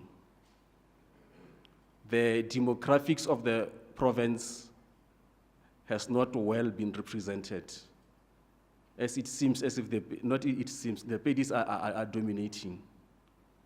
And for the public to have confidence in the courts, it must also be reflective of the demographic of the province, and not one tribe or one race to dominate the other. Otherwise, it will be seen as a petty court, and it will not reflect well. That can be addressed by increasing the pool of acting judges, which is reflective of the demographics of the province, and also gender representative. Counsel do appear before the courts on a daily basis. We see how they argue their matters, how they draft their papers. We do appeal on a routine basis from the lower courts. We see how they write their judgment or handle their matters, and how they apply the law on those judgments. So based on how they apply the law on those judgments, how the counsel argue their matter, and how they draft their papers, it will be easy to see whether they are ready to be called for acting stint. After all, nobody was born with experience. It is for us to mentor and train them. And in that way, we'll be addressing the issue of transformation. The other issue is the issue of the Lephalale Circuit Court, which has been proclaimed long time ago, and currently it is not yet functional. I'm quite aware of the challenges of manpower in relation to judges who should go to Lephalale. However, that is not confined to Limpopo alone. It is a national problem where many courts are struggling with the issue of manpower. My philosophy on that is that justice, access to justice must be seen to be done by taking justice nearer to the people. From Lephalale to Polokwane is about 250 kilometers a single trip. From Tabazimbi to Polokwane is about 300 kilometers a single trip. From Tabazimbi to Lephalale is about 160 kilometers a single trip. So for an ordinary member of the public to travel a distance of 300 kilometers with the less resources which he's saving to arrive in Polokwane, and the matter is to be postponed, it is really inconveniencing. So my take on that, with the limited resources which we are having, is to have a meeting with the head of the administration of the Lephalale Court. If maybe per month he can give us 1 or 2 weeks, in which, for a start, I had an opportunity to sit in the criminal court, in the motion court, in the civil trial. I've seen that there are many matters which come from that jurisdiction. For a start, those matters can be clubbed together, both motion and civil trial, and make a judge available to go and sit in Lephalale for that week and do those matters. In that way, I will be building that Lephalale Court be a fully fledged running court until we find a permanent judge who will be sitting there permanently, dispensing justice and making access to justice nearer to the people. Currently, there are also circuit courts in the criminal court, which usually was sitting in Lephalale, sitting in Phalaborwa, and also Skhosese. Phalaborwa is also about 240 something, a single trip from Polokwane to Phalaborwa. as I was sitting in the criminal court, I've seen that there are most matters which come from those jurisdictions, which will be spread throughout the term. So my philosophy will be to have a meeting with the NPA to club those matters together. And at least we have a week, 2 or 3, for a judge to go to Palabora to do those circuit matters.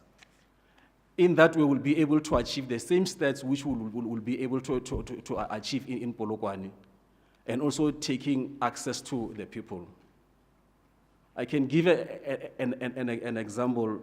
Around 2018, I had a matter which I was doing in Polokwane. It emanates from Mankweng area.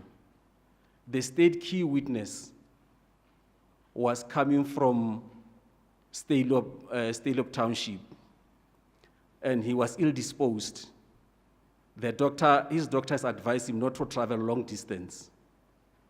We had to go to Tabaleshoba Periodical Court, which is a periodical court of Mokopane, to take the evidence of that witness.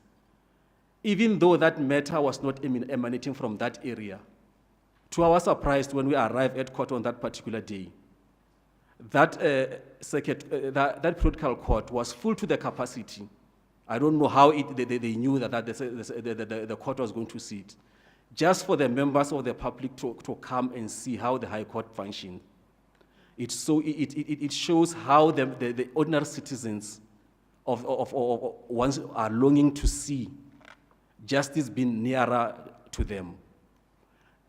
When in the criminal court, in some instances, we start very late because the witness would have arrived late. And Limpopo, remember, is a rural area where the witness to travel to Polokwane, they depend on the IO who must collect them. And when you question the IO as to why they were late, the IO will tell you that he or she, they have woke up around 4 a.m. collecting the witnesses from all the remote areas, but still they will arrive late. And if those witnesses have not yet testified, they will have to travel back to those remote areas. And remember, the court knocks off at 4:15, it starts at 10 o'clock. So it will be like that for the whole week. By the end of the week, the IO will be finished. And in that way, I don't think that we're doing justice to the IOs. We expect them to be at court on time and to be in attendance for the whole time, and also to travel back, of which are also putting their lives at risk. So access to justice, it means taking the courts nearer to the people. The other issue that I have identified is the issue of the files which are lost time and again at the court, wherein we operate on duplicate files. In some instances, you find that documents are not in the court file. I had an opportunity to tour the General Office of the High Court of Polokwane, and also the archives where it is in the basement. What I found there, I found that the biggest problem was the issue of the space for filing of files. They told me that the files which has been stored here is the files of Polokwane, Thohoyandou, and some of the files are coming from Gauteng Division. The cabinet which I used to store the files is full in both the general office and the archives, which is in the basement.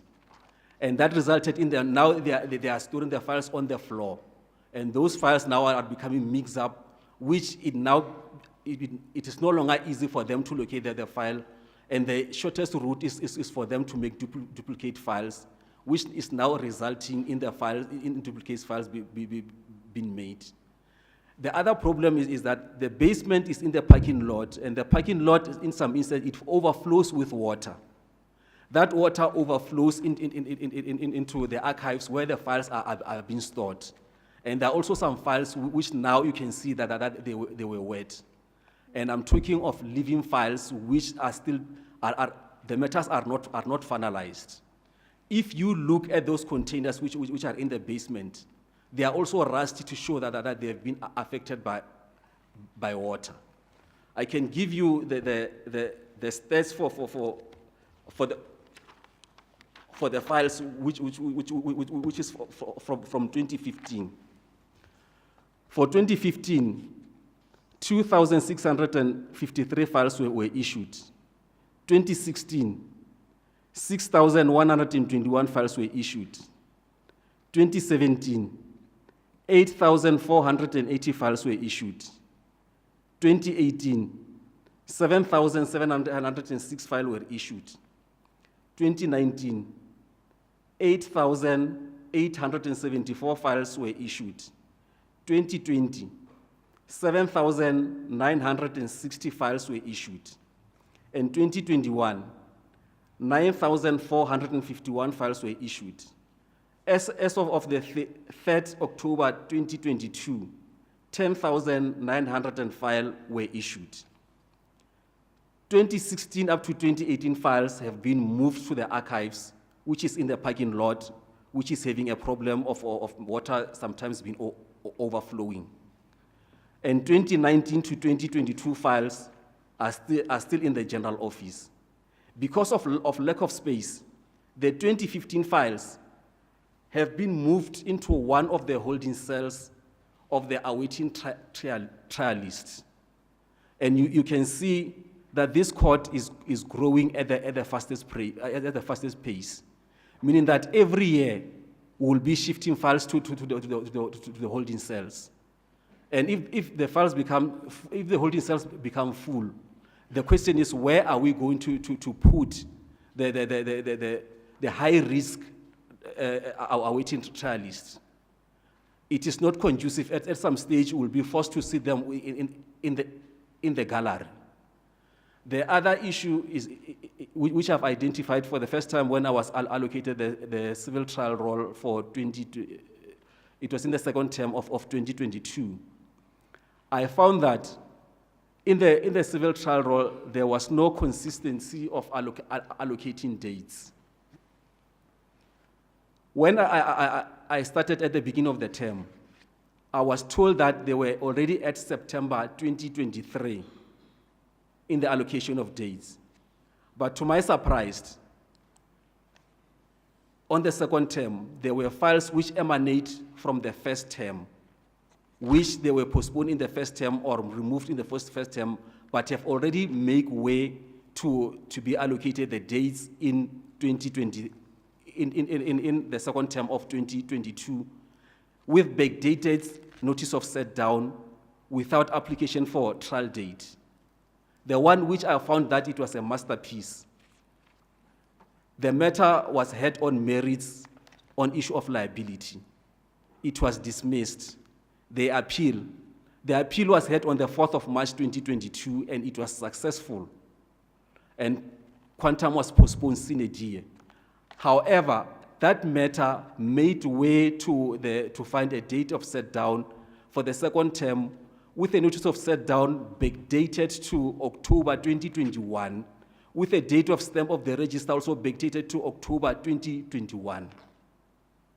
And these issues, I brought them to the attention of our DJP, who also told me that at some stage, one day he was listening to Radio 702, and he heard on the radio that in Polokwane, for one to get an expedient date, he had to pay something, and you'll get an expedient date. For a week, a judge is being allocated, who sit in the civil trial, is being allocated 60 to 65 files. But when I looked at those files, they were now escalating to more than 70. And when I checked, most of them, they were those who had been improperly set down. Then I have to intervene and ask to call the register who are responsible for allocation of dates. Initially, they told me that there were some practitioners who told them that I have made an order that the matters must be enrolled for that week. which was not true. I told them to go and identify those files so that I can be able to deal with those matters in court. But the registrar came back and said that, no, it was one of the judge secretary who brought the files and then said that they must be enrolled for that week. I had to call the chief register to place in some control measures so that it cannot be free for all. And I can tell you that the following week, the file dropped from 70 to 48. And for the remainder of the term, they were now ranging from 48 to 57. It was only in the last term where it was 61, which is very worrying, because they say that they were already at September 2023, but after discovering all these issues, now the file drops, meaning that that role basically is not basically at September 2023. My take to resolve this is to the introduction of electronic filing and electronic record-keeping system. And that will resolve the issue of the space, the issue of the manpower which the general office is having, the issue of improper allocation of dates, as the system itself is updating itself, or if whenever you file a document. And I don't see any problem in starting with a system of electronic filing and electronic record keeping, because the chief register for now, he has already underwent training for case line and is ready to implement that.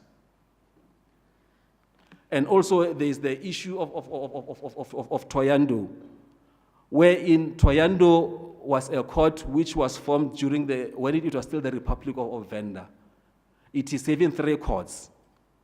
And out of that, when the new dispensation come in, the jurisdiction of that court has been increased, but the courts have not been increased, and it is also growing, which is also a challenge, which will need me, the OCJ, and the Department of Public Works to have a meeting and have a priority and how that will be resolved. Because 3 judges right now are not coping. So far, that is the challenges which I have identified.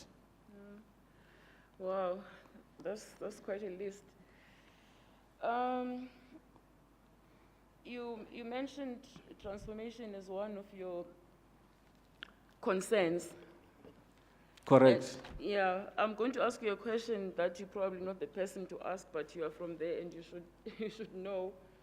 You spoke of a DJP, and I just remembered that there is a DJP there. Correct. Where is she? Do you have any idea why she has not applied? Yes. Can you tell us?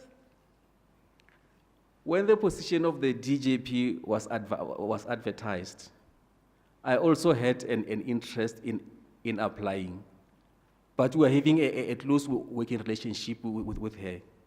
She indicated that she's having an interest to apply. Because I'm having confidence in her that she was going to make it, I decided to take a back seat. She applied, and indeed, she was appointed the DJP. Unfortunately, she applied very late. So now when this position of Judge President was advertised, I went to her to tell her that this time I want you to do the thing correctly. You must not apply at the 11th hour. You must apply on time so that if there's anything which went wrong, you must be able to rectify it. She told me that she's not going to apply, but she's not, at that stage, she's not prepared to tell me the reasons why she's not going to apply. And she encouraged me to apply, that she's having confidence in me, and I must apply with her blessing.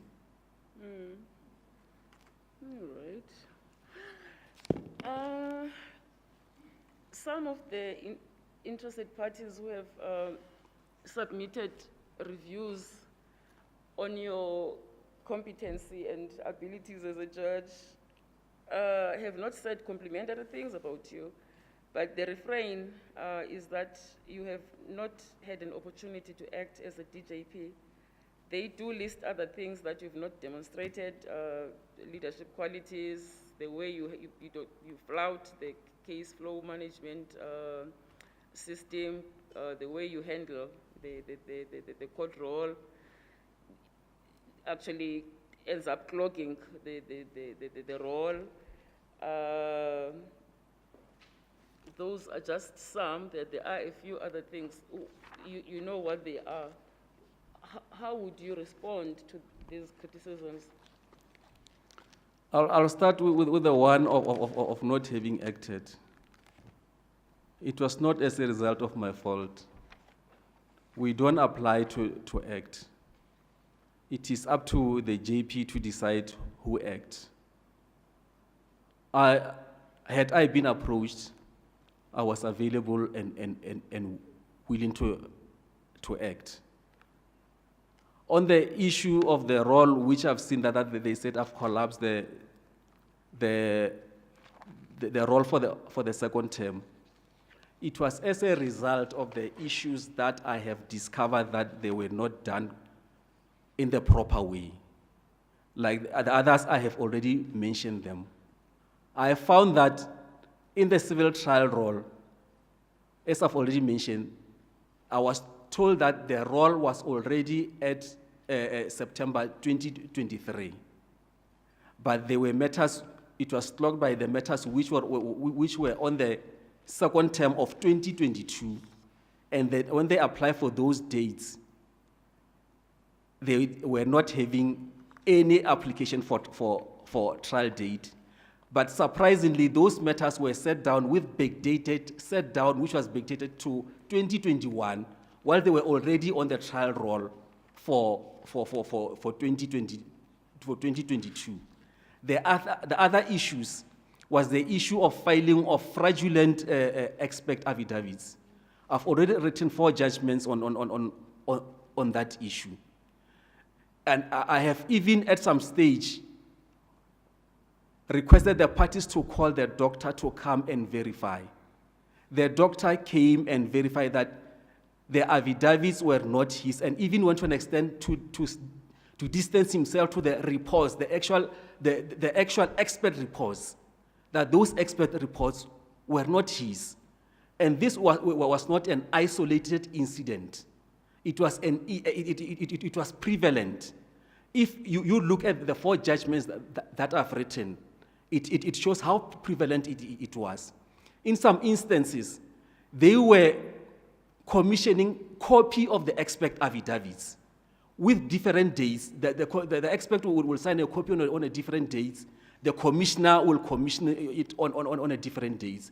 Those were not proper affidavits in which you will grant a default judgment, because that clock is mostly rough matters, which rough is not present. And had I granted orders in those matters, I would have granted orders which are void.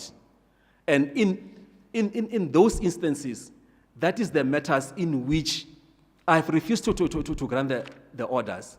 Some of them I've written the judgment which I've referred.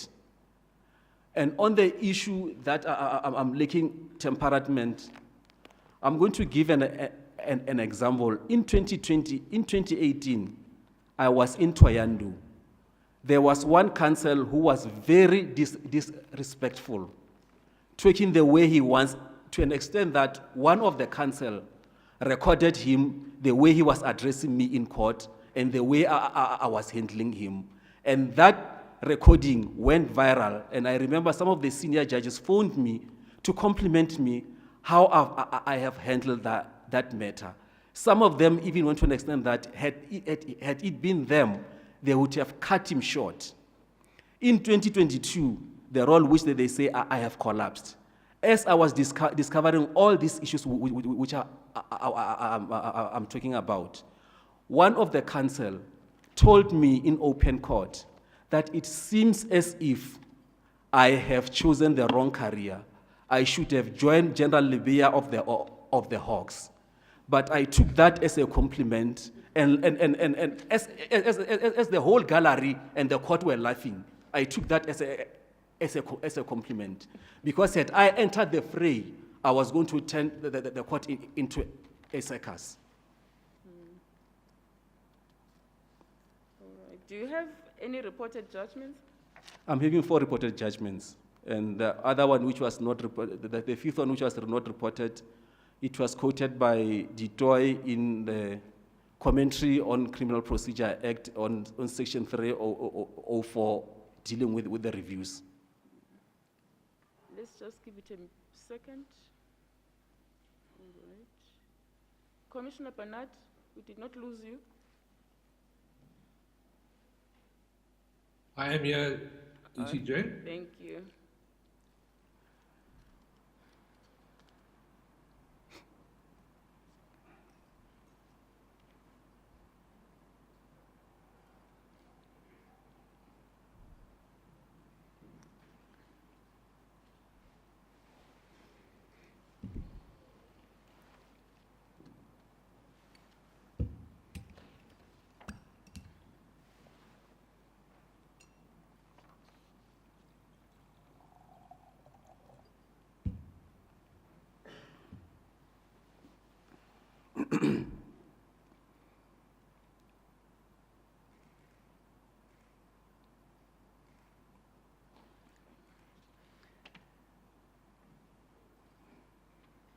Can I continue? No, I was just waiting for the Oh. IT Okay. gentleman to finish his business. Okay. Your application form listed 2 reserve judgments. Have those been delivered? Correct, DCG. All right. Well, thank you very much, Judge Kanyako. I'm going to hand over to my colleagues to ask you their own questions. But first, it's JP Makhoba. Any questions for the candidate, JP? Thank you, DCJ. Good afternoon, Judge Kanyako. Good afternoon, JP. You'll note from the commentaries made by various law bodies that their comments are not so favorable towards you, but I won't go deeper into that, but specifically I want us to deal with the comments which have been made by our Society of Advocates in Limpopo, which is part of the GCB, the General Council of the Bar in the country. They are saying the following, among others, on paragraph 1.9 of their submissions, and I'll refer that verbatim. They say, the Limpopo Society of Advocates has a pupillage program that is still at the developmental phase, taking into account that it was established late in 2015. In our annual pupillage program, we conduct mock trials at High Court, which the Judge President has been a great supporter and participant in providing guidance and leadership. Regrettably, this candidate has stayed away from such initiatives which undeniably contributes to the transformation of the profession through introduction of people from disadvantaged background. The teaching that forms part of the program was conducted at the High Court premises for the first 4 years, and not even once did the candidate lend a helping hand. Further, on paragraph 1.5, they say the following. This observation accords with our observations that the candidate still needs experience to become a leader of the division, in which role he will need to guide other judges. And lastly, on paragraph 1.26, they say, our overall view is that the candidate's elevation to the position of Judge President will not send a good message to the public at large. He is inexperienced and has not exhibited leadership skills nor interest in leadership to warrant elevation. The concern here is that, in brief, that you seem to be aloof in matters of judicial education and uplifting the acting judges as well as practitioners and so on. And this, I must confess, it has been my observation. Now, as a JP, as a judge president, you have to show interest in the judicial skills or judicial education. So what's your comment on this from the legal profession, really? JP, you'll remember that from 2018 up to the 31st of March 2022, I was having a long parted matter, that one of Mabilu, which I was doing it during recess. And those workshop was falling in the week in which I'll be doing that long parted trial. I remember at some stage, whilst we were talking, you were as the JP, you were complaining that that matter is long, is an old case which needs to be finalized. Per recess is either we have 1 week or 4 weeks. For the first, if the recess is for 2 weeks, the first week I will dedicate it to make sure that that trial progresses. Unfortunately, we were hit by COVID for the past two years, and that also contributed in the trial not being completed timeously. And as it was an old case and a long, if in some instances there were some moot trials which were supposed to be, which was held on Saturday, I could not have attended that. As the following Monday, I'll be starting with that part head. I had to refresh. And I can tell you, either 2018 or 2019, BLA has arranged a workshop there at court, which was about 3 to 4 days. Because I was available, I have attended that workshop for the whole period.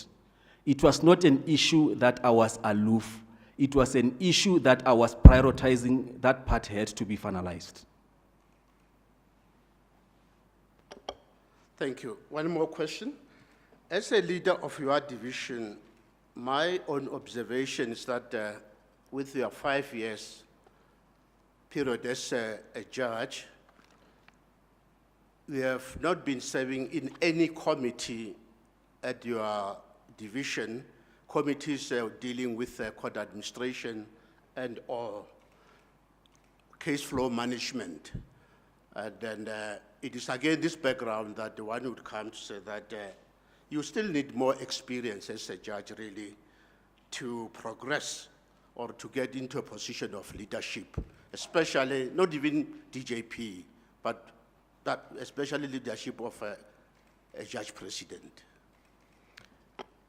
JP, you'll remember that you have formed committees and you have allocated me to head the e-commerce committee. This e-commerce committee is the one which drafted the practice directive for the virtual hearings. Those practice directives, when I drafted them, because I believe in teamwork and collegiality, I invited the DJP to be with me as we draft those practice directives. If I did not believe in collegiality and teamwork, I could have drafted those practice directives alone and took the limelight. But because I was doing it for the benefit of the division, I wanted to be with one of the colleagues. And even after the practice directives were signed off by you as the JP, we had a problem of implementation, as none of us or our secretaries were trained on that. And with your permission, you allowed me to approach JP Mulambo to assist us with the training. I communicated with JP Mulambo, who allowed my secretary to be in Pretoria for the whole week for training, with the understanding that when he comes back, he will train others. The other problem was the issue that none of the secretaries of the judges were having laptops. I held a meeting with the director of court operation, the court manager, and the chief register to make sure that every secretary is having a laptop for the efficient running of the virtual hearings. And also, as per the policy, they were also entitled to a cell phone. So out of my own work, I've ensured that every clerk of the judge currently is now having a laptop and a cell phone. And I can tell you that after starting with the virtual hearings, I realized that if these virtual hearings are going to be enrolled on a full-time basis, the stenographers' work are going to be rendered redundant, and that is going to lead to retrenchment. I instructed my secretary to invite those stenographers who will be allocated for that week, that she must train them for the future, for in case if the issue of the new technology is rolled out, they will not be retrenched, but they will be able to be placed somewhere, as the division is also been growing and we are going to need the judge's secretary. I can tell you that at the end of the term, I was in the criminal court. My clerk was on sick leave for the whole week. And they wanted to allocate me an acting judge, the secretary who works with the acting judge. But I insisted on working with one of the stenographers whom I've seen that was passionate about learning. And I can tell you that stenographers for that week did wonders. He worked well with me through the trainings which I've told my clerk to train her.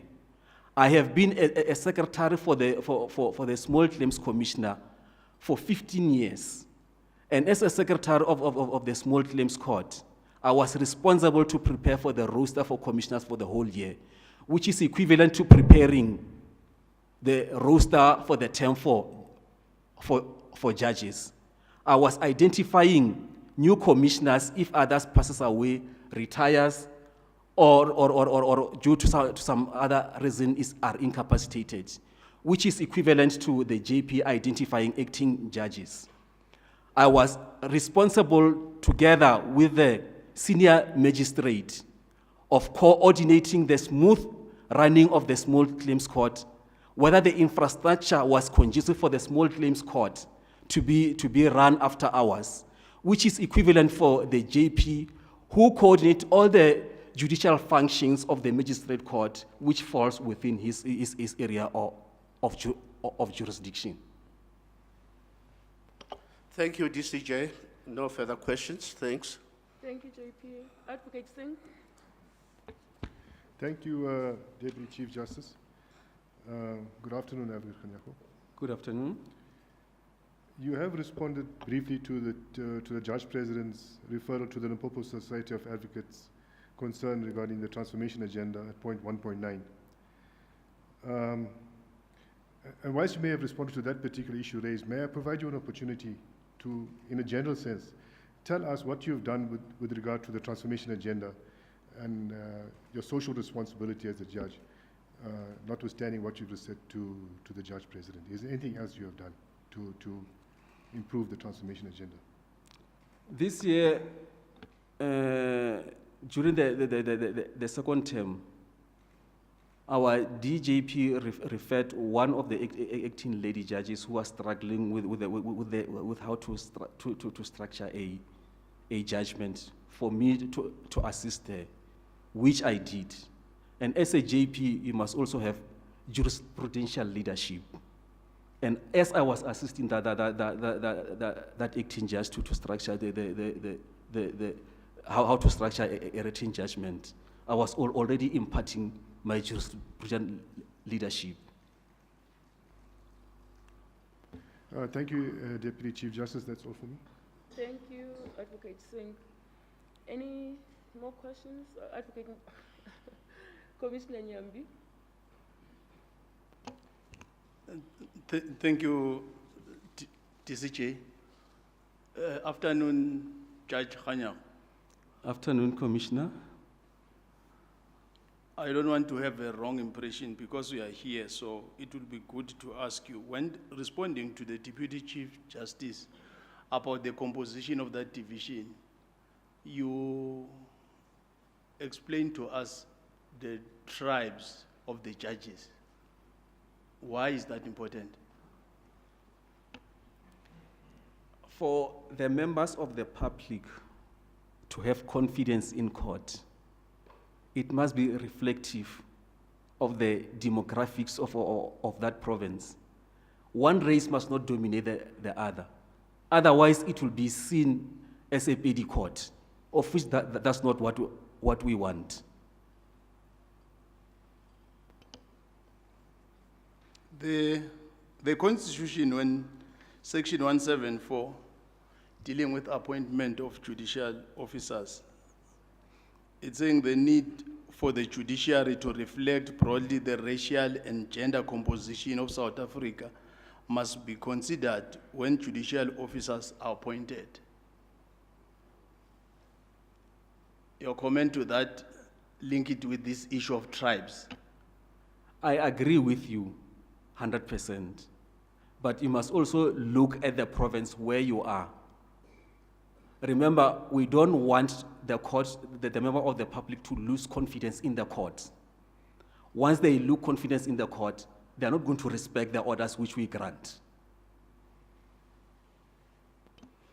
Maybe I'm the one who's losing you. If the member of the public is coming to court, how is he going to know whether I'm Pedi or Tsonga or Swazi or whatever? The time I was going to the interviews to be appointed as a judge, there were some circular which were circulating that Pedis are being appointed. I don't know where they were emanating from. So they are already aware. So we want to avoid that.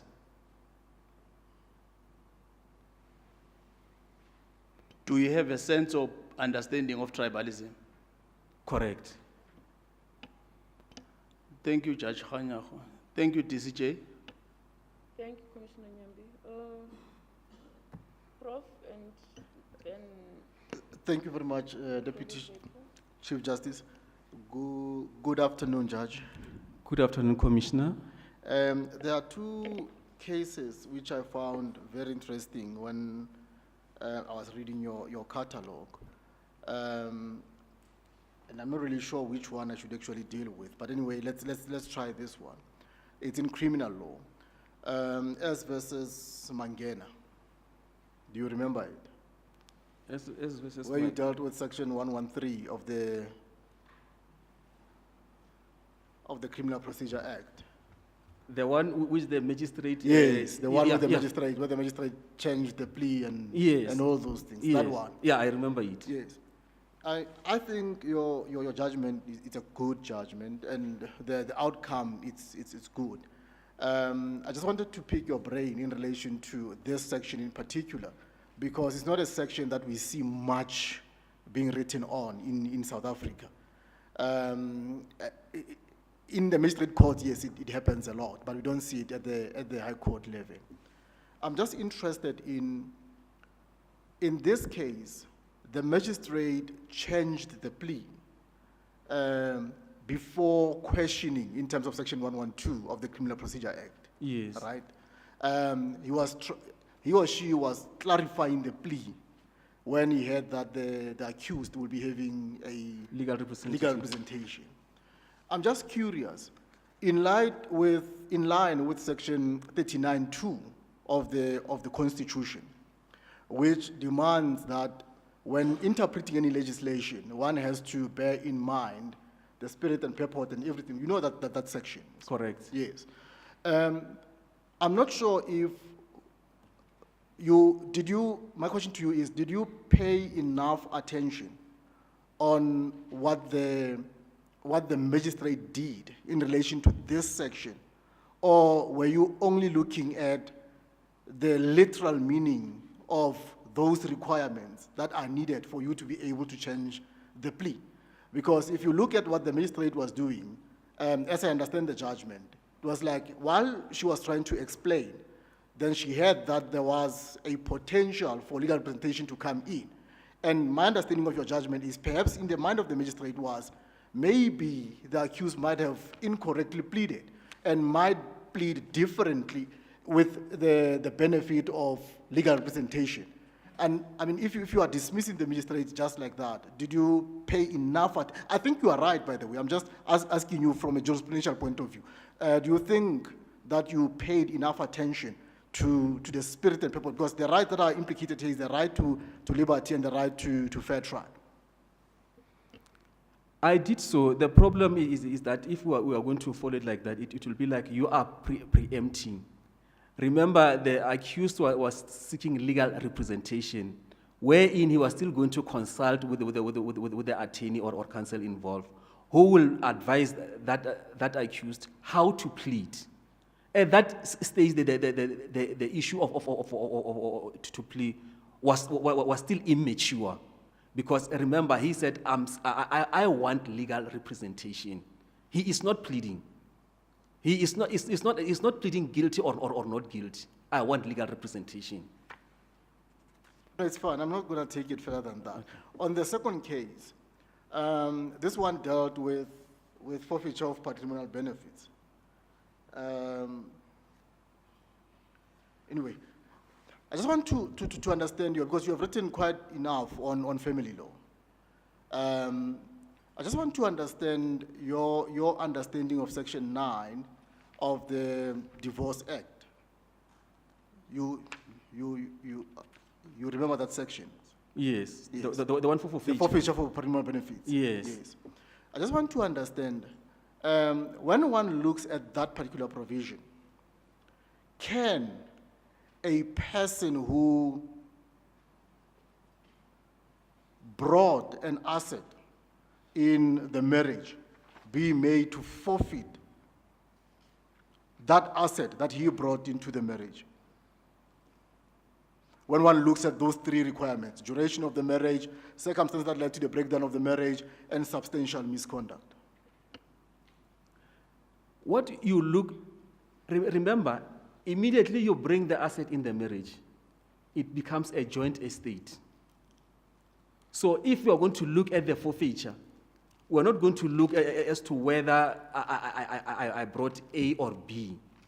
We looked at the circumstances which will give ground for forfeiture.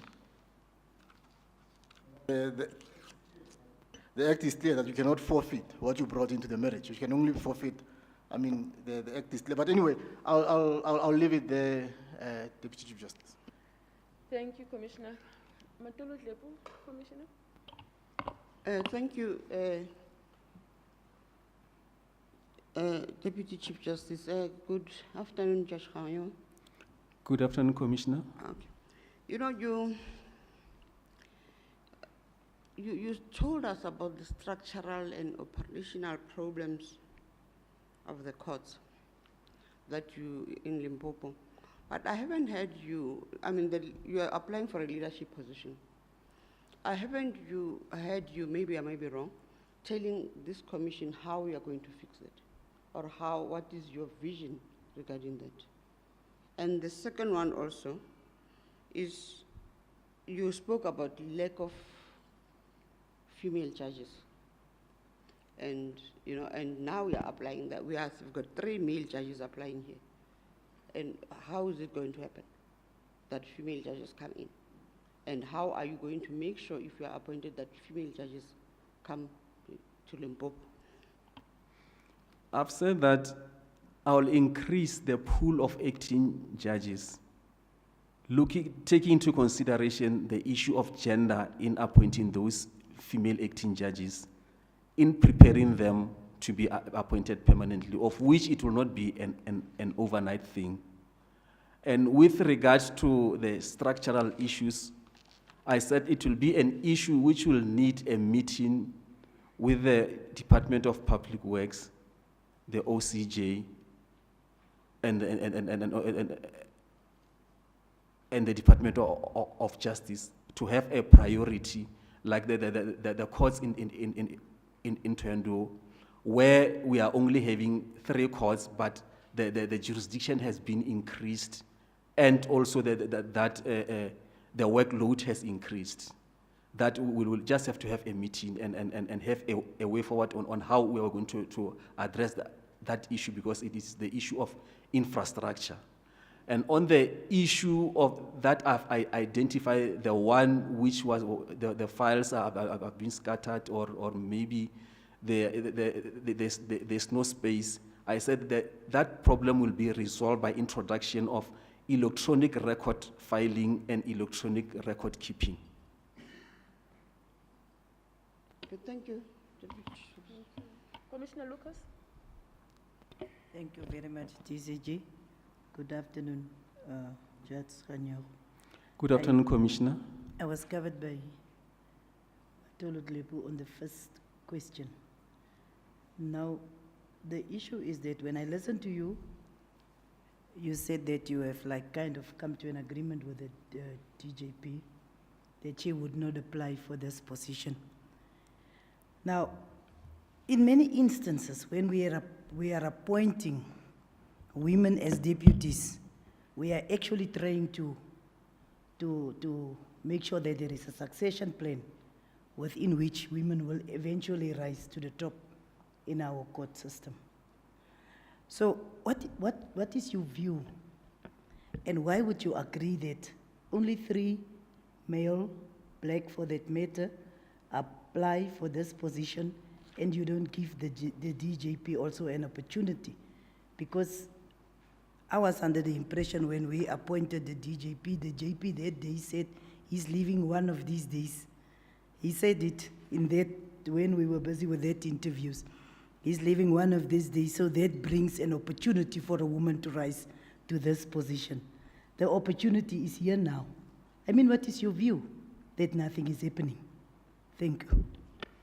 Commissioner, I did not say I've agreed.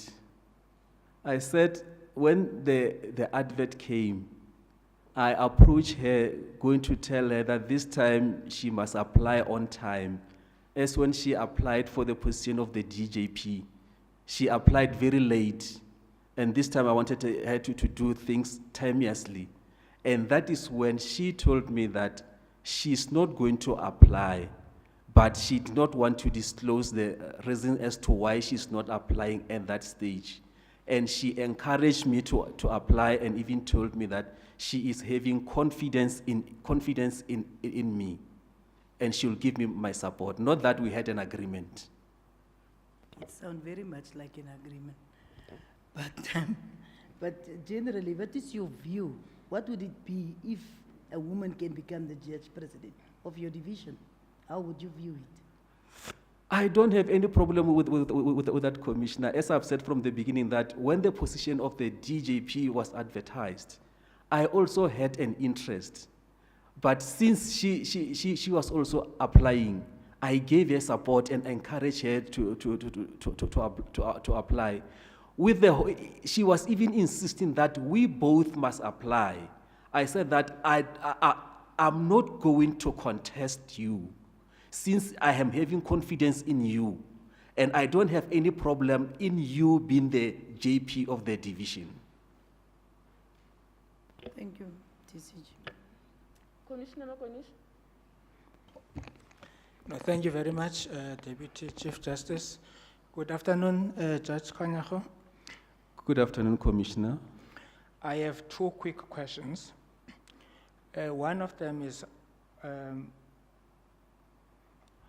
how do you think are the strategic, in fact, who do you think are the strategic stakeholders for the proper administration of justice in that province? How are you going to service them? How will you harness their energies and manage contradictions amongst them? The strategic will be the NPA, the legal aid, and also the staff component of the court, the master's office,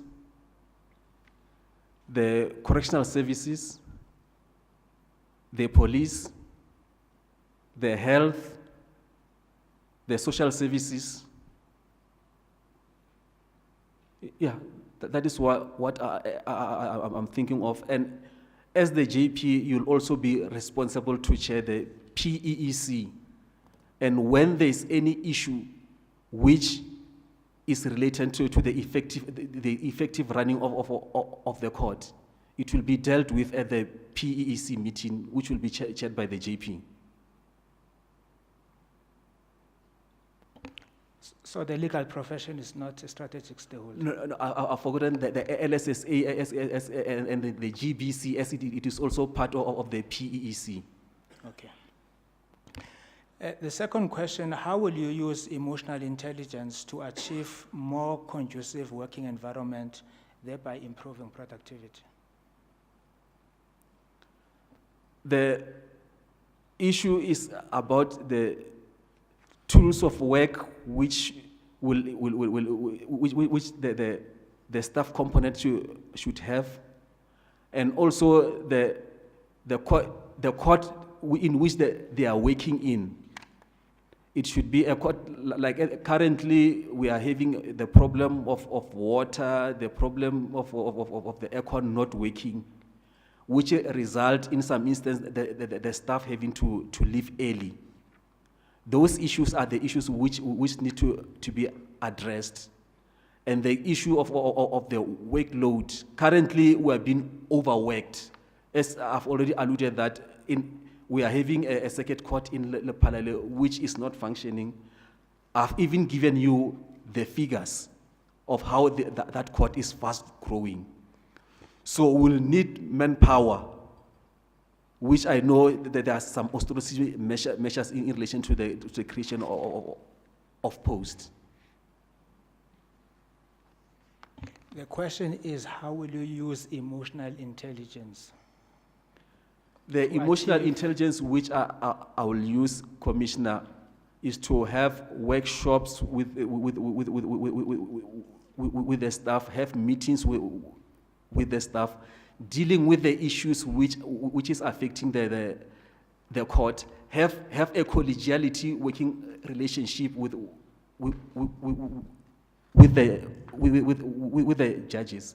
Because one thing for the judge, the division to progress is for the JP to promote collegiality amongst the judges. Thank you, Deputy Chief Justice. Thank you, Judge Khanyago. Thank you, Commissioner. Commissioner Moimang? Thank you, Deputy Chief Justice.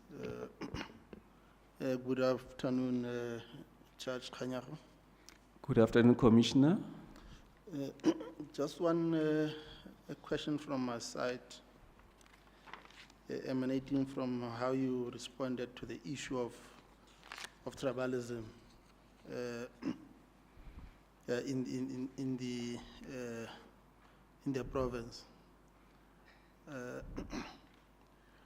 What plans are you going to put in place to educate the public about the danger of the demon of tribalism if you are appointed, which is quite critical because the issue of nation building it's a matter of national importance, and there should be no space, breathing space, allowed for the demon of tribalism to raise its head. Thank you. Sorry, DCJ, can I just follow up on that issue? I do have another question, but I think I shouldn't miss the opportunity. I think when you answer the question, could you also address my discomfort? When you give us the breakdown of the composition of the court, and you break it down to vendors and shangans and pedis, are you not reinforcing tribalism? I'm not reinforcing tribalism. Those are the practitioners who are practicing within the division.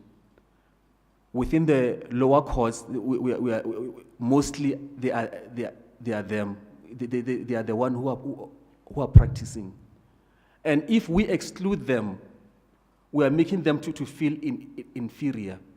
Because in that province, whether we like it or not, they are mostly they are mostly in the lower division, and also the practitioners from that division mostly is from those tribes. So without saying that they must exclusively be them, we must also embrace everyone. No, I mean, I'm sorry, DCJ. You know, I really am struggling to understand your resistance to this. You even say that this is becoming a petty court. I'm just finding it astonishing in a new South African JSC to hear that language. Don't you see anything wrong with that? I take note of your concern, but what I was raising is what I have observed when I went to the interviews to be appointed as a judge. Thank you. I'm sorry, I don't understand that question. What observation did you make during your interview? There was a circular which was circulated the time I went to the interviews to be appointed as a judge, that petty judges are going to be appointed. So what does that have to do with anything? I don't hear that, DCG. What does that have to do with anything? What is the relevance of that? It was like we are prioritizing the petty at the exclusion of others.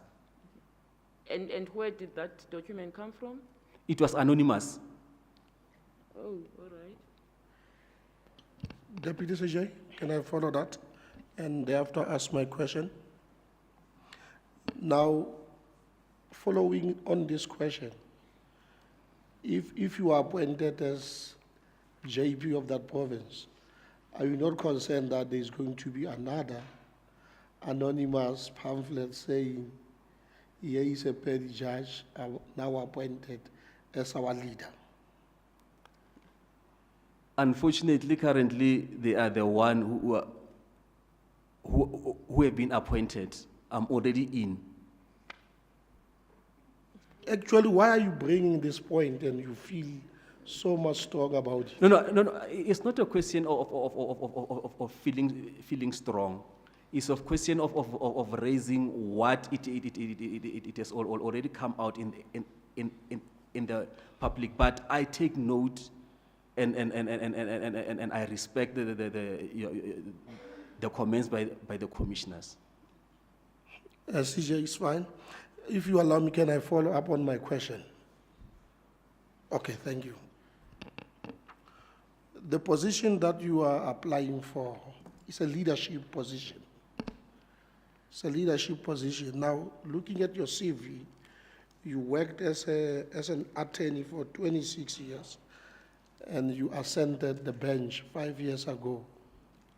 For me, and please fill me in, there is no demonstrable evidence that you were once a leader, you led any institution, you led any people. And if you are appointed to this position, what leadership qualities can you exhibit to demonstrate that you can lead people and make that bench, that division, a very successful division? Commissioner, in my CV, I've mentioned that I was the chairperson of the Limpopo division, of the Law Council of the Limpopo division, which was therefore the attorneys of the whole of the province for a year. I was the deputy chairperson of the Limpopo Law Council also for a year. I have been in managing the insolvency estate which need management skill for 14 years. I have been a commissioner in the Small Claims Court for 13 years, responsible for the allocation of a roster for commissioners, which I said is equivalent to allocating a roster for judges for a term. I was identifying new commissioners in the Small Claims Court for those who resigned, those who passes away, which is equivalent to the one which the JP will be doing in identifying acting judges. I was working in collaboration with the senior magistrate in coordinating the smooth running of the small claims court, and also checking the infrastructure, which is equivalent to the JP, who will be coordinating the judicial functions of all the magistrate court, which falls within his division. I was chairperson of the Greater Letaba Valuation Board for 4 years. Now, when you were asked questions about your vision for the court, you mentioned the fact that you want transformation, you want access to court.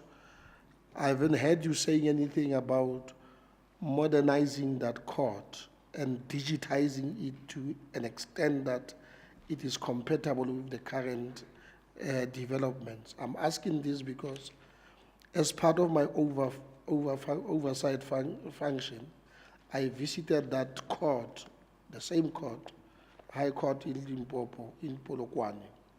It was built not more than 10 years ago, but it is cracking, the walls are falling apart, and there were lots of problems about the infrastructure as well as the facade of that court. If you are afforded the opportunity, what is it that you can do? Take into account the issue of modernization and the digitization of the system itself.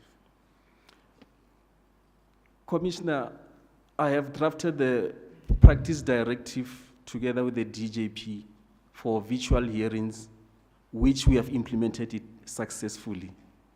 I've said that I've realized that there are problems in relation to the storage of files getting lost, and the court operating on duplicate files.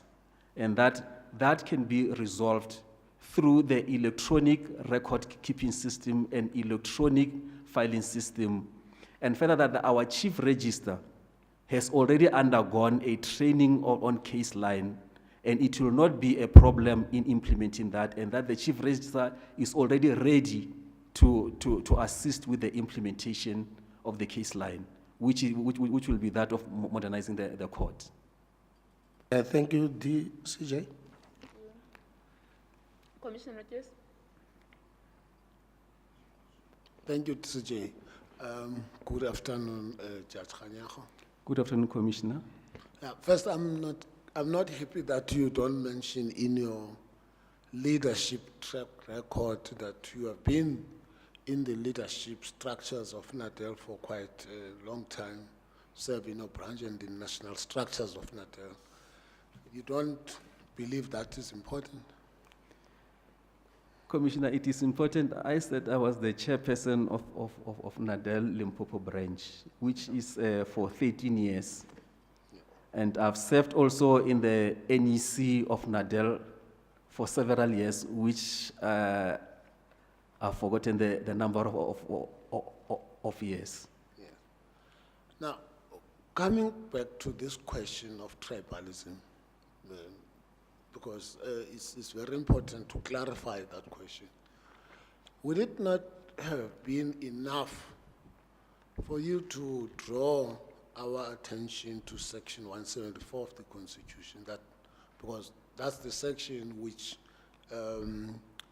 makes an obligation to this body when making appointments, when considering issues of transfer. That is the starting and the end line, rather than going to the extent of giving us the details of Shanganis and many people that are there.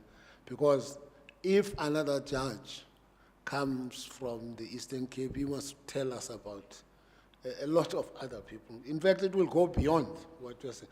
Is it not enough to draw the attention of the Commission to that section and give the demographics of that court and how then transformation has progressed? Would you agree with me that that is simply enough and you limit yourself to that? I take note of what you are saying and I accept it. Okay. And then the other important question, I'm in interest from... Now, before you move to another question, DCJ, just a follow-up before you move to another question. All right. Okay. Judge Khanya, I was asking this guy if we'd interviewed you 5 years ago, and he said yes. And you didn't bring to our attention about this non-existing pamphlet you're talking about.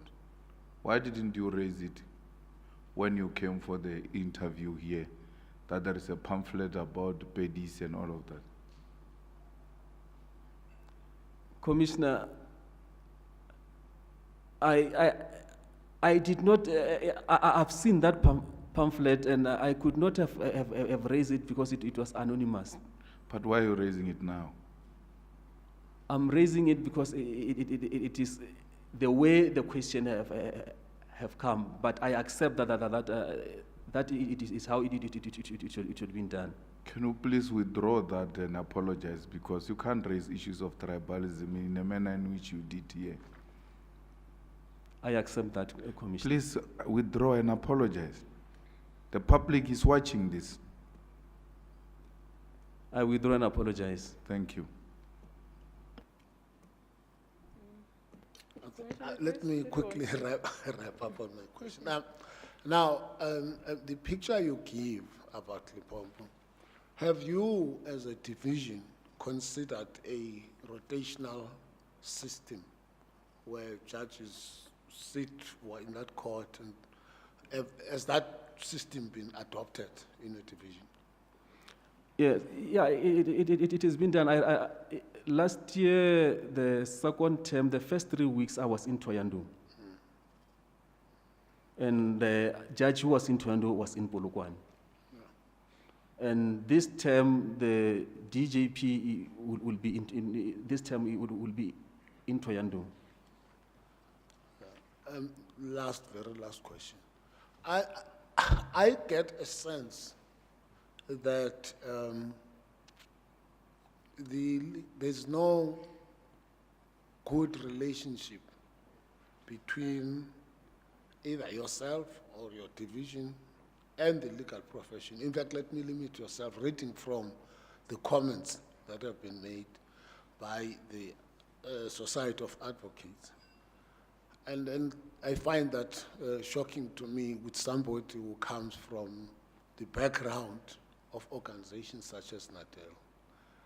Have you not found, or do you not see it beneficial for the court that there should be a healthy relationship between the leadership of the court, of the judicial, and the leadership of the profession, or the profession in general? Thank you. We depend on the profession in the effective and smooth running of the course, and the healthy relationship should always be there. I don't have any problem with them. Commissioner Baloy? Thank you, DCJ. Good afternoon, Judge. Good afternoon, Commissioner. Mine is more wanting to give you the opportunity to clarify and explain something that you said earlier, because, and maybe I'm just too concerned about something that doesn't matter. I think it's capable of being misunderstood. You mentioned earlier on, in answer to a question, that you were asked by the JP at some point to assist an acting judge with the structure of a judgment. And then you went on to talk about providing jurisprudential leadership. Now, I would like to know what you mean by that when you say you provide jurisprudential leadership. And I ask the question coming from this position. that there should never be an impression created that, to anyone who's listening, created that the JP is responsible for leading the direction and the thinking of a division on matters of jurisprudence or law, and two, you're not writing judgments for judges. They're not told and influenced how to write. I think your statement is capable of being misunderstood or understood that way. I would like you to explain what you mean. Commissioner, it was not the JP, it was the DJP. I was only assisting in how to structure, not dealing with the merits of the matter. Yes. The judgment was going to be written by the acting judge, and it will be her judgment, and the outcome I was not involved. It was just to assist. For a judgment, you must structure it in this format. Yes. Only. Yes, and then you went on to mention about providing jurisprudential leadership. And yes. I think that is the more important part that I would like you to explain. What does it mean to provide jurisprudential leadership, and how do you go about doing it? The concept itself, but also what does it mean in your interaction with your fellow judges in the division? We speak of you as the judge president at the time. As the JP, if you are approached, more especially by acting judges who will still be inexperienced in coming on the issue of substantive law or jurisprudence, you must be able to assist them, not to say that you'll be taking a decision for them. You assist them, like in this case, it was the issue of assisting in the structuring of a judgment, rendering assistance, a lending hand, which will be part of training and mentoring. CJ, I think Commissioner Pillay will take it from there. May I follow up, yes. CJ? Thank you. Good afternoon, Judge. Good afternoon, Commissioner. I was also confused by this notion of jurisprudential leadership, Judge, and having heard your explanation now, may I ask you, the questionnaire asks in paragraph 18 for you to indicate what would you regard as your most significant contribution to the law and the pursuit of justice in South Africa. You recall that question? You say paragraph? It's paragraph 18 of your questionnaire.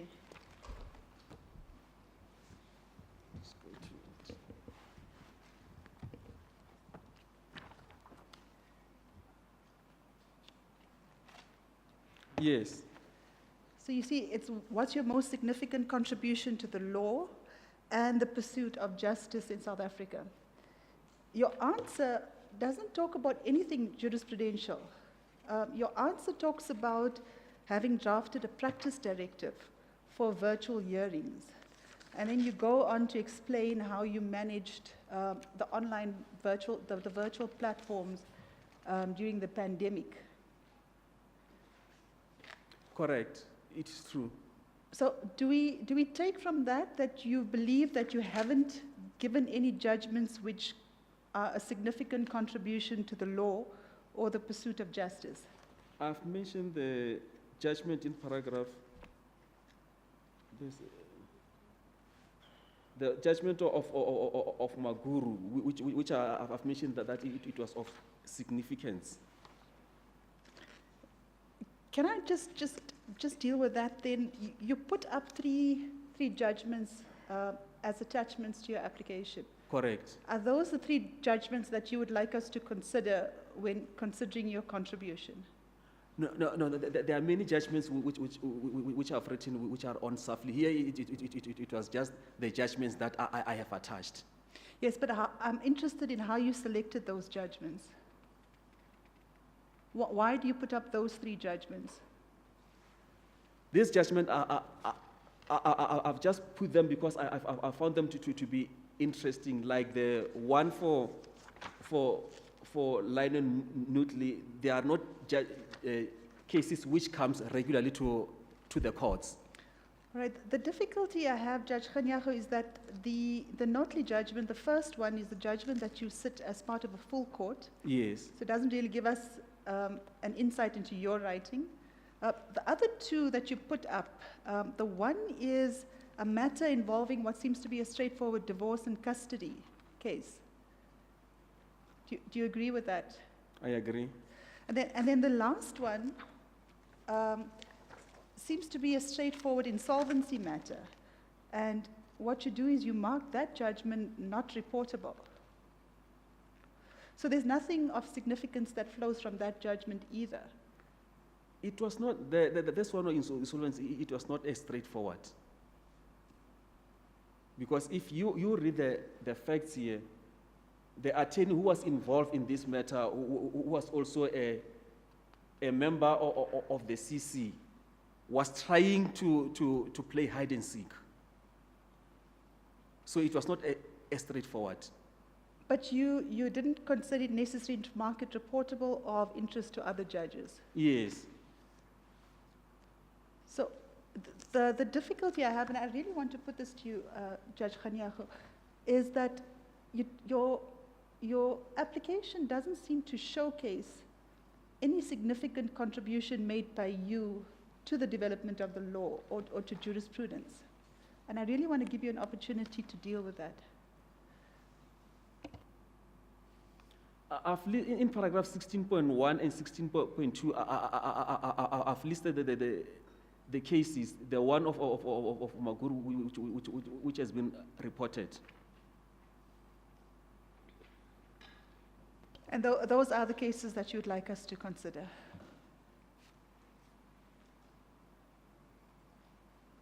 And also the one which is unreported, which was referred in the Commentary Act. Right.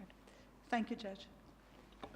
Jay, can I follow up on the Commissioner Pilay's point? Because it's actually on this point that I wanted to comment, but I couldn't miss the chance to reflect on the tribalism point, which has now been withdrawn thanks to the intervention of Commissioner Malema. Now, the Notley case, which you highlight as one of your significant achievements, correct? Correct. Now, I've read that judgment, your judgment. That judgment is about the payment to an employee who was reinstated by a labor court judgment and an arbitration award, but the employer played hide and seek and refused to reinstate them. Correct? Correct. Now, there's no new principle in that judgment. I agree. So, if there is no new principle, what exactly is the significance of this judgment? Because it applies the Ick versus Parsons construct on interpretation of orders. It then applies the Constitutional Court judgment on what is the meaning of reinstatement. But both of those are benign, if not banal, common garden legal concepts. So when I was reading, when I was writing this judgment, it was the issue that this type of cases rarely come to the High Court. No, but this type of case specifically regularly comes to the High Court. I take note of that. So even the one then that you said is your best contribution is actually quite benign. There's nothing here that is significant. But I want to ask you something different with this judgment, which is you cite the Ick versus Parson interpretation to court orders. And then in the following paragraph, you refer to endomain, which is interpretation of contracts and other documents. Do you think there's any distinction between interpreting a court order and interpreting an ordinary document, a contract between two parties? Or is there no difference? That's the same thing? There are differences. I see. What are the differences? Remember, the court order is an order which has been made by the court, and the contract is the document which has been signed by the parties and has not yet been made an order of court. No, that doesn't explain what is the difference that a judge brings into how to interpret either document. And your judgment actually treats them as one and the same. It was about the intention of the parties. What do the parties intended to do? Yes, and then the other is the intention of the judge, what he intended to do. No. It is an order which has been made out of the intention of the parties. I'm not sure I understand. I'm sorry, I'll have to just take this slowly. You say there is a difference in how to approach the interpretation of a contract as opposed to a court order, correct? Correct. What is that difference? The court has already made an order. Yes. Which will remain valid unless it has been set aside. Yes. The contract, the parties have signed with their intention as to what they want to resolve. Yes. For them to resolve from that, they have to approach the court. Yes. What is the difference in interpretation? Let's go back. You know, the basics of interpretation are you read the text, you interpret it in the light of the context of the other pieces in the same text, and you try and find the purpose. Those are the 3 steps.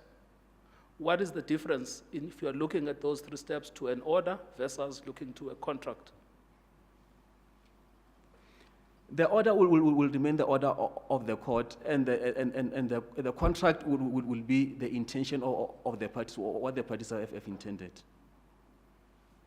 Yes, that is just descriptive, that these are 2 different documents. It tells me nothing about the approach to interpretation. Anyway, thank you, DCJ. You want to respond to the last comment? I don't think it was a question. Judge Kanyako? DCJ? Do you still want to respond to what Commissioner Ngaitobi said? I take note of what the commissioner said. All right, thank you. Did you get your chance? Yeah, it's your turn. No, thank you very much, DCJ. Good afternoon, Judge Kanyako. Good afternoon, Commissioner. Thank you very much. My attention is drawn to one of the cases you penned, is Shai versus S. You remember that judgment? Shai versus S, versus the state. It's in 2020. Unless it was not penned by you, I'm prepared to drop it. Yeah, it was penned by yourself. Yeah, if I can just have the facts? Yes. Okay. Because we are writing many judgments. I don't want to confuse them. No, it's fine. And in this case, it's a rape case. In this case, the state proved that the appellant had the necessary intention to rape the complainant. And both yourself on appeal and the lower court accepted the complainant's evidence that she was raped by more than one person. But for these reasons, that the complainant was raped by more than one person, the lower court sentenced the accused to life imprisonment in terms of Section 51, subsection 1 of the Criminal Procedure Act. But on appeal, you reduced the sentence to 10 years, that's a minimum sentence. And because that's what you said, the appellant was the only person before the court, and the accomplice was not, had not been arrested by then.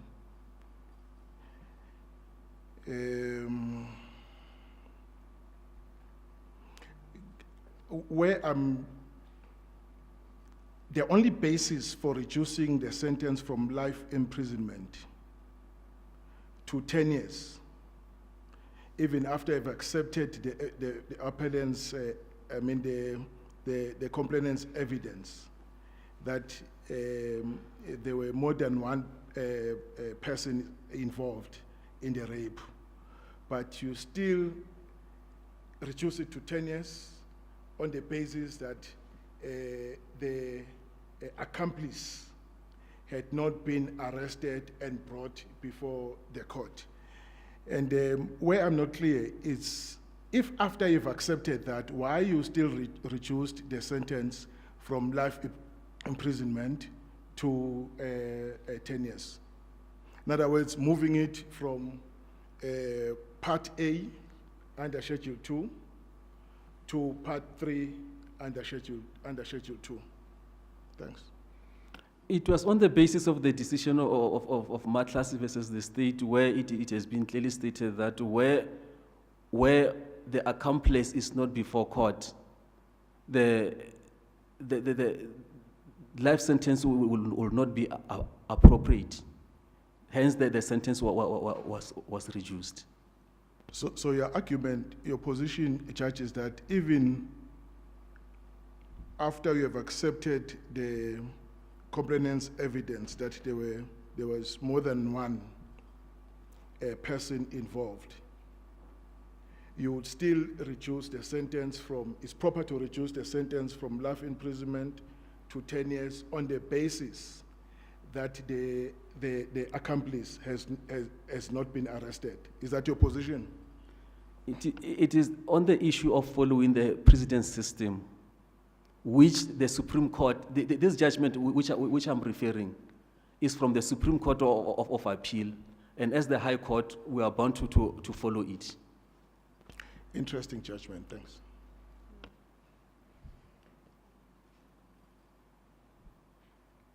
Commissioner Bernard. Thanks, DCJ. Thank you, Commissioner Globo. Commissioner Bernard, do you have questions for Judge Kanyako? No, DCJ, I'm fine. I'm covered, thank you. You are excused, Judge Kanyako. Thank you so much. Thank you, DCJ.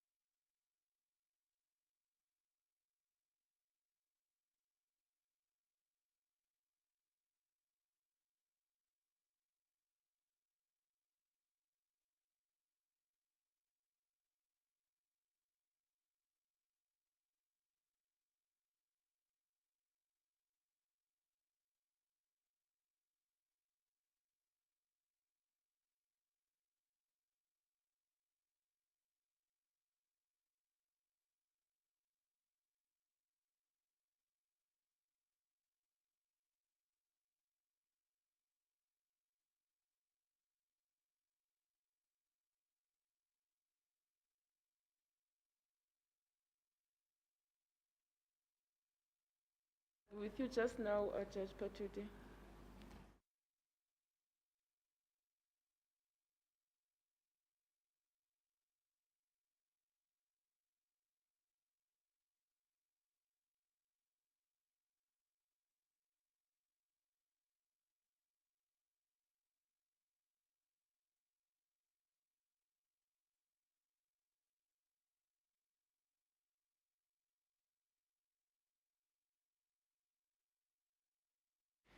One is busy performing other duties while sitting here. Excuse me for that. Good afternoon, Judge Patudi. Good afternoon, DCJ. How are you? I'm surviving. I'm fine, thank you. Are you the eldest in your family? No. No, I ask because you have so many names, and that usually happens with firstborn children. Everybody wants to have a go. No, I'm the last. I'm the 8th child of the late Reverend and Mrs. E.M. Patudi. Well, By right, I'm the 10th child born, but the 2 other siblings passed on at their early stages, and our parents always said that we are only 8, 4 boys and 4 girls, so I'm the last one. so you made up for all that pain. Yes. You hold 2 degrees and a BUris and an LLB from the University of the North. Correct. That's TEFLOP. That's Can't TEFLOP. get used to these new names. University of the North, TEFLOP. And you came from the sidebar before you became a judge.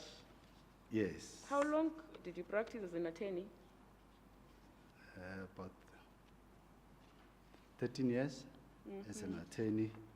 Yeah, you started your own practice in 1996 and ran it until 2008. Correct, that was my only practice, practicing my own account, yes. You started your judicial career in Pretoria, in JP Mlambo's division.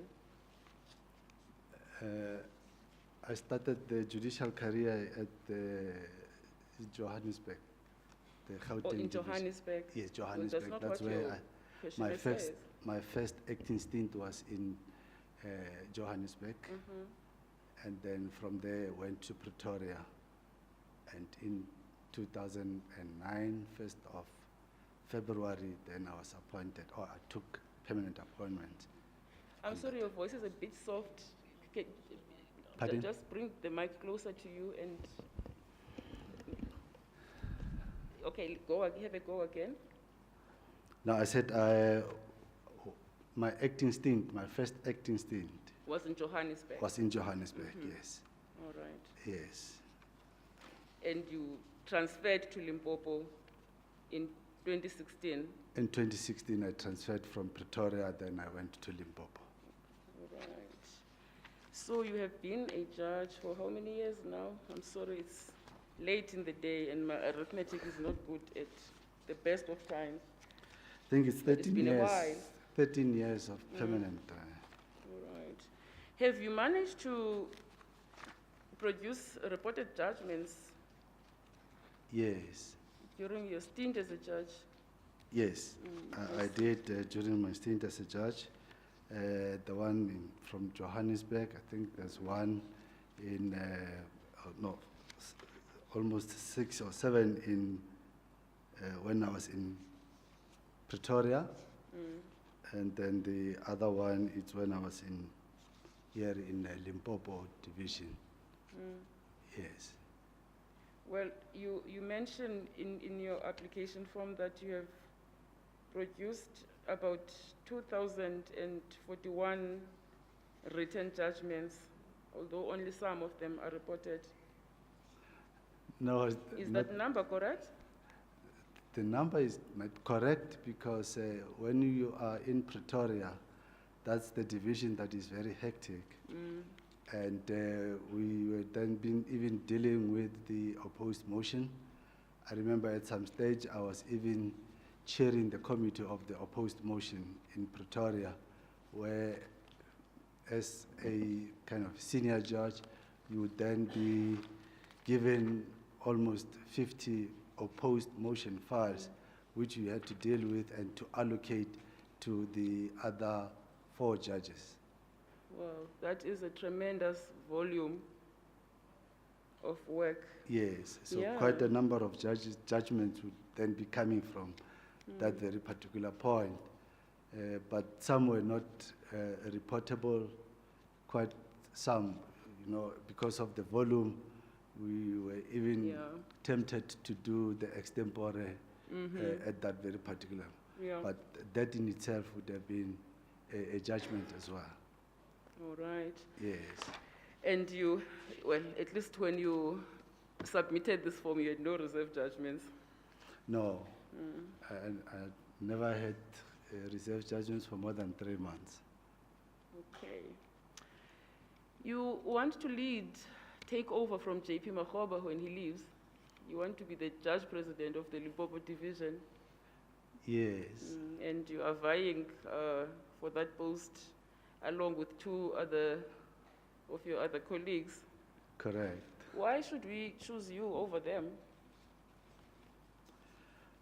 Well, firstly, I have a vision that I have, and I've prepared kind of to say the vision that which I have is Let's hear it. Pardon? Let us hear it. Is the vision in me and is the vision with me. And that vision basically, as the point of departure, I said the state of Limpopo division, how it is. Firstly, it is constituted by the 3 divisions. It is the main in Polokwane and the 2 local divisions, the one in Thohoyandou and the one in Lephalale. And all these have been proclaimed by the proclamation and gazetted, I think it's number 39601 of 15 January of 2016, which was effective on the 25th of January 2016.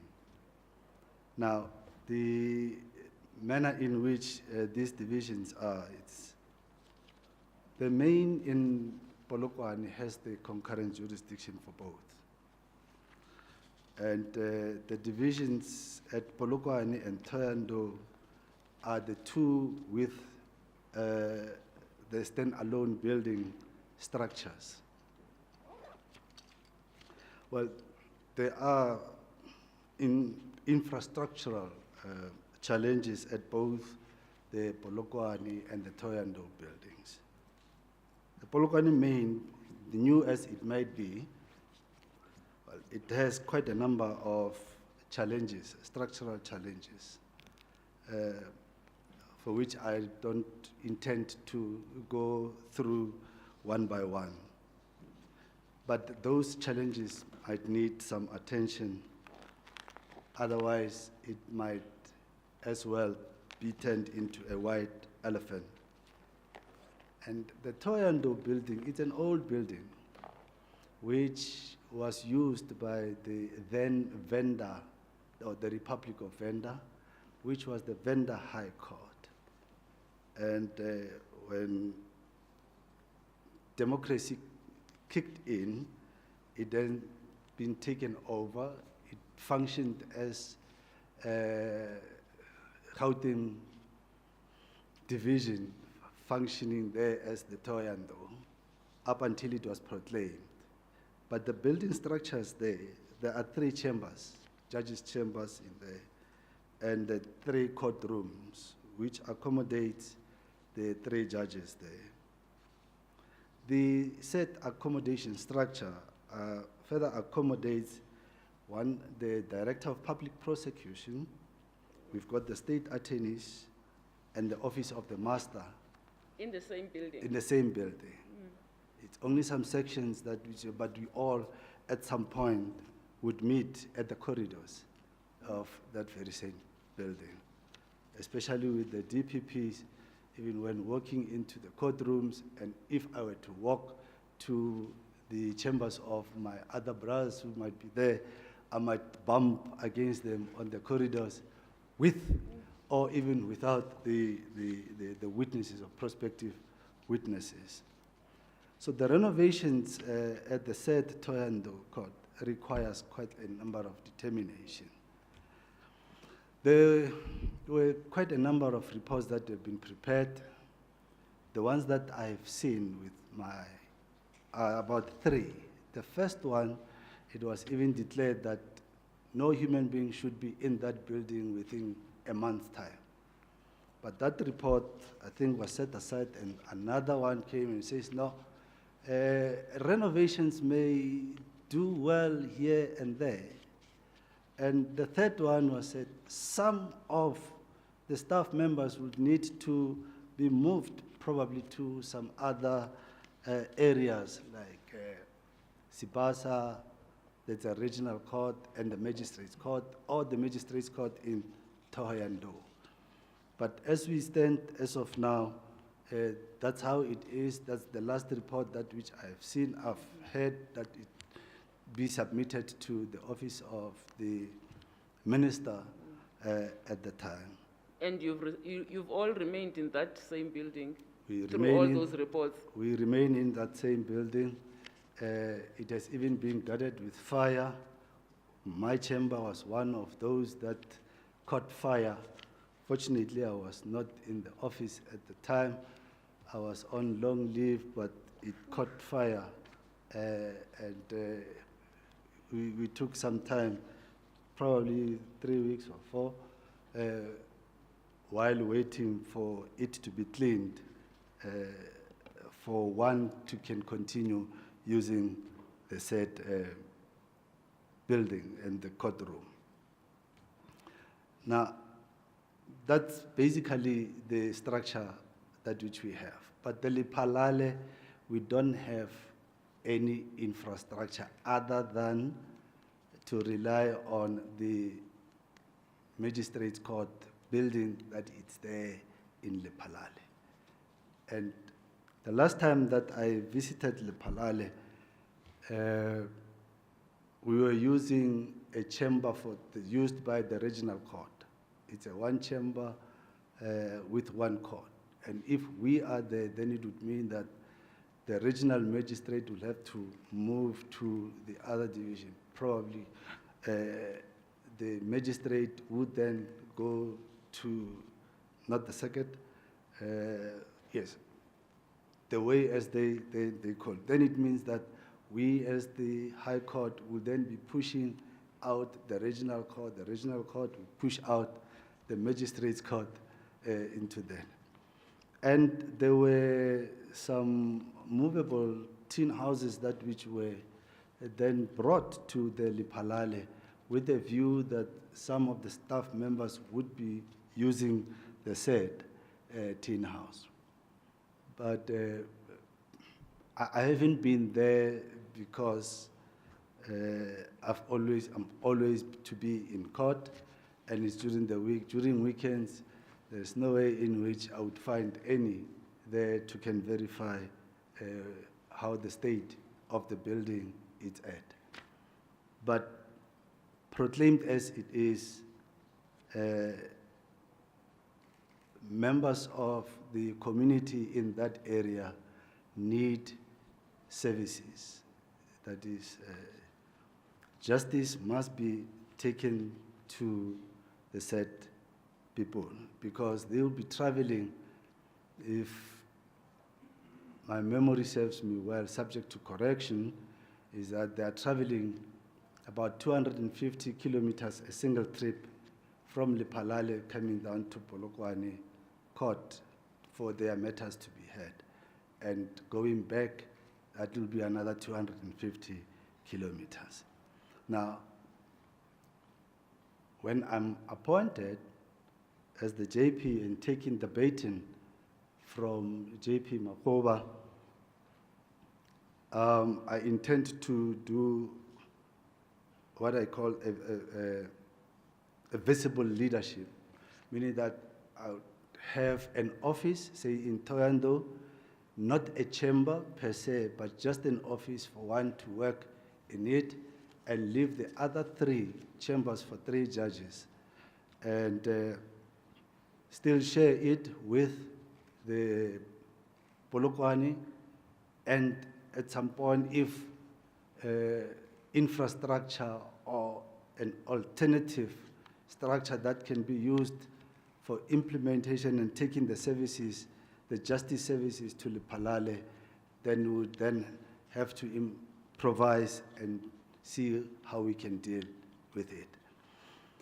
Perhaps when proclaimed, at the time when I was the acting deputy judge president, I had an opportunity of being invited by the judge president, Makuba, to join him in the meeting with the minister and dealing with the very issue of Lephalale and how to deal with. Much as I shared the sentiment of, at the present moment, because of no infrastructure, then the unfortunate part is the people of Lephalale would have to travel to come to Polokwane for their matters to be heard. That would be the civil matters. The criminal matters, the judge president more often would then create a circuit court and send one of the judges to deal with the criminal cases that may emanate from that very particular area. So, as I'm saying that the leadership that which I intend implementing would be that to be there, even though it might not be on a daily basis at all the divisions, but at least once in a week on both the divisions, or even Lephalale to can as well have there. Now, there is the issue of the access to justice, because we want the people who are staying in that area of the world of Lephalale to as well enjoy the access to justice, rather than for them to spend 250 or to travel 250 kilometers single trip. And at times with these load sheddings and the way as the support system might fail, you might find that it says, load shedding, there's nothing you can do, the roll is locked, we are bound to postpone some of these matters. You imagine a litigant traveling back home without that matter. I'm saying this because to date, as we speak, subject to correction, the Polokwane main division, we are now issuing the 10,500, meaning that the case number as it might be issued today, it might be 10,500, if not 10,490, whatever odd. But I just rounded the figure to say it's 10,500. And the waiting time for the opposed motion, as of now, the dates being given and to the litigants, it's August 2023. The unopposed, well, still a little bit fine, but it says January 2023. That is, the entire term, it's a waiting time with the unopposed. And the civil trials, well, it says October 2023. That is the last case being allocated a date is that of October 2023. And the waiting time for the Thohoyandou local division, the opposed motion, it's September 2023. The unopposed, 3rd November 2022, but the civil trials, it says February 2024.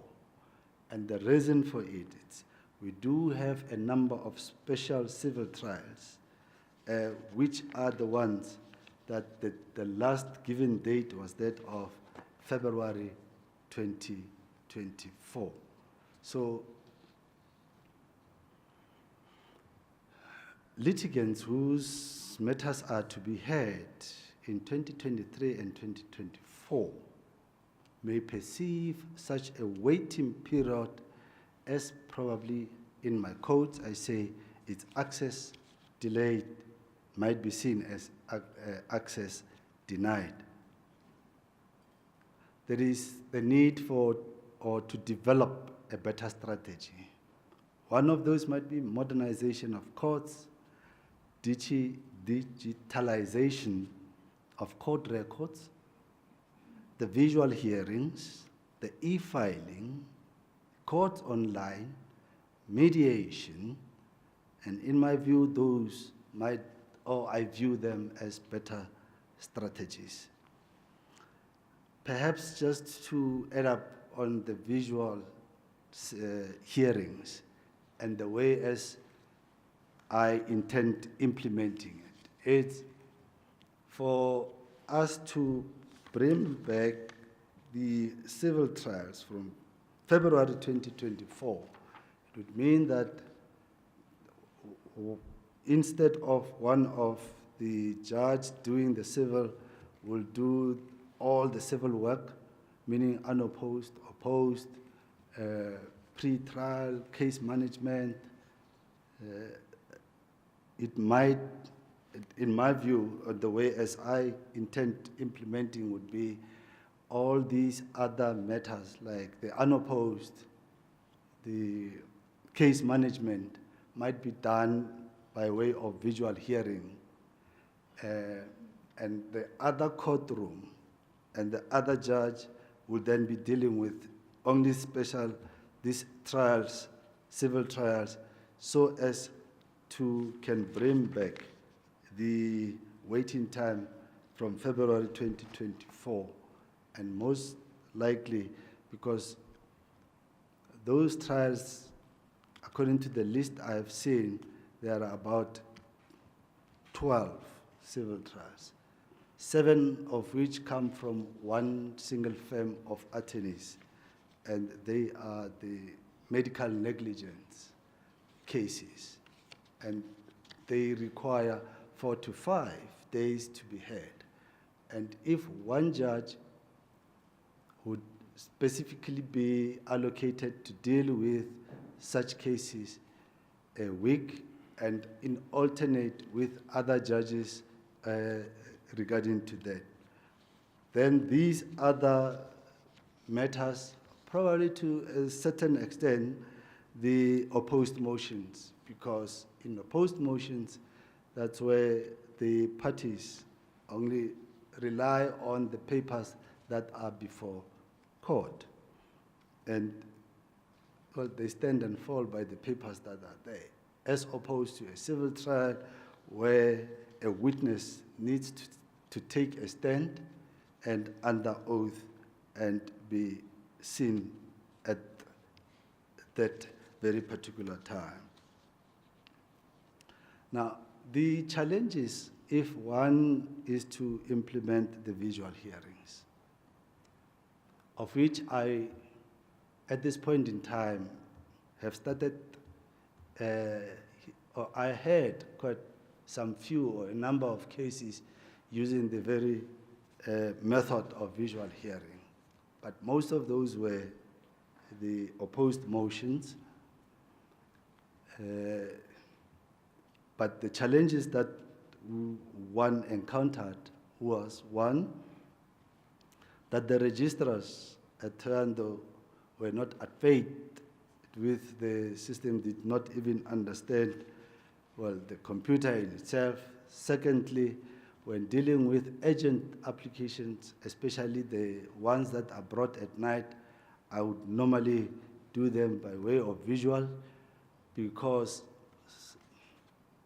some of the registrars come from the area beyond Mutale area, which is about 70 to 75 kilometers away from the courtroom. If they were to come to the courtroom to attend for the issuing of the processes and being at night, for them to go back home at that very particular time, it becomes a bit unsafe for them to do, meaning that the security of such court officials is at stake. But the other challenge that the registrars informed me of is that they are not provided with the laptops like the clerks for the judges' clerks do have the laptops, but the registrars do not have the laptops. And that being a challenge for them, and say if they as well could be probably be afforded either one laptop which can rotate among themselves when issuing or dealing with the urgent applications that we normally say it's after hours, might be of assistance. I did train some of the registrars that are there and how to deal with the visual hearing.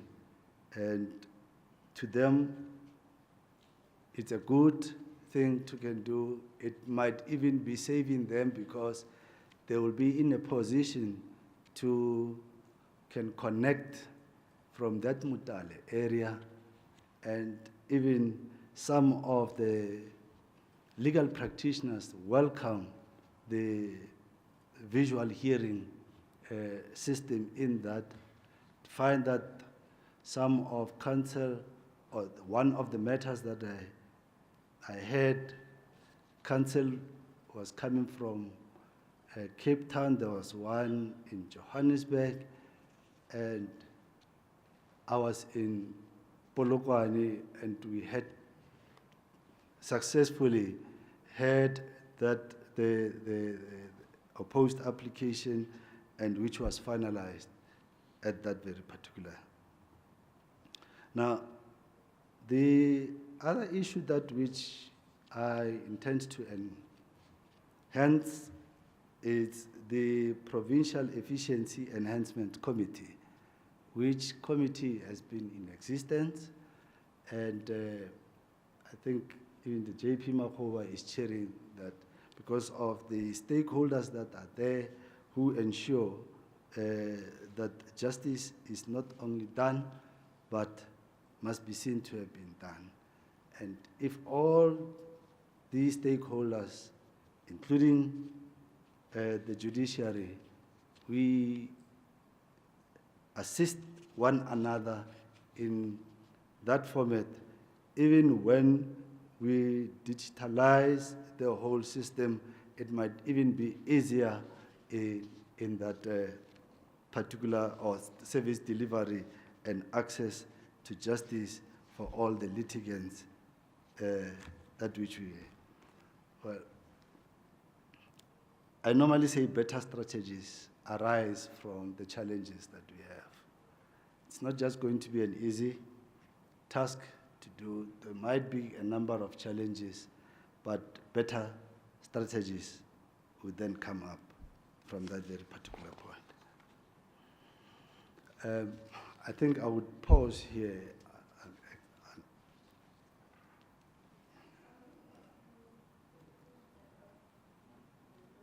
I can't hear. Sorry. Thank you. I'm going to ask you a question I asked the previous candidate, your colleague, Judge Kganyago, which impacts the transformation agenda we're all concerned with. That here we are with 3 male candidates for this position, and yet there is a female deputy judge president who was appointed to that court with the object, actually, was I was involved in those interviews. The vision was to have her take over from JP Makgoba at this moment, and now she has not even applied. Did you venture to find out what her position is, why she did not apply, and if did you seek to encourage her to do so? Well, I had anticipated that she would apply because of the very principle as you indicate. But quite a number of legal practitioners and professional bodies at the time approached me to say, will you please make yourself available? Might probably be on a hearsay basis on this aspect, but then I was informed that they approached her and she declined. And the reasons that she finished, I'm afraid I can't at this point in time put on record because I haven't discussed that with her and I haven't verified whether those were correct. But all that I was saying is right. I was undated with calls and legal practitioners and other bodies knocking at my door to say, please make yourself available. I indicated to them succession plan that anticipated would be that she would take over the baton from Judge Makova, and in that way would ensure that the transformation is effected. Based on whatever that I've been informed, it is on that basis that I as well made myself available and put my name in the hat. So you did not approach her? Pardon? You did not approach her? You did not speak to her? No, I didn't speak to her pertaining to why she did not. All that we said was, we need to talk. In fact, we met by the corridor at Polokwane when I was at Polokwane. She says, Judge, I need to talk with you about something, but at this point in time, because I'm too busy, then we anticipated that we might find time in the Cape Town when we were having that conference, but better still, we did not have that time to speak about it. All right. I omitted something quite important in your CV, which is your active involvement with the professional bodies there and the seeming passion you have for mentoring and training of aspirant lawyers and judges. Yes, it is true that, well, from my membership of the Black Lawyers Association, a loyal member, I've gone through the ranks, and even during that time of my leadership as the BLA, in the BLA Association, would do quite a number of aspiring, quite a number of other legal practitioners to avail themselves to become judges. So we would motivate all our seniors to make themselves available at that very particular point. I've been in the then Petersburg Attorneys Association. In that association would be in the leadership of all the attorneys who are practicing in Polokwane, or Petersburg as it was then. And I deputized Judge President Makova for 2 years, and after that I took the baton from him, mentoring each other and guiding each other, and more of him guiding me on how to lead that association, which I took. I took the baton from him. Even with the Limpopo Law Society, which was the then second of the northern provinces, he was the councillor at that Limpopo, let me put it, now LPC, provincial LPC. And when he was asked by the BLA to step down, I'm the one who took the baton from him and became a councillor at that Limpopo Law Council. Being the judge,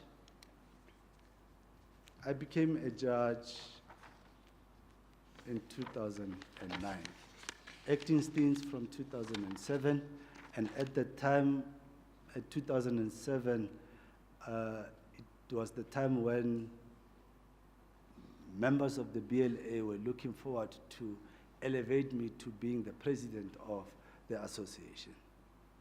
But at that time, then they whispered, how are you going to become the president, whereas we are vying you or even encouraging you to go and be a judge? As we speak, you are an acting judge in Johannesburg.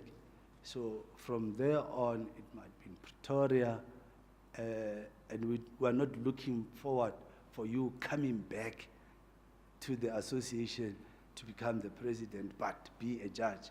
And indeed, blessed as I was, I then became the judge. But as a judge, I continued to serve the Black Lawyers Association by doing the judicial, for aspirant judges, judicial training for aspirant judges, trial advocacy for the BLA, not only for the BLA, even for NADEL. We did even for the LSSA, we did even for the Law Society of the Northern Provinces then, now the Legal Practice Council of Pretoria. So today I was even sent a photo where we did the aspirant judicial training with the NADEL, and they gave me the photo on my phone. I looked at it, I was like, oh, it reminds me then of the services that I render. But not only that, the aspirant judges, Mpumalanga, Gauteng, Limpopo, there was a time where the entire recess period, save for 1 week, would then be dealing with or doing this judicial training, starting with Gauteng, Mpumalanga, and Limpopo. We did that. I think Makhoka J.A. now was one of the judges that I would always be with when we were doing the judicial training. Yeah, he's also still very active in that regard. Yes. All right. Lastly, from me, at this stage at least, that division does not appear to be a happy one at all. One, it's not unusual for, disturbing, if not downright outlandish stories to come out of there. Accusations from practitioners against judges, and sometimes even judges against judges. And this view of mine is reinforced by something you've mentioned in your application form at page 26, where you refer to this cloud. Let me just read it quickly, and I want you to explain to us what it means. And after you've done that, tell us what you will do to ensure that there are normal relations there if you are appointed. You say a cloud of, in inverted commas, Limpopo division of the High Court Thohoyandou is captured by certain legal practitioners, is hanging. The word capture insinuates corruption on the part of the bench of Limpopo division, Thohoyandou, and I happen to be one of the judges who more often constitute a bench there. What's that? What does it mean? Well, this matter, it started when the judge president came to, or convened a meeting, which he regarded as an urgent meeting. We went and attended his meeting in Thohoyandou. There were the 4 of us, 3 judges and the JP. And he said that this division, or there's a complaint that this division, this court, is captured. And he elaborated about the capture. Say, this division is captured. And the question that one inquired from was, when you say this division, are you saying all the judges here, or is it one judge who has been captured, and so on? He then responded, possibly by a Soto proverb, but in short what it means is one rotten potato, it spoils others. Meaning that it means all the judges in Toyando, we are all captured. And the rider to it was, all these people that which are saying are captured are fighting me, the JP. They are fighting me in my personal capacity. And as a result, while they are fighting me in my personal capacity, I want you judges to go out there and show them that this is not what is going to happen, and show them that we are not going to accept it. Well, it's a pity at the time names of attorneys were mentioned. I'm not going to mention their names here. No, you don't I have think, to. yes. And we had an appeal from the Magistrates Court.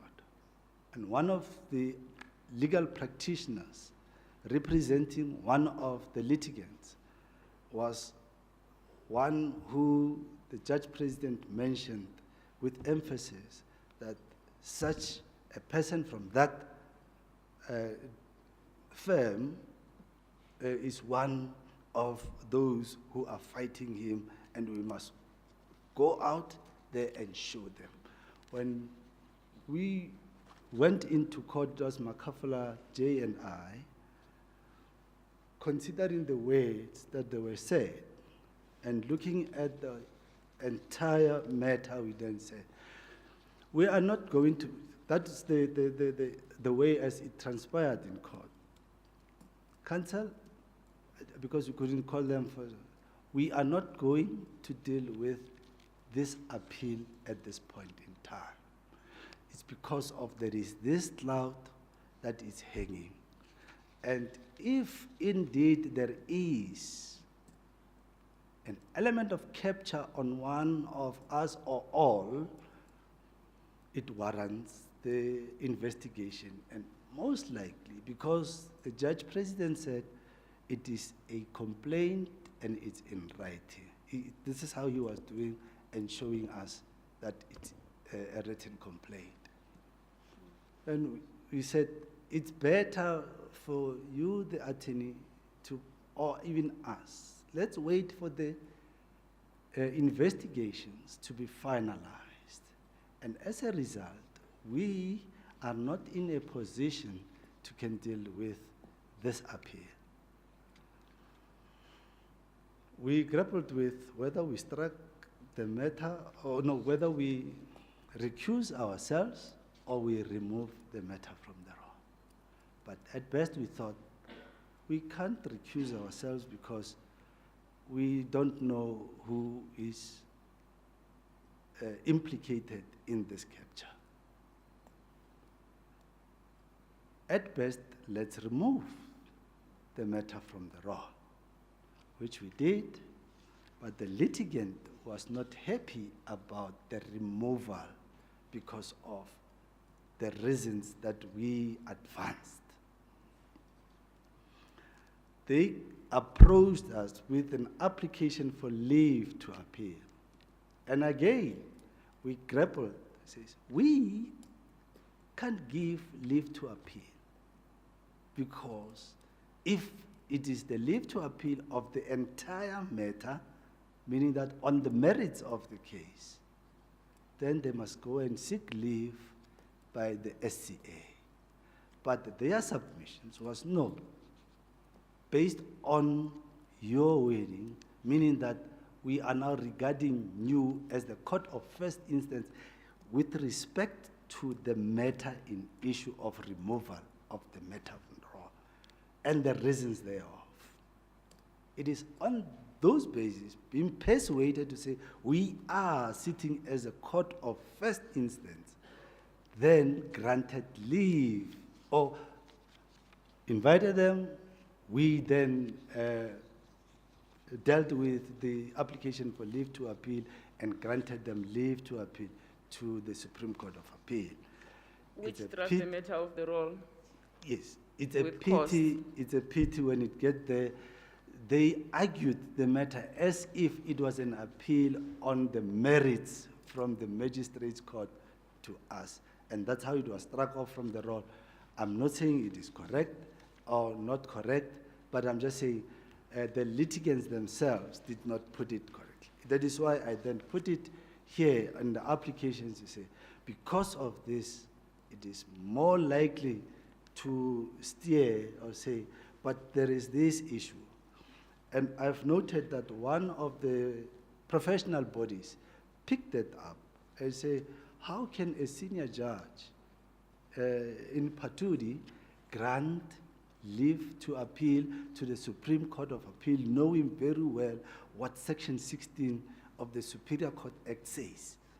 And it is on that context and that basis that I again say the circumstances that led to this impasse, it's there. Now the question is, what am I going to do to alleviate this problem? Firstly, if that application or if that complaint is no longer in existence, then it means it's the end of the matter.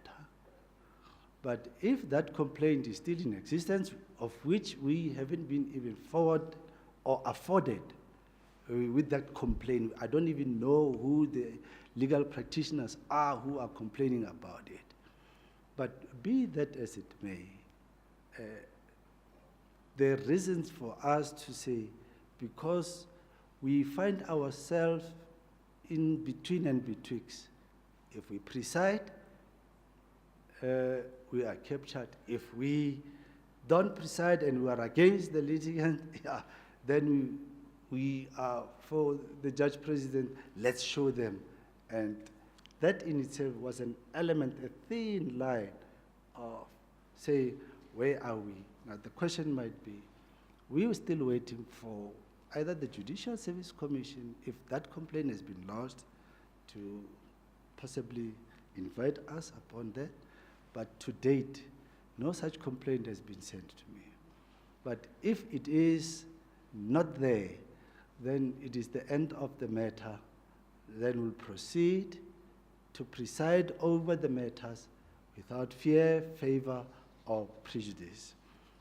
Now, the other thing is our judge president is retiring by the end of December this year. So it would mean that between now and December, that matter would be an end of itself by the end of December. It is on that basis. Is the independence of judges in the Limpopo division at risk? Pardon? Is the independence of the Limpopo judges at risk? If the complaint that it No, is... quite apart from this complaint. Okay. Mm. As of now, I cannot with certainty say they are at risk.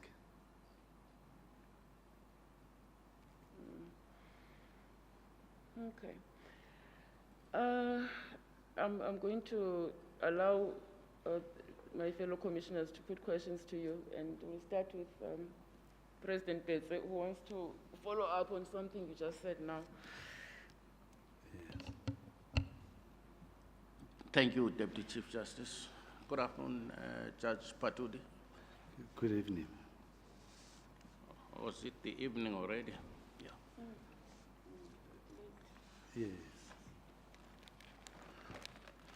Just a follow-up on this aspect. You say, in relation to this matter of Matamela and Mulaudzi, you granted leave to appeal to the SCA on the basis that in that matter you sat as a court of first instance. Correct. that was our understanding and my understanding that. And leave to appeal was granted in relation to the order removing the matter from the roll or adjourning it. Basically, it was for the reasons that which we had advanced. Yes, but in short, it was for that order. But is that order appealable in the first place? No, it isn't appealable. And why then did you grant leave to appeal? Because the litigant raised an issue of access to justice. And if the 3 judges in Thohoyandou are said to be involved or captured in that basis, how that the litigant says, how am I now going to be afforded an access to justice? Couldn't the matter have been resolved by the simple expediency of getting a judge from another division to hear the matter?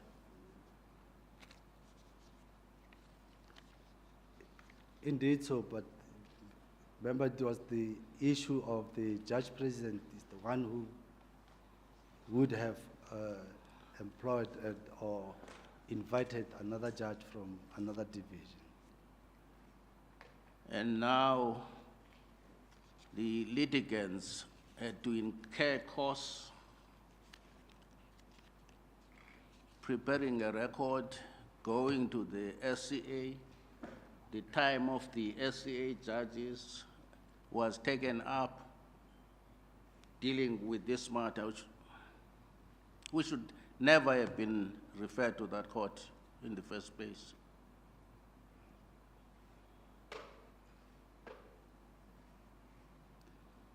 Yes, that is why I'm saying that it is based on the reasoning that we said that because of what is before us and because of the complaint as it stands, it means that all the judges that are in Thohoyandou are involved. And the litigant was more worried of the access to justice. I'll leave it at that, but I'm far from being persuaded by your response. And I find it mind-boggling that you would grant leave in a matter such as this to the SCA. Thank you. DCJ, may I just follow up on that and then close up this, about this judgment? Good evening, Judge. Good evening. What disturbs me about this matter is that the original matter involved the eviction of one of the litigants. Correct. And these are clearly not well-heeled litigants because the matter originated in the magistrate's court. Correct. And so you have an eviction order which has got dire consequences for that litigant. Correct. And the litigant is trying to appeal that order, and there's absolutely no recourse available to the litigant. Yes. Remember, okay, sorry. I thought you had... Yeah, and ultimately the litigant manages to get sufficient resources to take the matter all the way to the SCA. And even there, the SCA is compelled to strike the matter simply because the order that was granted is incomprehensible. And so, with great respect, Judge, I've got a difficulty where you say, well, the matter has now been finalized. It hasn't been finalized for these litigants because it's affected them in the most fundamental way. Yes. Can I just get your response to that? Just to the impact of all of this. I understand the situation at the Thohoyandou court. But I just really want to focus on the impact of all of this on this poor litigant. Well, indeed, so we looked at that, and even the impact of this person being evicted, related as they may have been, the two of the parties, but the issue there, we grappled with if we find ourselves on the wrong, if we are with, we'll then be finding ourselves to be complementing the complaint. But I understand that the litigant, because there's an order of eviction, and that person might find himself or herself on the street. We made the Judge President aware of it, of the judgment. He even arranged that an acting judge, together with the other judge, must then deal with the matter.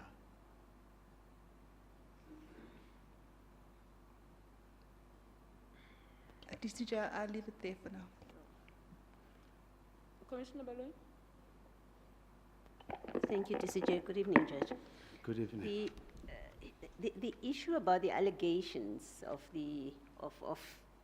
whether it's an individual or many of you that are captured, you say, well, that issue is now over because nobody's laid a complaint.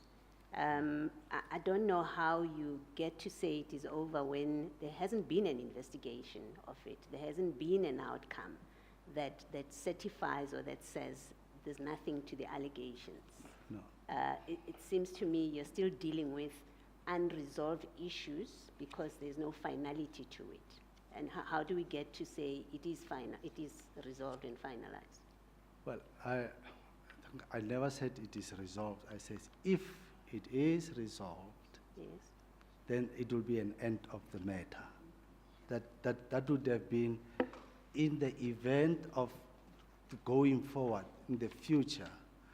So I even said that we did not receive any complaint as yet from the Judicial Service Commission, and neither did we receive anything. So the investigation, if there is no longer a complaint, then it is the end of the matter.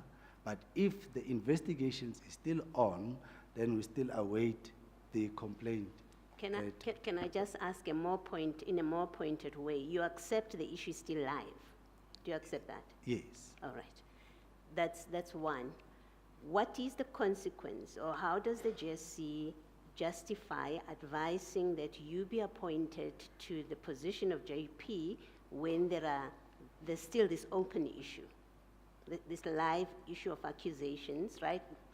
And without talking about the merits of it, there is an accusation, you admit and accept that it is still a live issue. How does the JSC rightly advise that you be appointed to the position?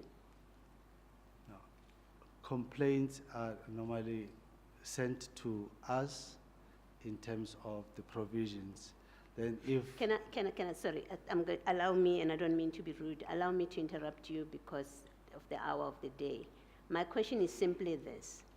Can we, as the JSC, credibly advise the President to appoint someone in respect of whom there are unresolved allegations?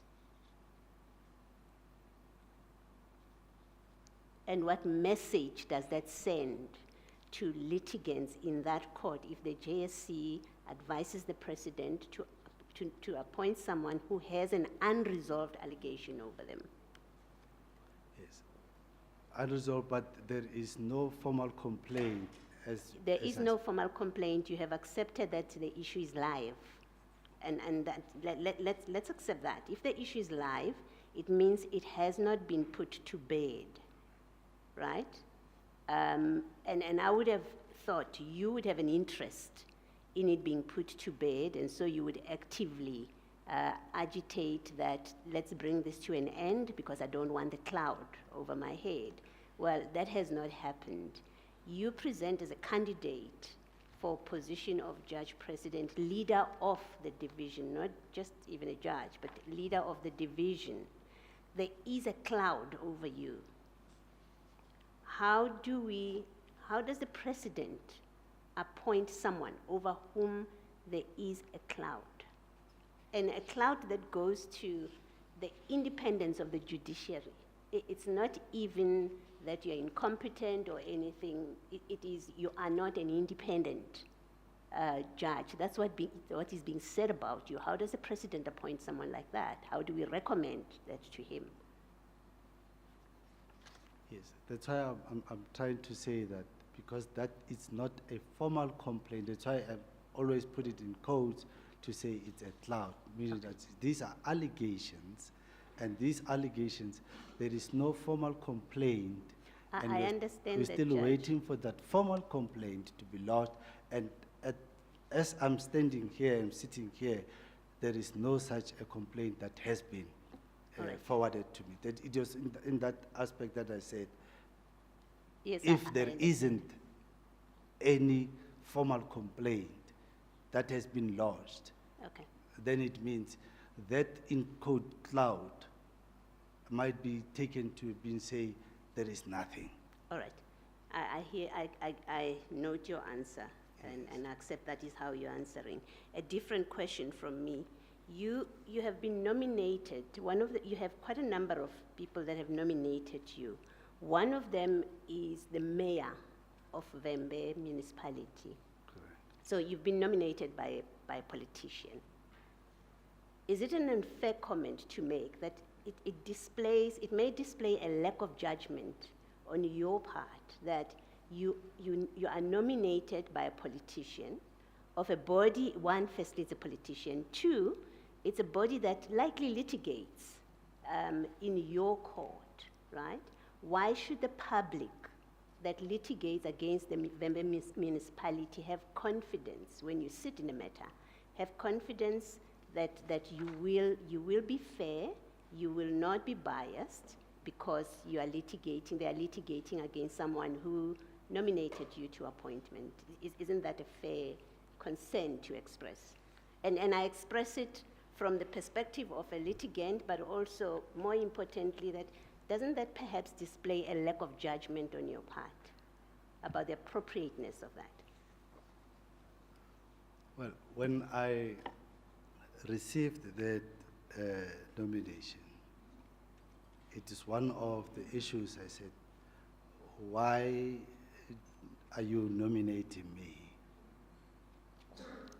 The reasons advanced was that I assisted while administering the oath of councillors. There was an aspect where the oath that which they were taking lacked an element of uphold the Constitution of the Republic of South Africa. And based on that, I then indicated I'm not comfortable to stand here and administer an oath of this nature where the terminology uphold the Constitution of the Republic is lacking. And they expressed a view to say that it's for the first time that they find a judge of my integrity, and as such, they would love to appoint me as such. But being as a judge, we preside over matters without fear, favor, or prejudice. Even as litigants that they might be coming, all their matters that might be coming before court will be presided over without fear, favor, or prejudice. All right, may I please interrupt you, Judge, just so that I get a straight answer from you? Is your answer that you see nothing wrong in the fact that you've been nominated by this person or this entity as I've described it? The answer is it's a yes or no. Well, can I put it differently to say that I've been persuaded to accept their nomination. Okay, can I say this to you, that I take it your answer is, this is what I take from you. It's you say there's nothing wrong in you being nominated this way. Well, that's what I'm reading from you. I looked at it because it's not that it's from the ANC or the EFF political party per se. Okay, thank you. Thank you, DCJ. Judge President Makgoba. Thank you, DCJ. Good afternoon, Judge Patudi. Good afternoon, JP. Judge Patudi, you will note from the comments of the law bodies, in particular, our Society of Advocates, that side, who are practitioners daily in our courts. Now, the outcry is that you lack sufficient working knowledge of the law. That's their outcry. They say, irrespective of the number of years you have been sitting as a judge, you still lack the sufficient working knowledge. Speaking for myself, I would not crucify you on the lack of knowledge of the law per se, because even the most of the celebrated judges do err. But my concern would be with regard to the controversial nature of the judgment you deliver and the orders you issue at one stage. Then I'll give examples with regard to one or two cases just to highlight that. If you refer to the case of, this case even went to the Supreme Court of Appeal. It's a judgment dated at the Supreme Court of Appeal was on the 14th of October 2019. The case of NW Civil Contractor CC versus Anton Romano Incorporated and Sheriff of Toando. Now, you'll recall that in this matter, you made an order that a particular judgment in which a certain attorney was involved as an attorney of record there, that judgment you declared it null and void, invalid, on the basis that that attorney at some point, though he was an admitted attorney, at some point, a particular period, he practiced without a Fidelity Fund certificate. Right. That was your order. You said the judgment is invalid. Now, in the light of that judgment, that order, there was a scramble among the attorneys in that area of Toando. They went to go and search whatever judgment that attorney got involved in as an attorney of record in order to bring them forth. Apparently, they needed those judgments also to be declared null and void, depending on whether such orders would be in their favor or not. Then, when I realized that as a judge president, when I heard about that, I acted immediately and issued a directive, a written directive to all the legal practitioners to say, good people, please do not take those steps to go and take matters before that the judge go and declare them null and void. More so that the respondent in that matter has petitioned the Supreme Court of Appeal for appeal, since you had already dismissed the application for leave to appeal. I made that request to the legal practice by way of a written directive. And in that directive, I emphasized that that order you issued had very serious repercussions. One, it means that all the parties whom that attorney represented, if it's a divorce matter, then the parties then become remarried.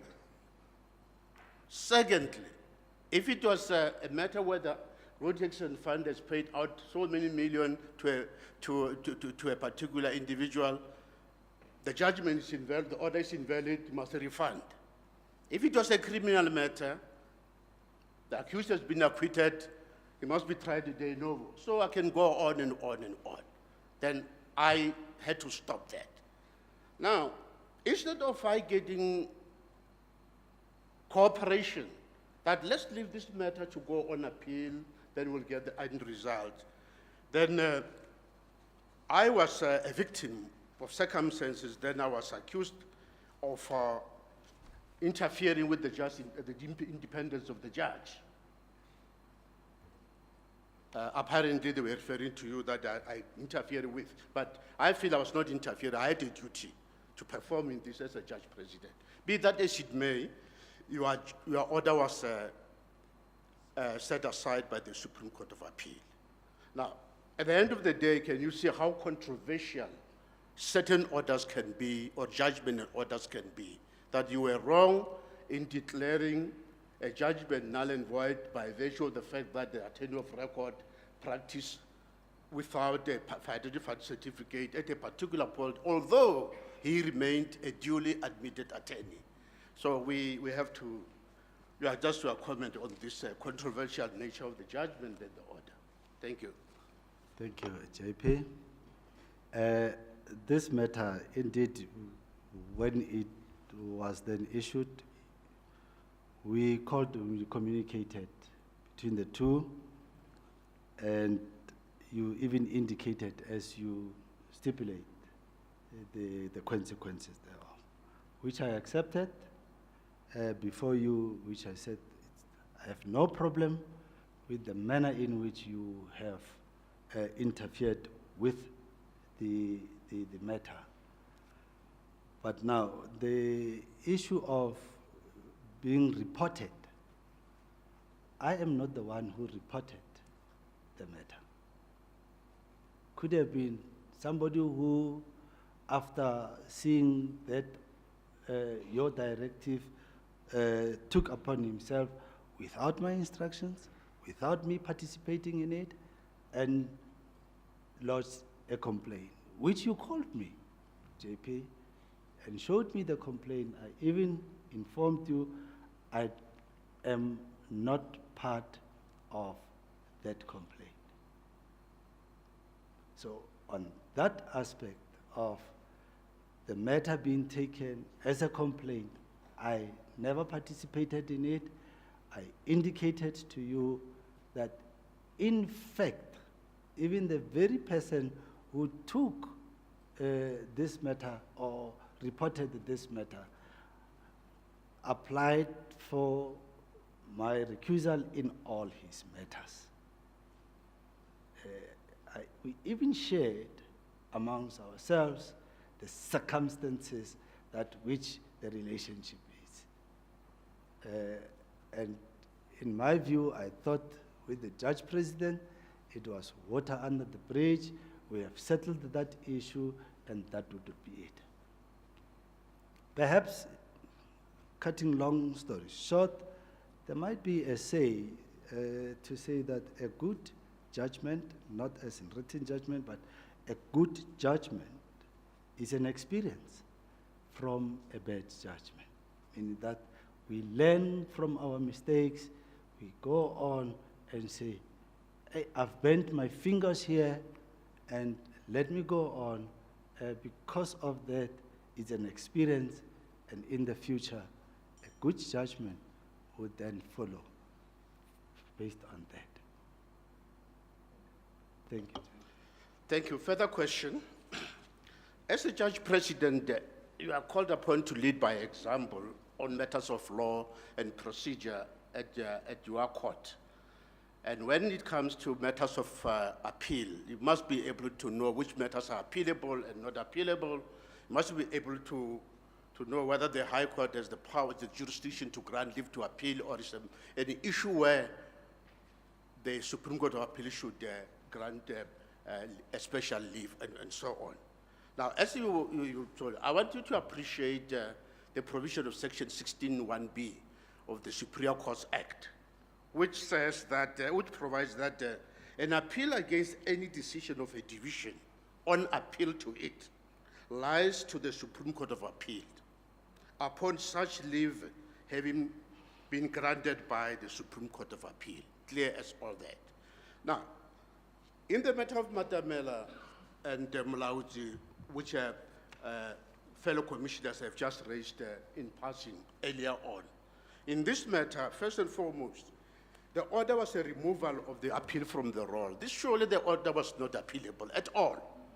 Secondly, you said with Judge Makavula, the legal representative approached you sitting as, mind you, as a court of appeal from the decision of a lower court. Then they came to you on application for leave to appeal. Then you granted leave to appeal against the provisions of Section 16(1)B, because you had no, but because you were sitting as a court of appeal from the decision of a lower court. So this, what I appreciate, that a working knowledge of especially procedural law as a judge, but it's very, very important. As a JP, you are going to be the person who are going to draw up the appeal rolls. You must know which matters you put on the roll and which do not belong to the roll, and so on. Your comment on the lack of this sufficient working knowledge of the law, your comment on this? Well, the provisions of Section 16, I think I've already elaborated on it, but if 3 judges preside over the matter as the court of first instance, then... Sorry, I'm sorry to interrupt you. I'm not talking about, a full court sitting as a court of first instance, please. I'm talking about you and Judge Makafala sitting as a court of appeal on a decision of the lower court. Let's just confine ourselves to that, please. Thank you. Yes, as I indicated, that I've already indicated the circumstances upon which we then set on that matter, which I've elaborated earlier on. DCJ, I don't know if must I repeat myself on that aspect again. If you feel you've answered the question, then that's all you need to say, and that's that. That's why I say I thought I've answered that question when we were dealing with it earlier on. But if the time say the understanding of Section 16 would be say, if 3 judges are sitting as the court of first instance, then any litigant who seeks leave must first obtain leave from the said judges, because they were sitting as the court of first instance. That is his answer, JP. You take it or you leave it.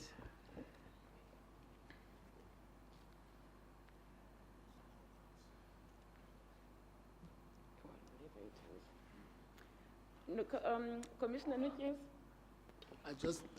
Good afternoon, Justice. Good afternoon.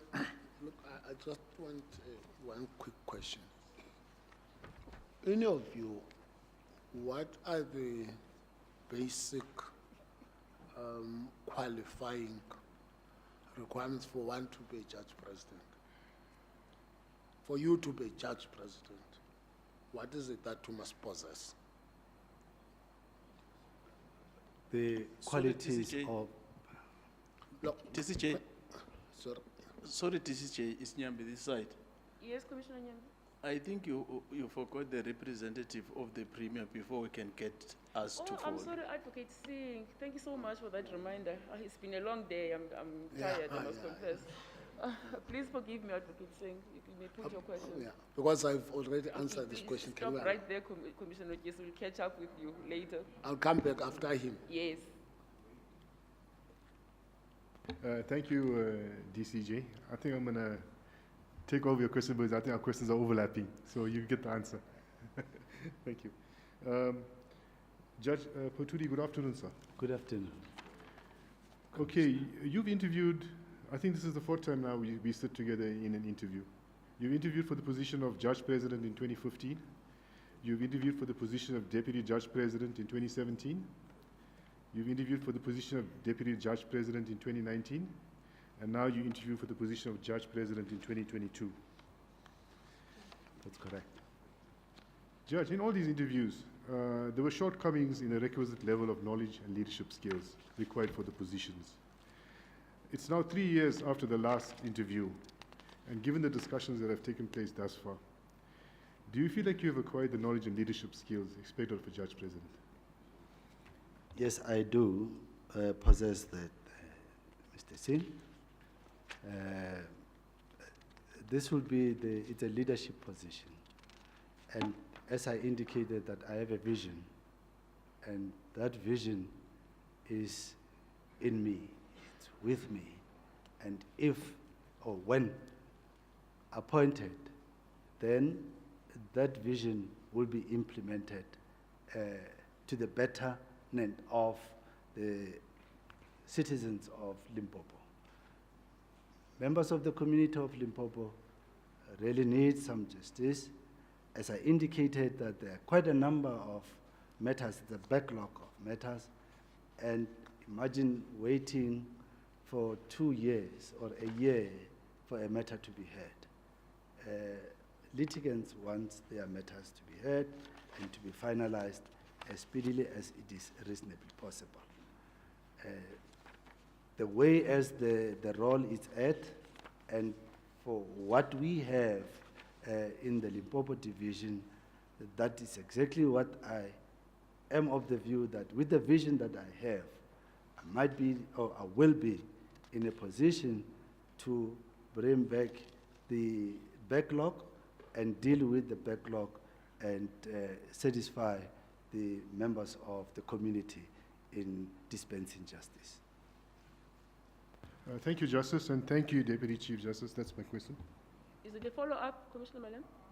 Okay, Commissioner Noties? Thank you, TCJ. I've already greeted you, Judge.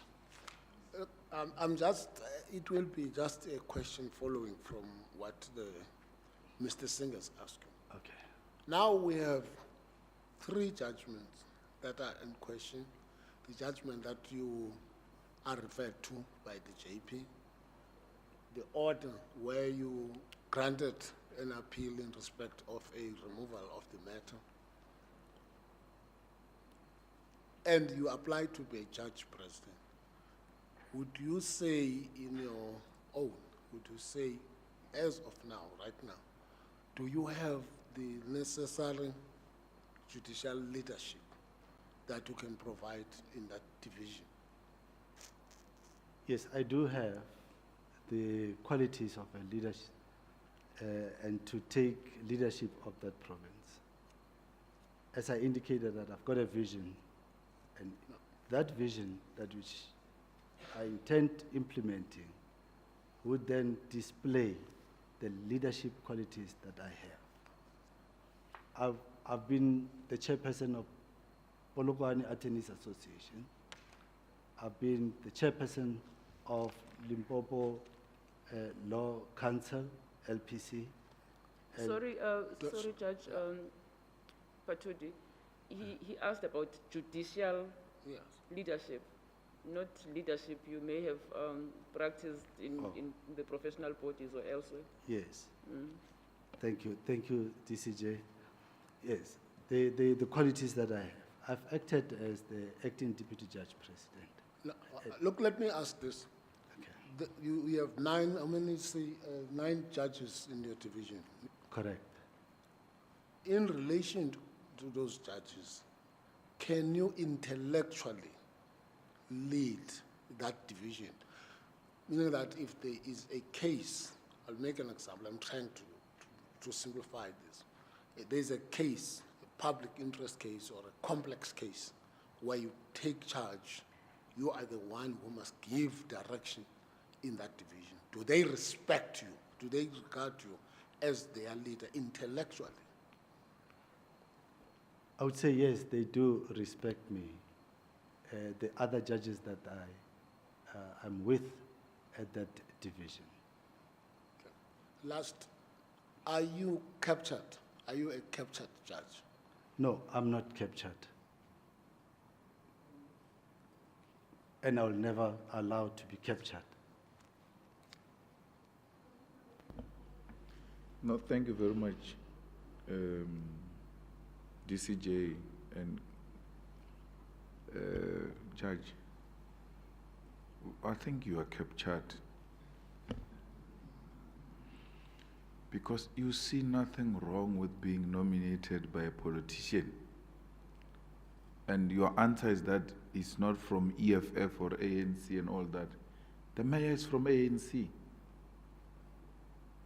He's not from SCO or some church or anything. He's from ANC, and you see nothing wrong with that. And you say a politician is a person who comes from EFF, ANC, what. You know, when you fill up forms and were asked, what do you do for a living? And you are a chairperson of a branch of a political party and you are not employed, you can't tick politician. You tick unemployed. You become a politician once you assume an office of politicians. So why would a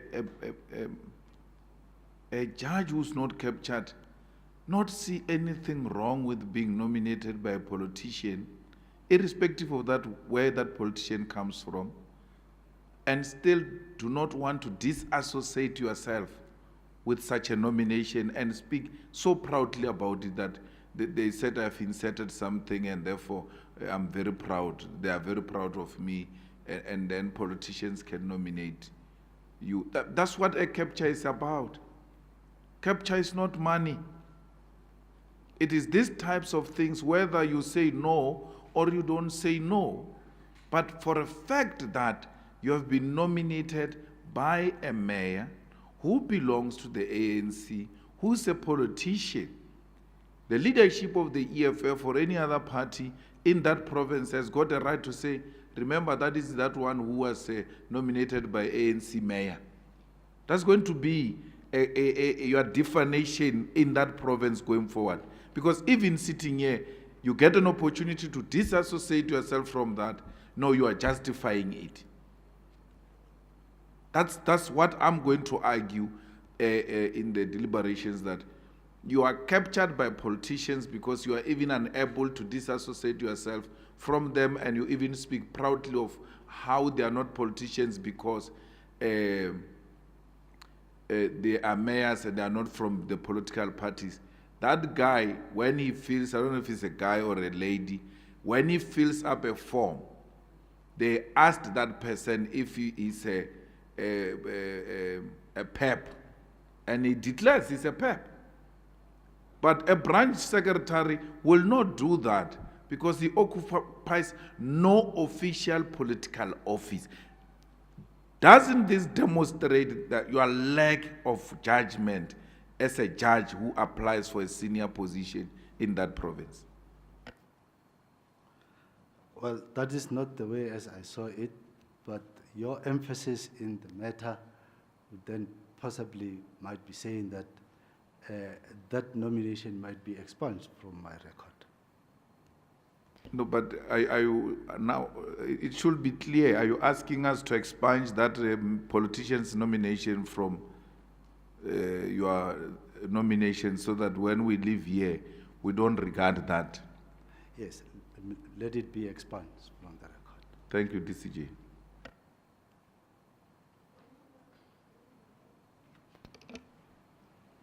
Thank you, DCJ. Good evening, Judge Patudi. Good evening, Commissioner. How are you? Fine, yes, sir. Judge Patudi, I think you've seen the objections from different legal bodies. I want to hear you on this one from PLPA, where they are saying you have shown no interest in the profession and that you have on numerous occasions been biased in matters before you. What is your answer on that one?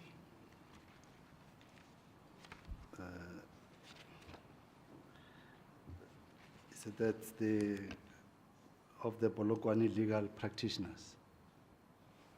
Yes. Specifically, which number are we referring to?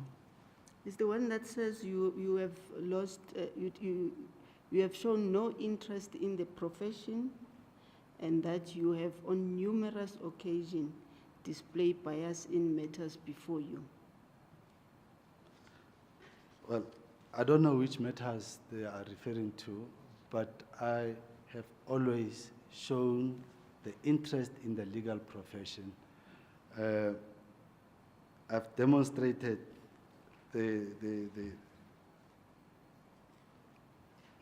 by engaging or even participating in the aspirant judicial training. And in that aspect, I think you as well can bear testimony that when we were at, I think it's in Mpumalanga, you were one of the aspirant judges who attended the said course. And I've expressed my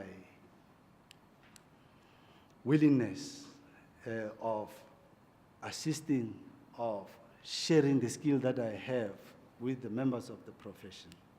And it is on that basis that I don't know which matters are they saying that I've shown to have been biased. Okay. My second question to you, we are sitting with a problem here where there's no woman who is the head of court. Correct. And out from Limpopo, we've got 3 males who are applying for that position. Correct. Again, out of your, when you were outlining your vision, I didn't hear you saying anything about how are you going to assist in creating a pool of women who will be judges in future. Indeed, it might have been an omission in dealing with that, but that would be the first priority. One, that the demographics of judges there in Limpopo are lacking of the appointment of a woman. As we speak, when appointed as the JP, there will be 2 vacancies created. Judge Homu is retiring day after tomorrow. That is his last day, on Friday. And the vacancy is created because of that. When appointed as the JP, another vacancy is created, which might be likely to be, or not likely, but priority would be given for the appointment of women and for the demographics of that division to be at par with what democracy dictates. Thank you, Judge Patudi. Thank you, DCJ.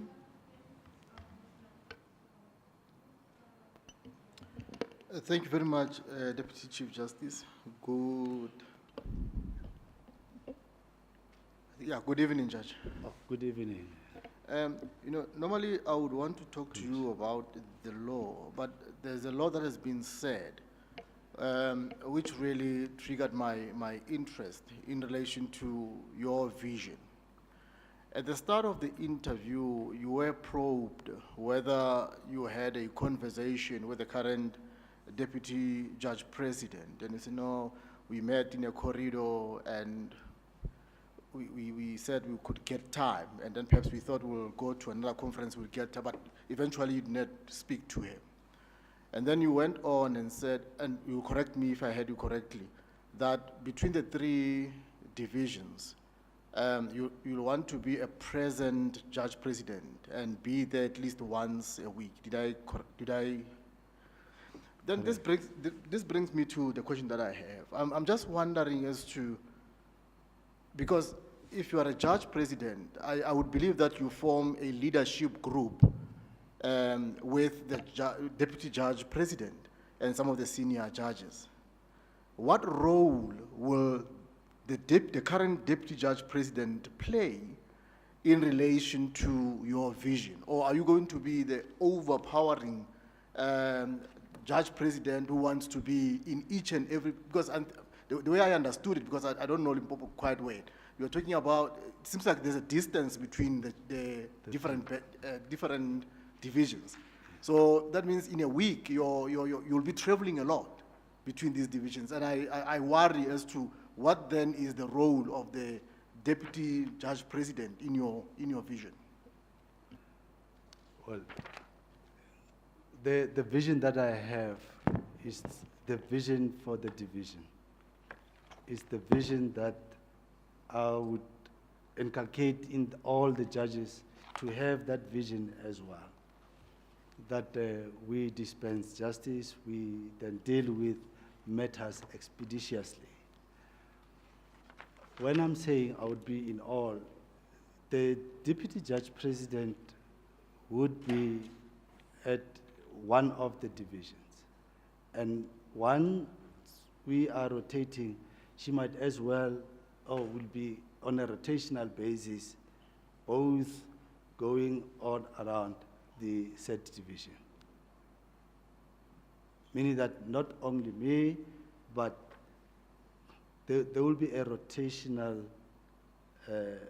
policy that judges, we must rotate, like as now there are terms that which the judge president would rotate us and say, this term be in Polokwane, this term be in Thohoyandou, and so on. Or not every week? No, not every, all I was just saying is that just to be visible. Okay. Thank you very much, Deputy Chief Justice. Thank you, Commissioner. Any further questions, colleagues? Yes, DCJ, if I may. Okay, it was Commissioner Makwanisha first, then you follow. No, thank you very much, TCJ. Good evening, Judge Patudi. Good evening, Commissioner. Just one question. There's an objection that is being raised that you lack collegiality. Is it true? It is not true. It is not true because we communicate with the judges, we communicate with one another. It might be by WhatsApp. Remember, there are those who are in Polokwane, those who are in Thohoyandou. Most of the time, I'll be in Thohoyandou. But given a chance of being in Polokwane, I'm collegial with the judges there. We at times communicate via WhatsApps.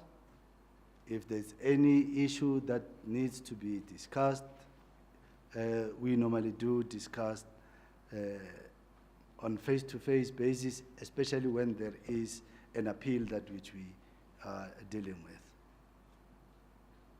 To show that there is collegiality, even today with my colleague, Judge Khanyago, we've been together in the holding, I called it a holding cell, where we were seated there, we were talking, we wished each other good luck with these interviews. So it is not true that there is no collegiality amongst us. Thank you very much, TCJ. Commissioner Nkaito? Thank you, DCJ. Judge, I just have two questions to ask you.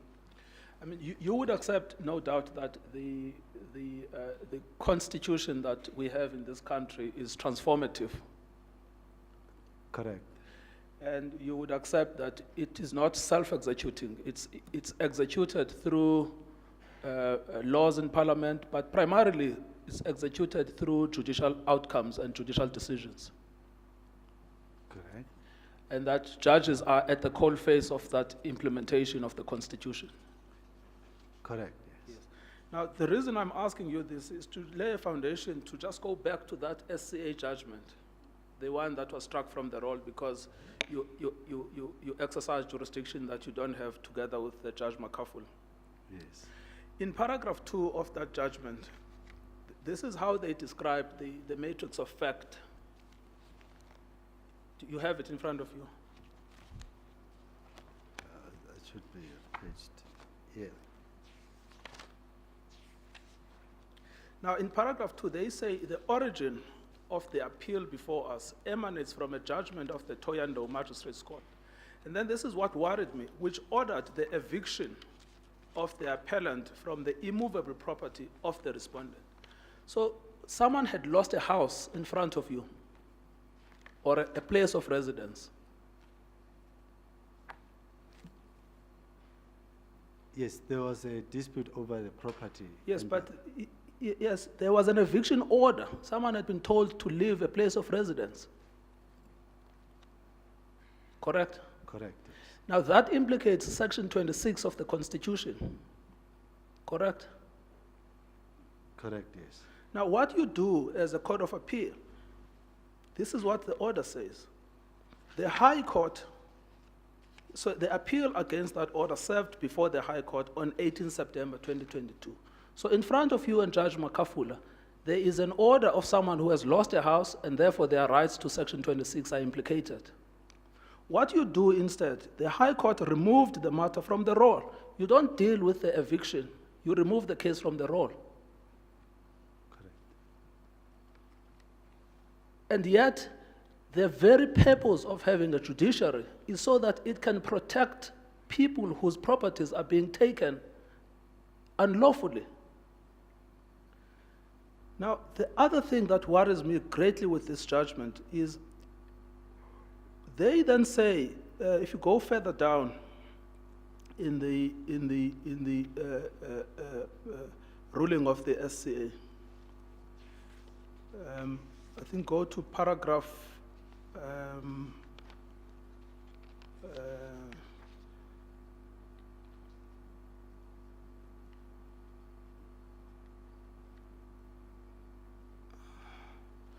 sorry, I just want to go back to this paragraph. Unfortunately, I can't mark it from my computer, but there's a second issue of this judgment that really worries me.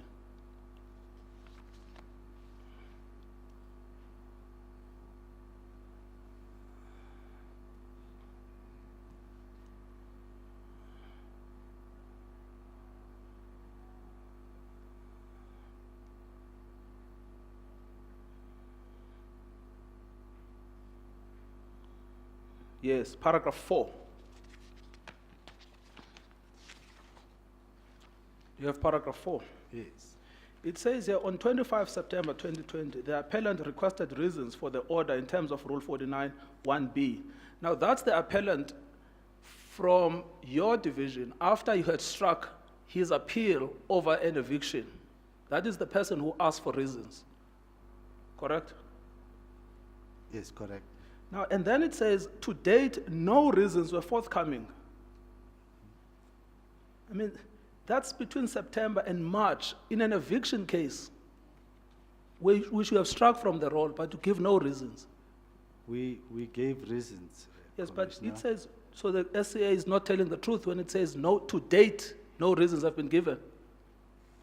Well, that's why I said we gave reasons, but because it's not even captured there, I don't know what happened to those reasons, but we did finish the reasons.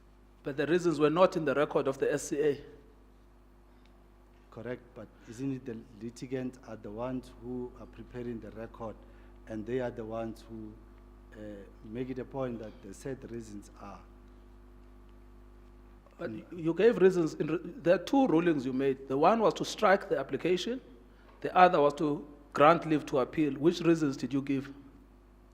The reasons for the removal of the matter.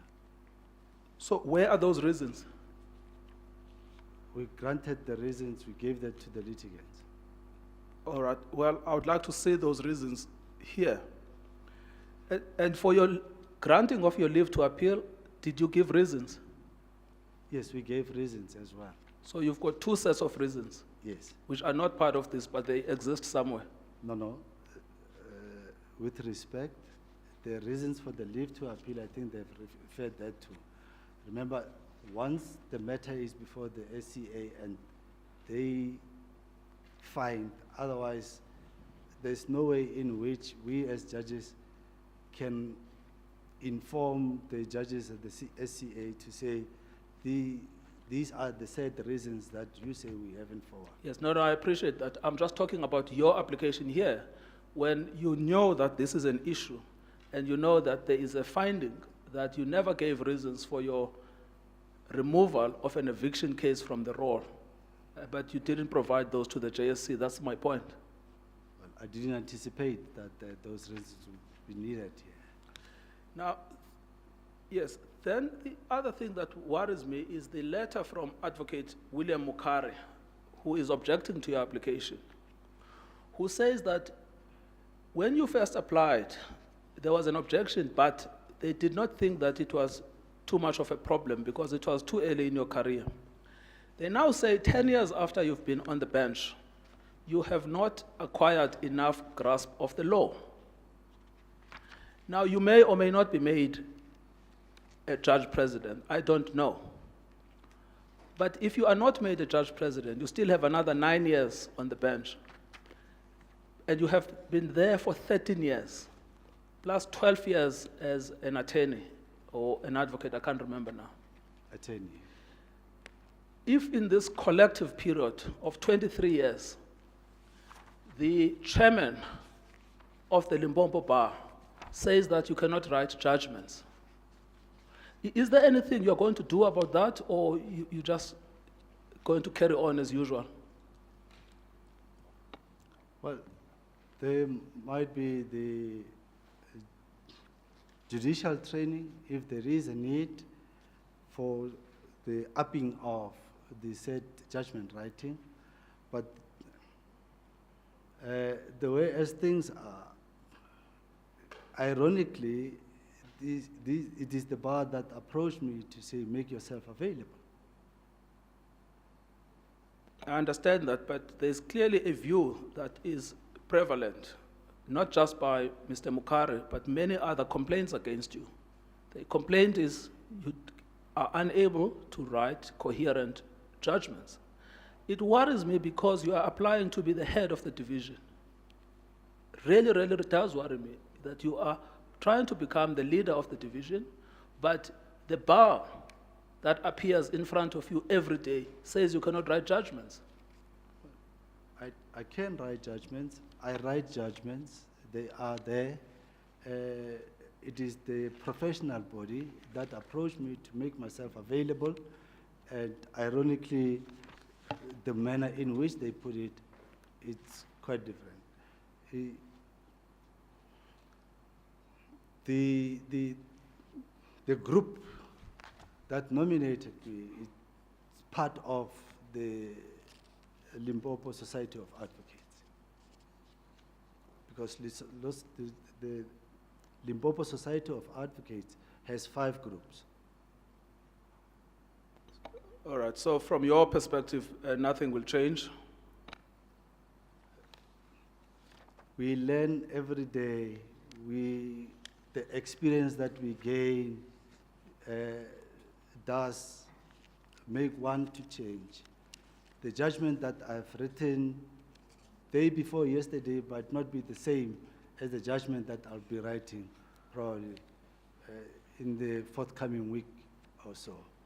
As I indicated, that at times a good work is an experience from probably a bad experience, but that it makes and it sharpens one to be a good judgment writer. Yes, just the last point, DCJ, if you don't mind. I mean, my first point, which was your apparent indifference to eviction cases that implicate Section 26. Are you going to do anything about that? It's a judgment, it's matter, it's gone. I'm functus officio now, unless if it comes back again. But as of now, that matter is not before me and it's out of me. Just a quick follow-up, DCJ. Judge, when Advocate Mugai Toby spoke about judgment writing and that they say you can't write judgment, what are you going to do about it? Did I hear you saying that if there is a need for going to judgment writing, such things can be considered? Did you say that? I'm saying that as and when we attend these seminars, as and when we attend the workshops, that themselves will up the skills of one in doing that. That's why I even said that a judgment that I may have written yesterday might far be different from the one that I might be writing the next week or so. No, I want to understand that we're going to have a JP who's going to be attending judgment writing. No. Oh, okay. Follow up, DCJ? Yes. Judge, I think Advocate Ngatobi asked you a very important question. And I'm not sure if you, or maybe I misunderstood his question, but if it was not his question, then it will be my question. And I'm not going to use the word indifference. I'm going to say the apparent lack of care in eviction matters that implicate Section 26. We are not talking about the one that is gone and dusted. Okay. When those matters come before you, what will then be your approach? It will be to deal with those matters expeditiously, taking into account the right that is entrenched in there. Thank you, DCJ. No, sorry, I'm sorry. I have to follow on this question from the professor. Let us not flog. Yes. a Yeah, responsibility. I'll take your guidance, DCJ. I won't say anything more. Thank you, DCJ. Judge Patudi, there's one of your judgments that I feel compelled to deal with simply because it has garnered in the past a fair amount of attention. Can I ask you to open up your application and specifically section 16.1.4, where you deal with the shy decision?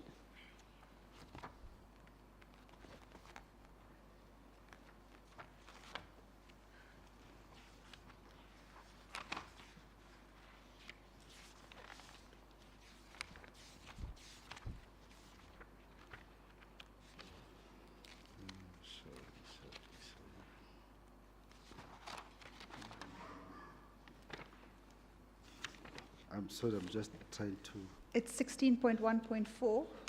It's paginated page 23. Page 23.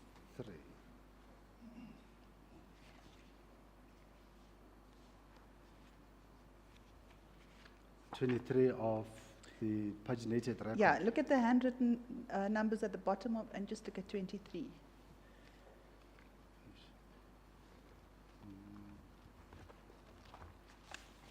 What do we combine?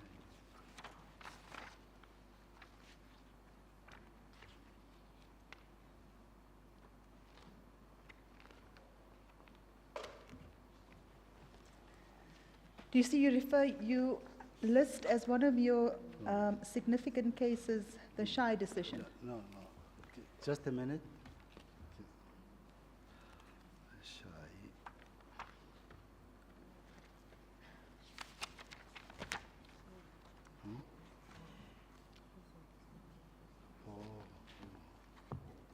Do you have a Judge Patudi? Yes, 16.1. 16.1.4, you list your shy decision.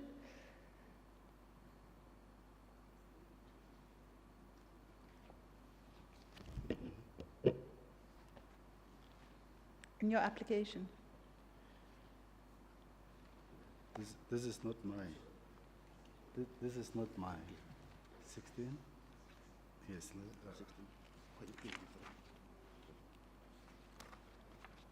16.3.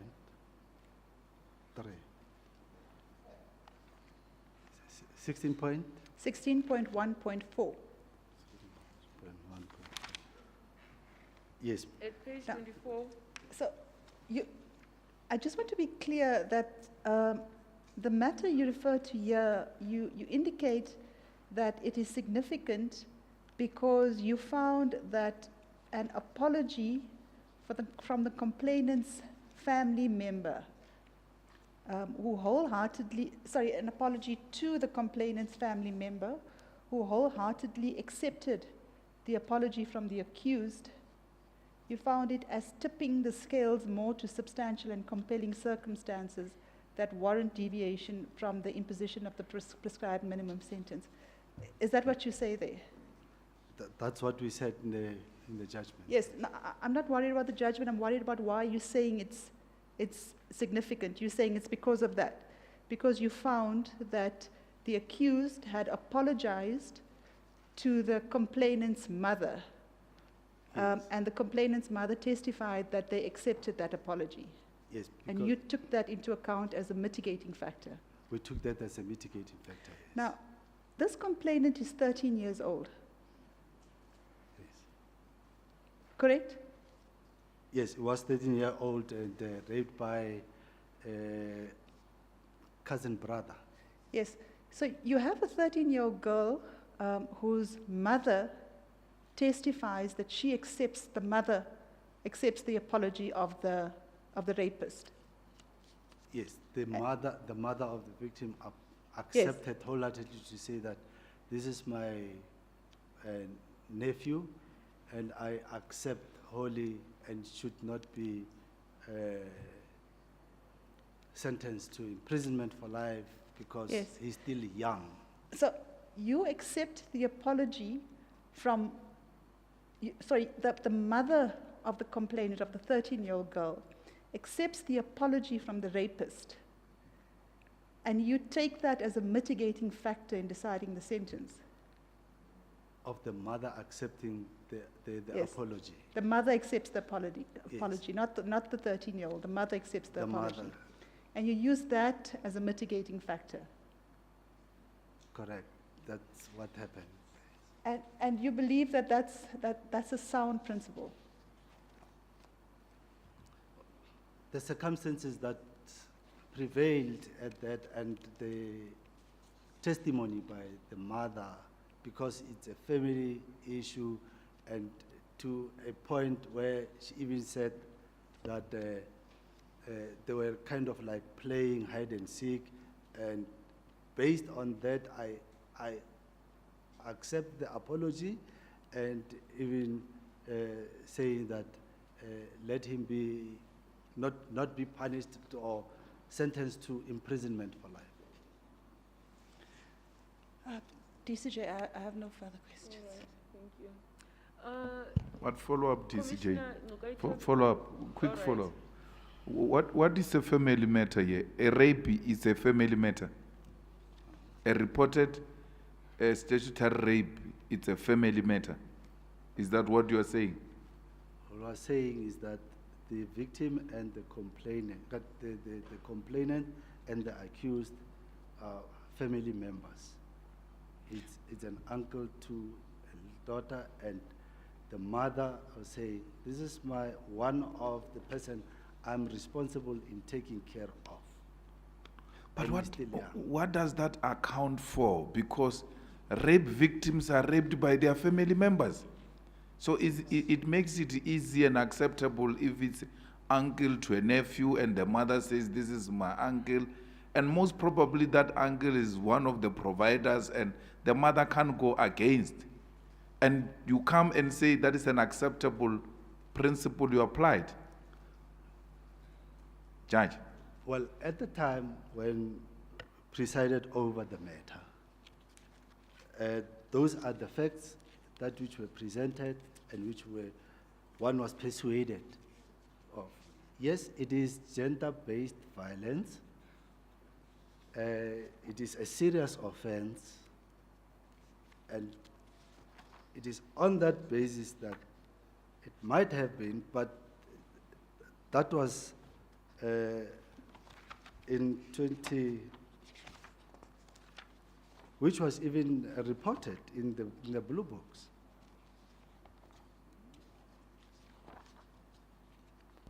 Thank you, DCG. Colleagues, there must come a time when we stop interviewing this candidate. It's clear that we can go all night. Commissioner Nugaitwa, I'm going to give you a chance to put the question you wanted to put if you still want to. And No, then definitely not. Fine. DCJ. Yes, thank you. Commissioner Bredenbach, do you have a question for the candidate? Commissioner Barnard doesn't Did I have say any Bredenbach questions. again? You must, well, when I say Bredenbach, you must just know I'm referring to you until she's back. I thought that might be a signal that I mustn't ask a question.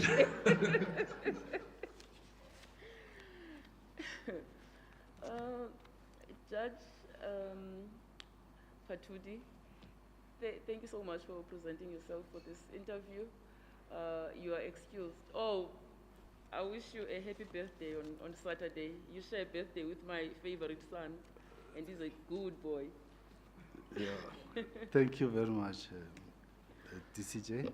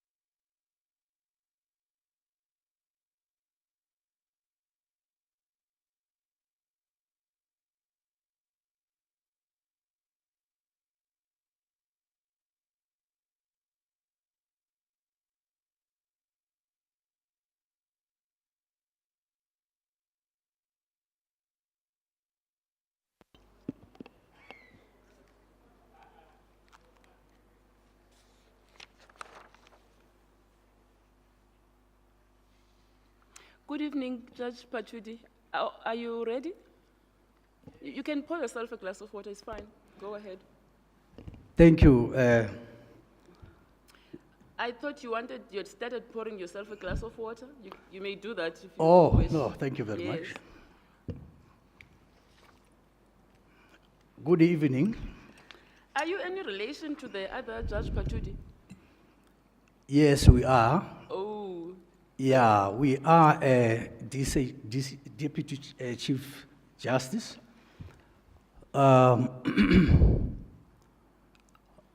He's my brother, cousin brother. oh my goodness. And you ended up being judges in the same division. Yes, indeed. That's a happy coincidence. You hold a BUris, an LLB, an LLM, and a higher certificate in theology. Yes, indeed. That is correct, DCG. Judges seem to have a fascination with theology. I know quite a few of us who go that route at, Oh, at yes. a certain age. What was the attraction for you, if I may ask? I've always been curious about this phenomenon. Yes, after studying law generally, I developed an interest in comparing our law with, the divine law, to understand theology, the basic principles of theology, and try to see a comparison where can the two meet in order to arrive at the notion of justice. Because justice and religion go together. Indeed. Yeah. You've had a somewhat checkered legal career. You were once a legal advisor in the corporate world, I see. Yes, indeed. And then left the money and decided to go and teach. Yes, I left the corporate world to join the academic world. And then you went to the bar. Not the traditional bar, Oh, were you but I was just admitted as an I advocate see. All right. under the 1964 Act. Oh, I see. And after a short while, you went to the sidebar. That is correct, but that was after 10 years practicing as an advocate and also being a law lecturer at the University then of the North. And you spent about 15 years at the sidebar. To be precise, the CJA, that would be 16 years as the sidebar. Okay. And during that time, you were quite busy with other business. You were involved with the BLA, the Law Society, the Arbitration Foundation of South Africa, the Limpopo Law Council, Yes. and of course, you're a lay preacher. Yeah, that came now recently. Yes. All right. How have your tenure on the bench, how has it been? Have you been a prolific judgment producer? I would say Have you been so. reported? Tell us. Yes, I would say so. How many judgments have you written in your time? Well, there are quite many, to be honest.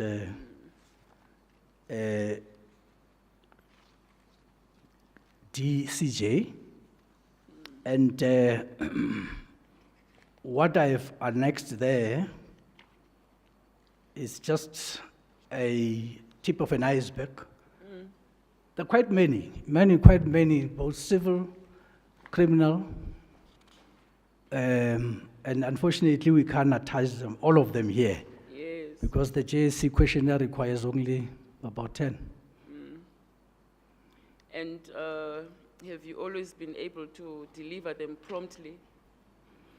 Yes, promptly, and fortunately within the period of 3 months that is required in terms of the norms and standards All right. And I see placed that by the judiciary. you've had time to even publish a few articles. I've tried my bit, and that is apparent from Annexure A of the application bundle, in particular from page 12. I've published as early as 1989, although it was in an academic magazine of UNISA called Codiculus, and where I wrote about the concept of the Bill of Rights in South Africa. That was in June 1989, which was prepared for the South African Law Commission. And in that article, Honorable Commissioners, I've spoke of a new South Africa, how it should be molded to accommodate a democratic constitution for the country and its peoples. And subsequent thereto, for the BLA's LEC, the African Law Review, I started to write as early as 1991. And thereafter, of course, in the interim 2019, I wrote on I think that is law and indigenous communities, law and community engagement. And the importance of that article, if you allow me to expand on that, is in this article I reaffirmed one of the basic tenets of our constitutional democracy, in terms of which African customary law is recognized and placed on an equal footing with our common law as it obtained prior to 1996. And if you turn to the next page there, page 13, I also wrote an article in the Judiciary, magazine for the Judiciary, wrote on judicial ethics as envisaged in the judicial norms and standards and code of judicial conduct. I've seen that one. Oh, I thank you. And again, that was in 2020, December issue. And actually, there were 2 of them in the same article. The one was on managing an agent motion court role. That was also meant for legal practitioners for Limpopo division, but I translated that into an article as well. You've had an opportunity to act as the Deputy Judge President in your division. Yes, indeed, that is so. DCJ, in that, I think in 2019, I acted twice in that stint, and that was repeated also this year during the last term, which is the 3rd term. Until now, on the 20, when we closed on the last week of the term. This past term? Yes, the 3rd term, yes.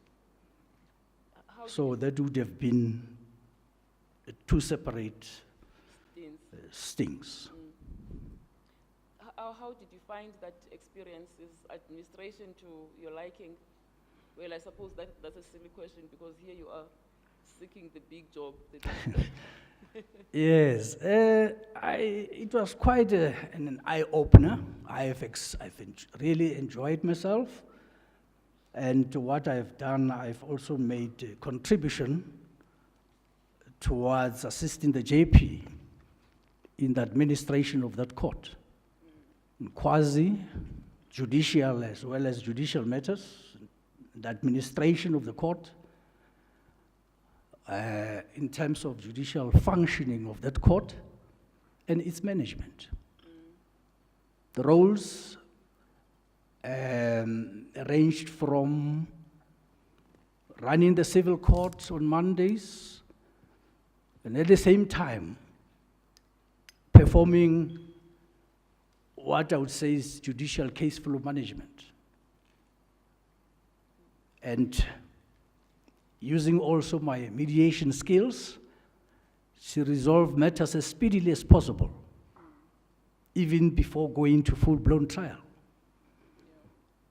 That is part of the contribution I've made, and assisting running the judicial performance and management, case flow, supervision. I'm serving in that committee as well since 2016. All right. I take it the opportunity would have given you, would have allowed you deeper insights into the challenges. We know they exist, and there are many of them, challenges that exist in the division. Indeed, yes. And were you able to, have you been able to formulate ideas on how those can be solved?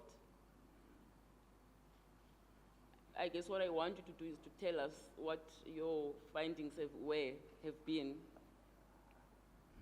about what needs to be improved in the division and how you plan to do so. And may I ask that you just give us brief heads of argument, and if we need to dig deeper, we will ask.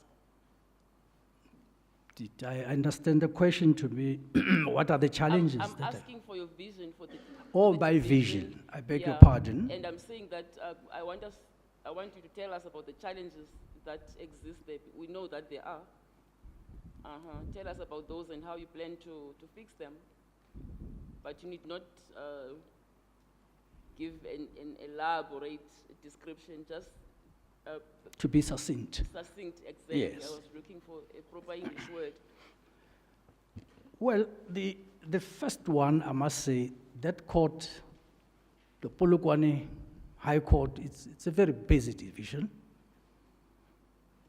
Now, with the volume of work to which you are exposed, the first challenge would be to request that the MP that there be an increase of more judges, additional judges, to beef up the existing number of judges, which this is known that 9 so far, including the JP, the deputy,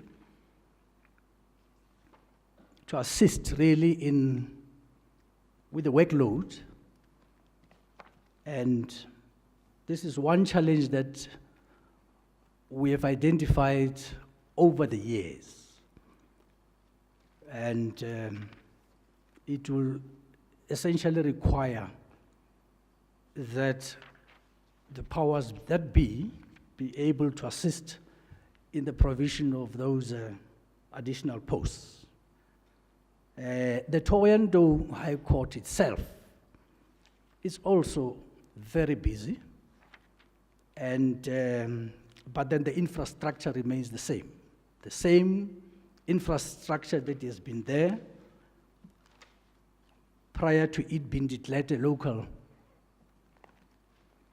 division of the Limpopo High Court. In other words, it has only 3 courtrooms, 3 chambers, but the volume of work, since the increase of its jurisdiction, has expanded quite remarkably. Now, that is a major challenge. The other thing is the lack of provision of this textbook, not textbooks, the law reports.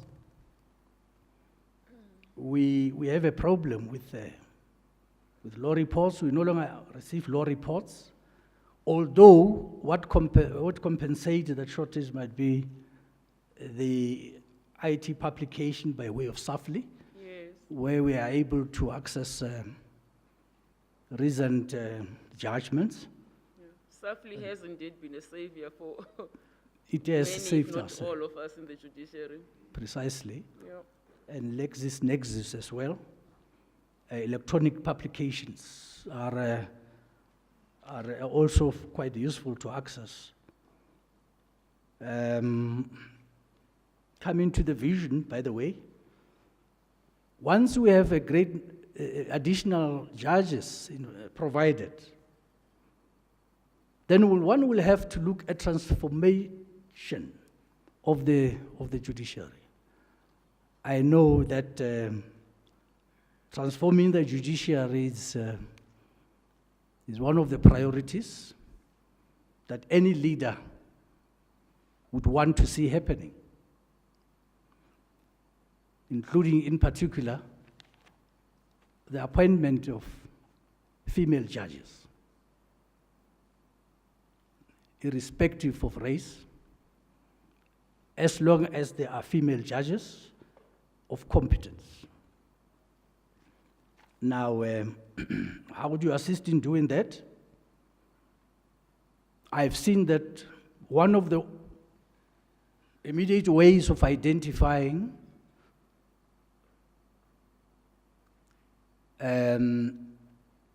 such shortage of women is to look at the petitions. The quality of the judgments that we read on appeal would immediately be indicative that Judge so-and-so would be a suitable candidate for appointment to the bench. So that will also call for more and more training of female judges, drawn either from the ranks of legal practitioners, the magistracy included, so as to have a wide pool of female judges. And that is what we are lacking, not only in that division, but South Africa in general. What is the demographic breakdown of the division? The democratic breakdown. Demographic breakdown in terms of race and gender. How many judges are there? Presently, we have 2 female judges, Deputy Judge President Semenya, as well as Judge Nodie Oudendal, who has just been recently appointed by this, rather last year. Yeah.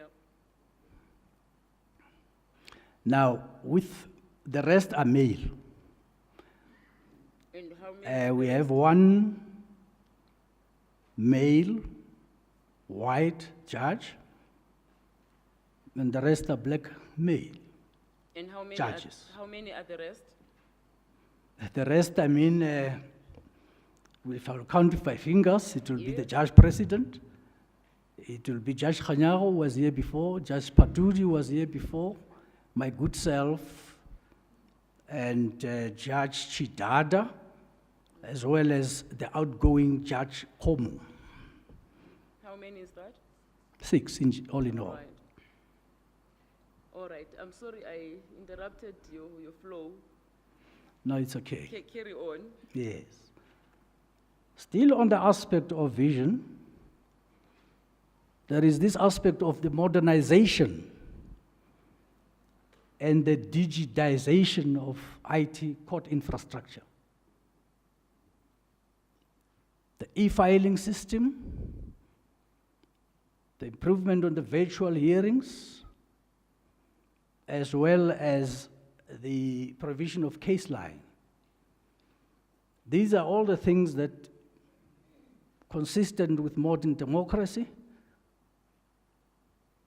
and for sophistication, would require courts to be fitted with that would assist in case flow management and avoidance of lost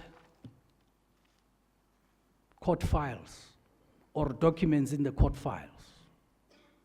That has been a challenge, not only in that court, I've seen that happening also in other divisions, that often you come across duplicates in the court file and some important documents missing. Heads of argument, important affidavits, all these things are because we still make use of a conventional way of filing.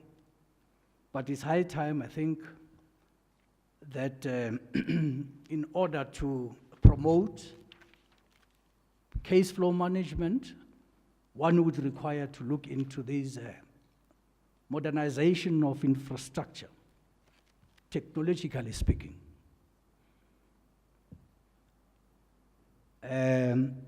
Consistent with that too is the training of registrars, because it serves no purpose to have registrars who are not equipped technologically to assist in the implementation of these plans.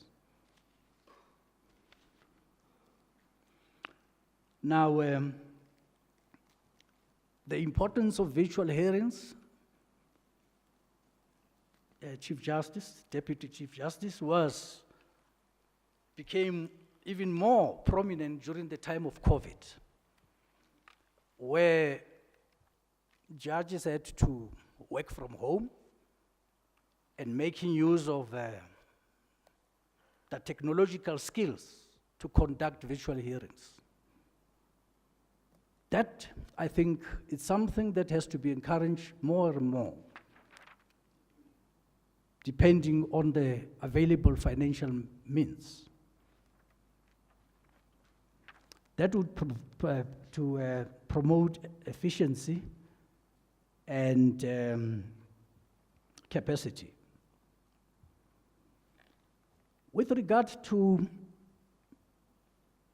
the PEECs, I do know that Judge President often sits and chairs meetings of that committee called the Provincial Efficiency Enhancement Committee. That has to be, I think, encouraged. It's a positive step to create a quindit between the magistracy and judicial officers at High Court level.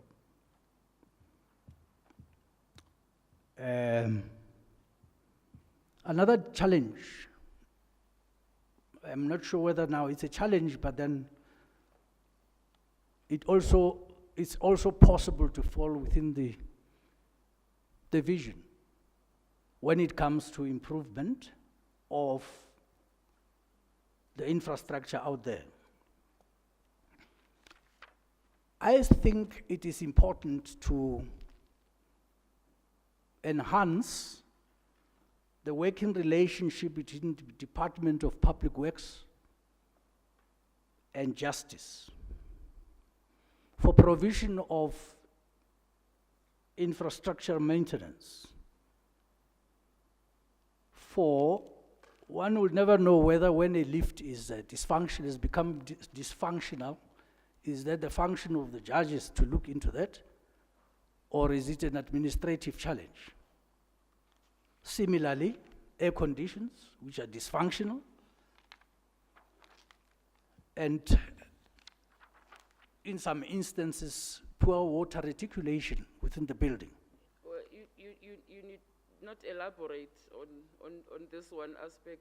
Any institution, any individual which has the unfortunate fate of having to deal with DPW will tell a similar story, because wherever you go, everybody is complaining about DPW's failure to execute its mandate. So you can stop right there. We know all about DPW. All right, thank you.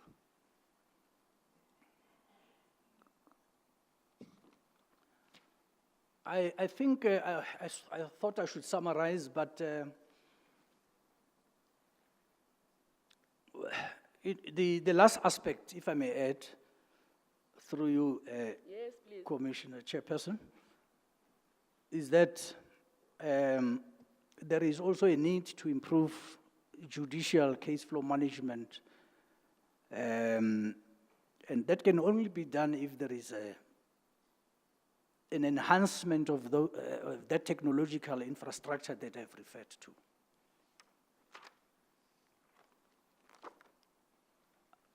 I would like to perhaps pause at this stage. Just to be fair to your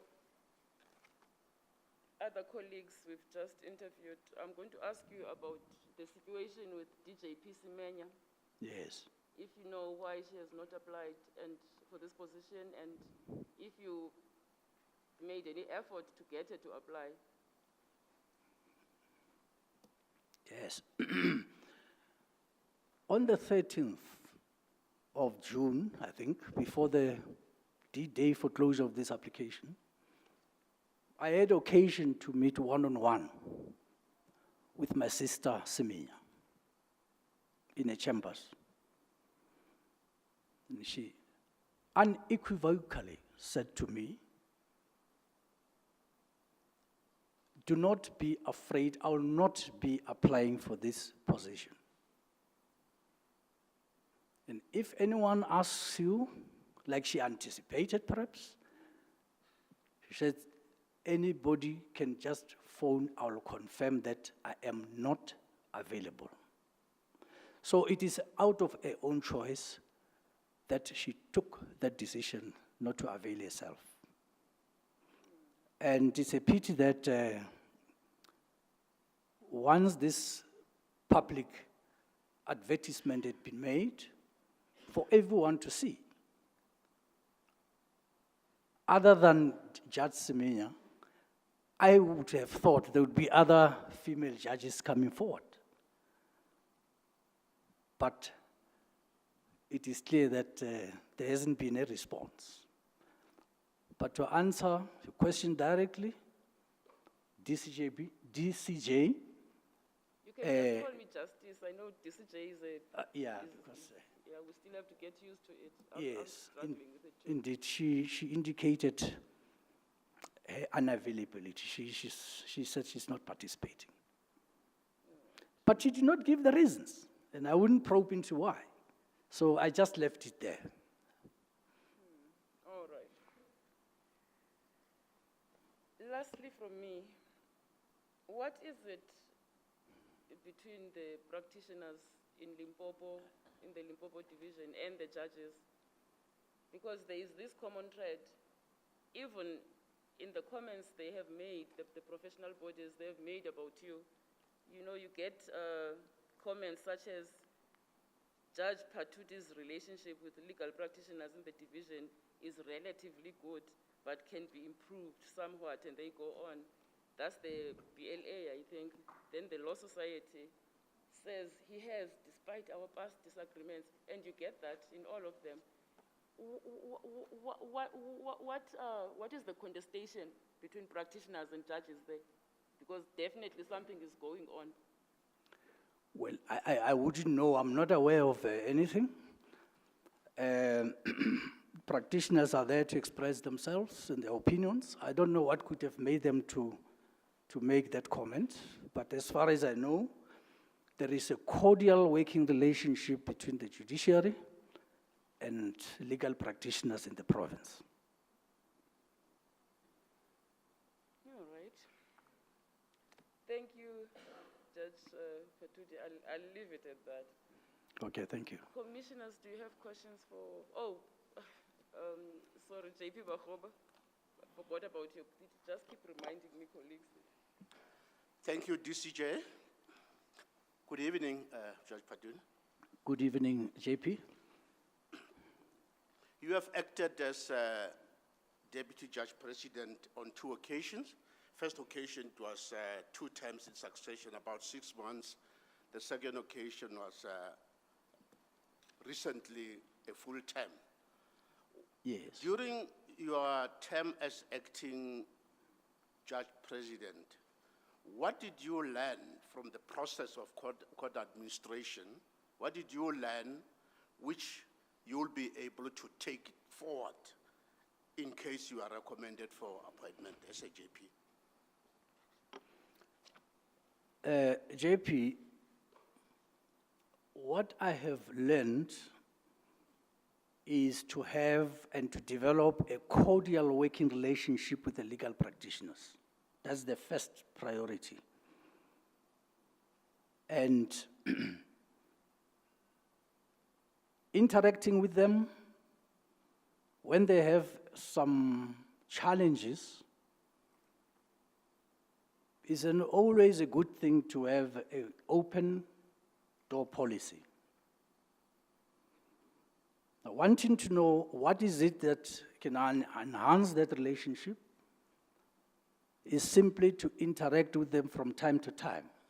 The various bodies of legal practitioners, you are legal practitioners in Polokwane, your Society of Advocates, your G20 group, see them from time to time and obtain their views as to how best to enhance the administration and the functionality of a High Court. Thank you. At one stage, you serve in a committee chaired by the late Justice Mtiani, Yes. dealing with the case flow management, which led to the amendment of Rule 37. Yes. You represented our division there for some time until an end product was produced. Now, to what extent would you say you made a contribution there, and what value did it enhance in the work you have been doing in your division, in the Limpopo division?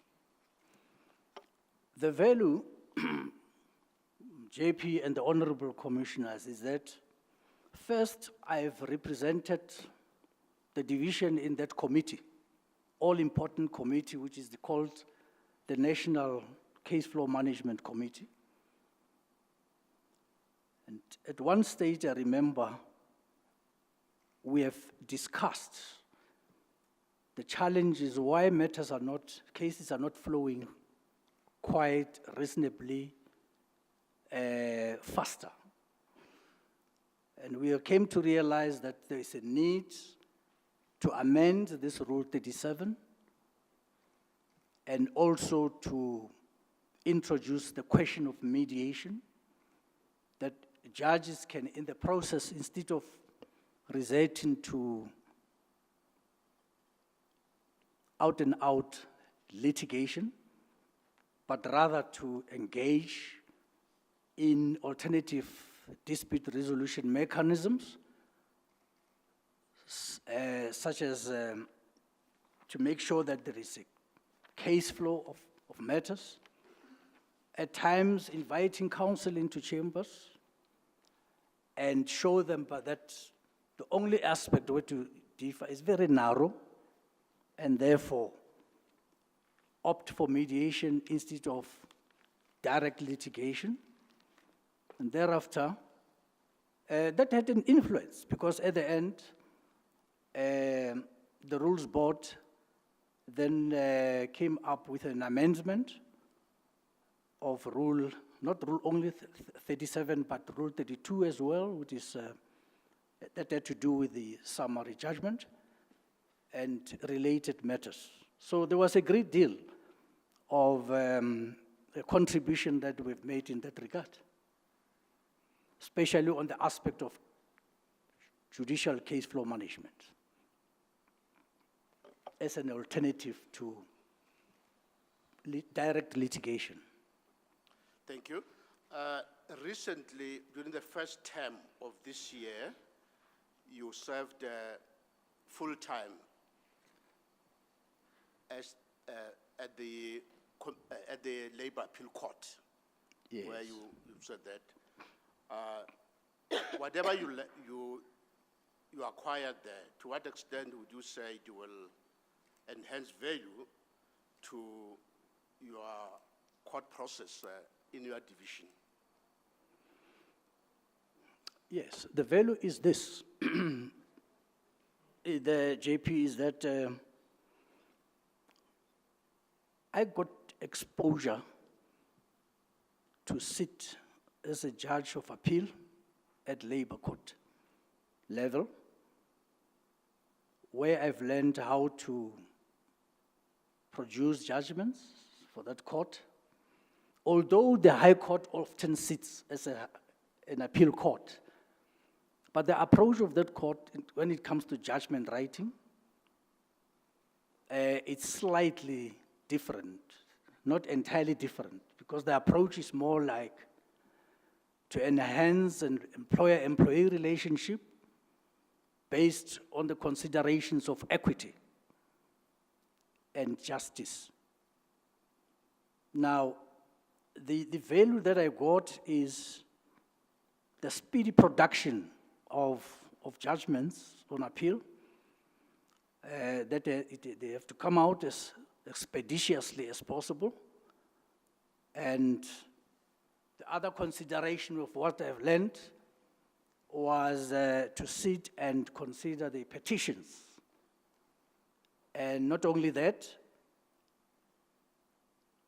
when it comes to the issue of how to, when you're going to hear the appeal, then there is this practice note that is often required. In fact, it is compulsory in that court. And by a mere reading of a practice note, you already have an idea as to what the dispute is all about. And that quite helps a lot in terms of reading those stacks and stacks of records. The records that start from let's say the CCMA to the labor court and then ultimately the labor appeal court. Now that in itself, the practice note that they use there makes reading very easy. So that is something that one would recommend strongly to be followed in the High Court there. I thank you, DCJ.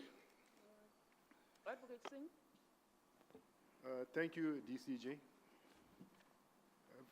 Judge Patudi, good evening, sir. Good evening, Mr. Singh. Judge, the Premier, in terms of traditional leadership legislation, has the duty, amongst other things, to recognize traditional leaders in the province. Yes. And since the bulk of the litigation in our office is traditional leadership matters, yes, where the Premier is almost always cited as a respondent, it would make me comfortable to understand what your experience and expertise is in this area of law, especially if you are to be recommended by this panel to be appointed as judge presidents, offering guidance to the other judges. What is the question, Mr. Singh? The question is, what is your experience and expertise in this area of law? Oh, I see. Thank you.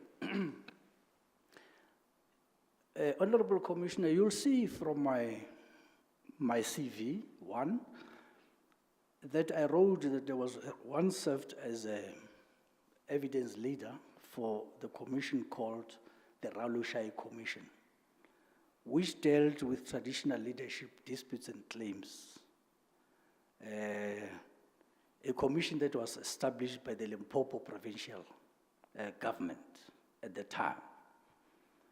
That commission remained working until 2 to 3 years or so, produced reports, made findings, made recommendations.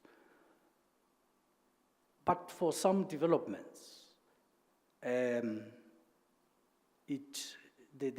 report was never implemented, and later the national government established what then was called the Limpopo Commission. The Limpopo Commission was a national commission on the same aspect, but this time operating throughout South Africa. And provincially, later, in 2009, then the Act was amended so as to make provision for the commission to operate at plenary levels. I consider myself fortunate then as a practitioner that I was appointed by the Premier to serve as a member of what is generally known as the Khatla Commission, whose mandate was also to investigate traditional leadership claims, disputes and claims, but this time including land disputes. Simply because we wouldn't visualize a stage where a Khoshi, the chief or senior traditional leader, would seek to exercise jurisdiction being landless. So the commission was equipped with authority to investigate land claims and settle those disputes at the same time, make recommendations, so that when a senior traditional leader is appointed, must have a territorial area of jurisdiction where he or she can exercise authority. So the advantage, to answer your question, is that I've amassed experience in traditional matters, with traditional leadership disputes and claims. So when these matters come to court, as they often do, especially on review, after the decision made by the Premier, whether 2 litigants, one will have may not be satisfied, may be aggrieved with a decision, then they often come to the High Court on review, and that is where knowledge of traditional leadership becomes of paramount importance. That is my submission. Yes, thank you, Justice. That makes me comfortable. Thank you, Deputy Chief Justice. Yes, Prof. Thank you very much, Deputy Chief Justice. Good evening, Judge. Good evening, Commissioner. When I went through the documents that you have prepared for us, I came across a very interesting case which you presided, and I think it was at a full bench level. You were sitting there with Khanyaho J and Miller, Yes. Mokola versus Mokola. Oh, yes. You remember the interpretation of section 15(2)(c). Yes. What I found interesting, and this is really what attracted me to it, in paragraph 14, you start by saying, as a point of departure, that it must be mentioned that many of the past case law did not authoritatively pronounce specifically on the proper interpretation of this provision. And that suggests now this particular case becomes of value because it gives a certain interpretation. Yes. But when I looked at, I did some lazy research, and I saw that actually, because this case was delivered on the 19th of October, 2018, and I saw that the Supreme Court of Appeal on the 31st of May, 2018, actually delivered a judgment, Naidu versus Discovery Limited, which is also on Safely, which deals with the very same provision. And I was quite surprised as to why first you are saying cases like have not authoritatively dealt with it, because this case, the Naidu case, actually authoritatively deals with this case. But I'm not there. What concerns me is at paragraph, I'm not sure if you have it in front of you. No. At paragraph 9, where you state common facts. On your common facts, and you put them in sort of bullet points, you make a very important sort of submission. You're saying that both spouses, they invested that particular money that was actually in dispute. Yes. Both of them did that.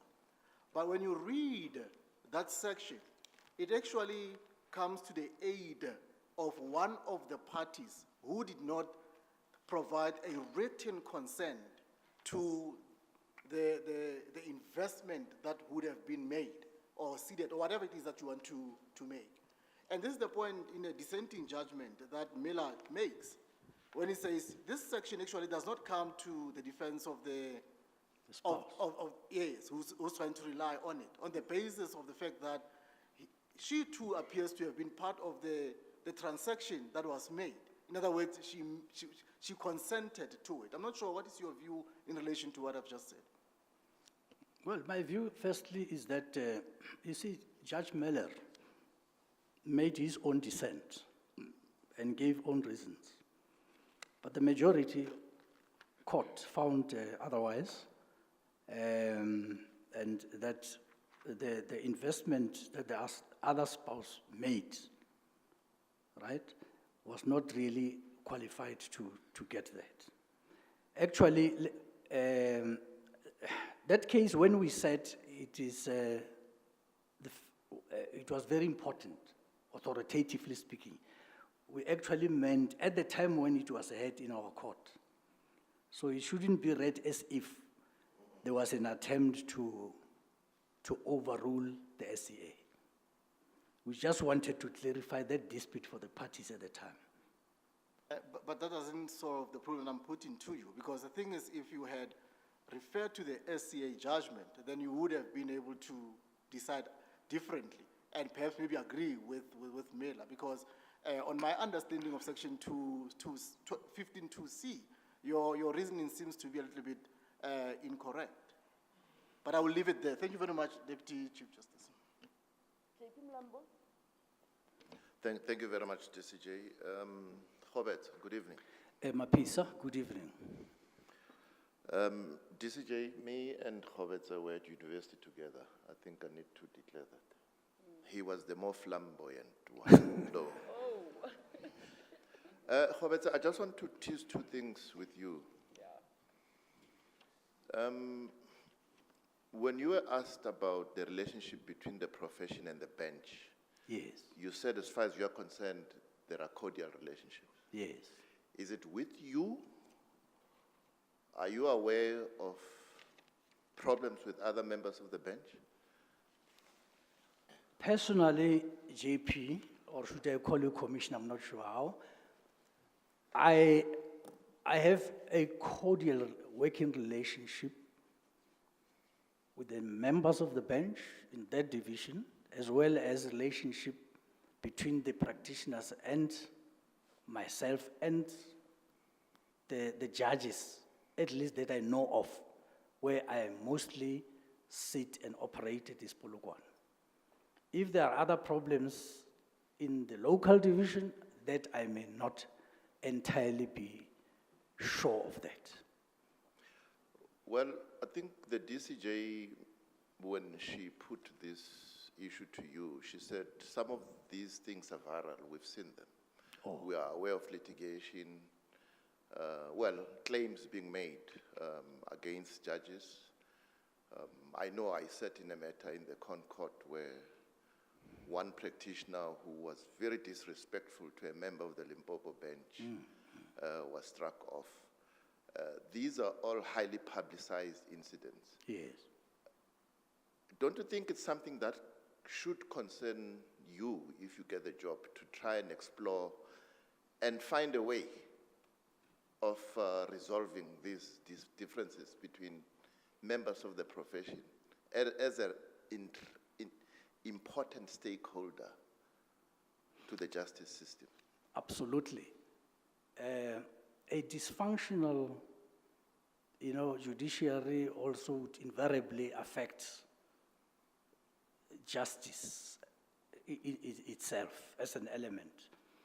Now, given an opportunity, the first thing we try to conciliate, what are the issues affecting this turbulent relationship between or amongst certain judges and members of, not all practitioners, certain practitioners, and see whether by using my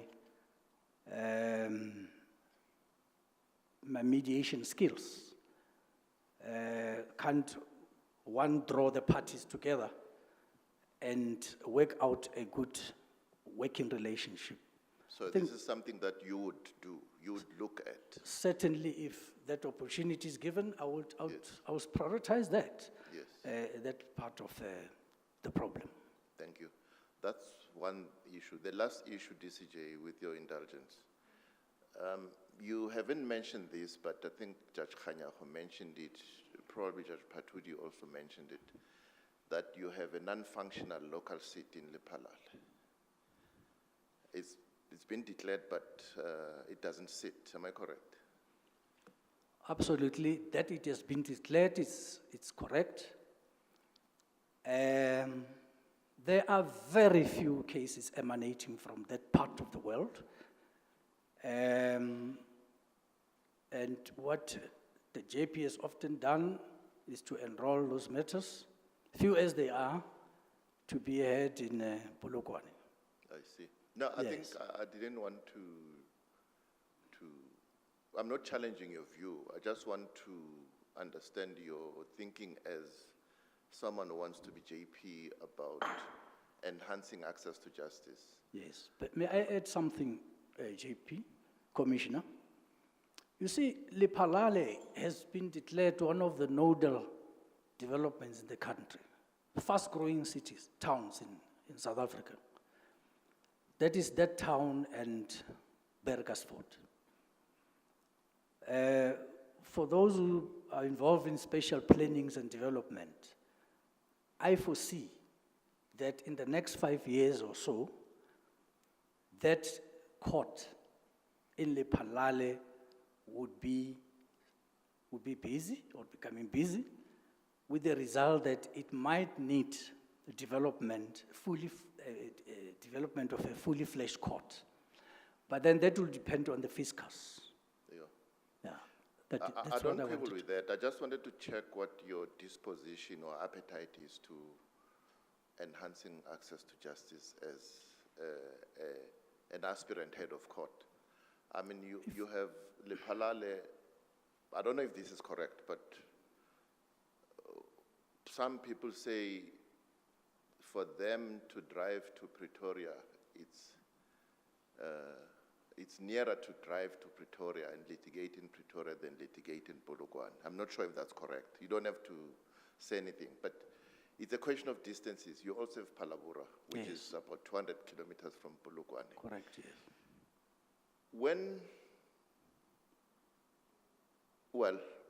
We heard that the statistics is now you are up to 10,000 cases in the Limpopo division. But you know that in 2012, there was very little civil work there. Yes, I remember. Now, that work didn't develop overnight, isn't it? Yes, it was over time. Yes. People who couldn't litigate in Pretoria simply didn't litigate. Yes. But when systems were introduced to bring judicial capacity closer to them, the work suddenly arose. Is this something that you've thought of doing? I mean, you have highly flung areas, and you want to bring justice closer to the people. Is this Yes. something that you've thought of? Absolutely. JP Mlambo, to answer that question, yes. The moment there is a swelling in the number of cases, especially in that area of Lephalale, I think the most convenient way in order to deliver justice to the people is from time to time to send, depending on the role, of course, and the number of cases, is to send a judge out there to go and hear these matters right at their doorstep. Yeah. I'm thinking here of what we have been doing in a case through the JP, that if there are 2-3 matters that would require the attention of a judge, then we would send a judge from Polokwane to go and sit for a week or so in Lephalale. Yeah, okay. But they give you an office space. The head of court there is always kind to give space for judges and then make use of their court, because there's currently no infrastructure for a high court. Yes. But that's the only way to deliver justice to the people. No, thank you. I mean, I'm encouraged when you say it's something that you will look at, you will consider, because there are magistrates' courts, and they always provide space Indeed. to the superior judiciary to come and work in their spaces. Yes. But I'll leave you with this thought. Instead of requiring people in Lephalale or in Palabura to issue in Polokwane, what prevents directives being issued that you can create registry space where they are for them to issue there? And that's why the work in Limpopo grew the way it did, because people were stopped from issuing in Pretoria, isn't it? Yes, I do remember that, JP, Yes. that while still functioning as a Gauteng, that is in Polokwane, yes, process was issued in Polokwane. So similarly, that could be done for Lephalale, the specific registrars be capacitated to issue, both in Palaboro and in that Lephalale area. And with the use of case lines, I think that will even make things easier for litigants, because the technology will help them rather to assist in them not traveling long distances in quest for justice. Thank you. Thank you, DCJ. DCJ, can I make a very small follow-up? Judge Patudi, I heard you saying in one of your articulation, I can't remember if it was a vision, where you said part of what you are going to do is to consistently and constantly interact with the legal bodies, individuals, practitioners. You're going to have an open door policy where people will come in and will appreciate their problems and try to find a way of resolving them. Yes. Is that not a way of accepting that there is a room to improve the relationship between the judiciary and the practitioners? Commissioner Malema, you have hit it on the nail. Or the head, rather. The situation is precisely like that. It's that kind of interaction that would enhance the working relationship between the judiciary and the legal practitioners in general. Thank you, DCJ. Any further questions? Yes, Commissioner Lebo.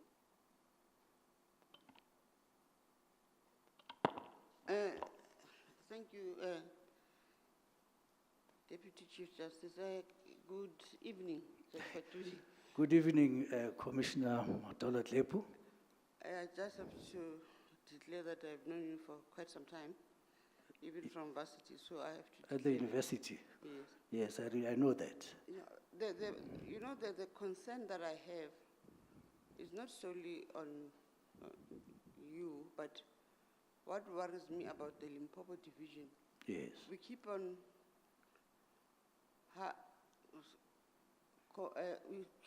urging that please have women coming into the fold. Yes. But I just want, because you were here the last time, I just want to know since then, up to now, how many women were ever called to come and act? I just want to know. No, it's true. We had several who were invited by the JP.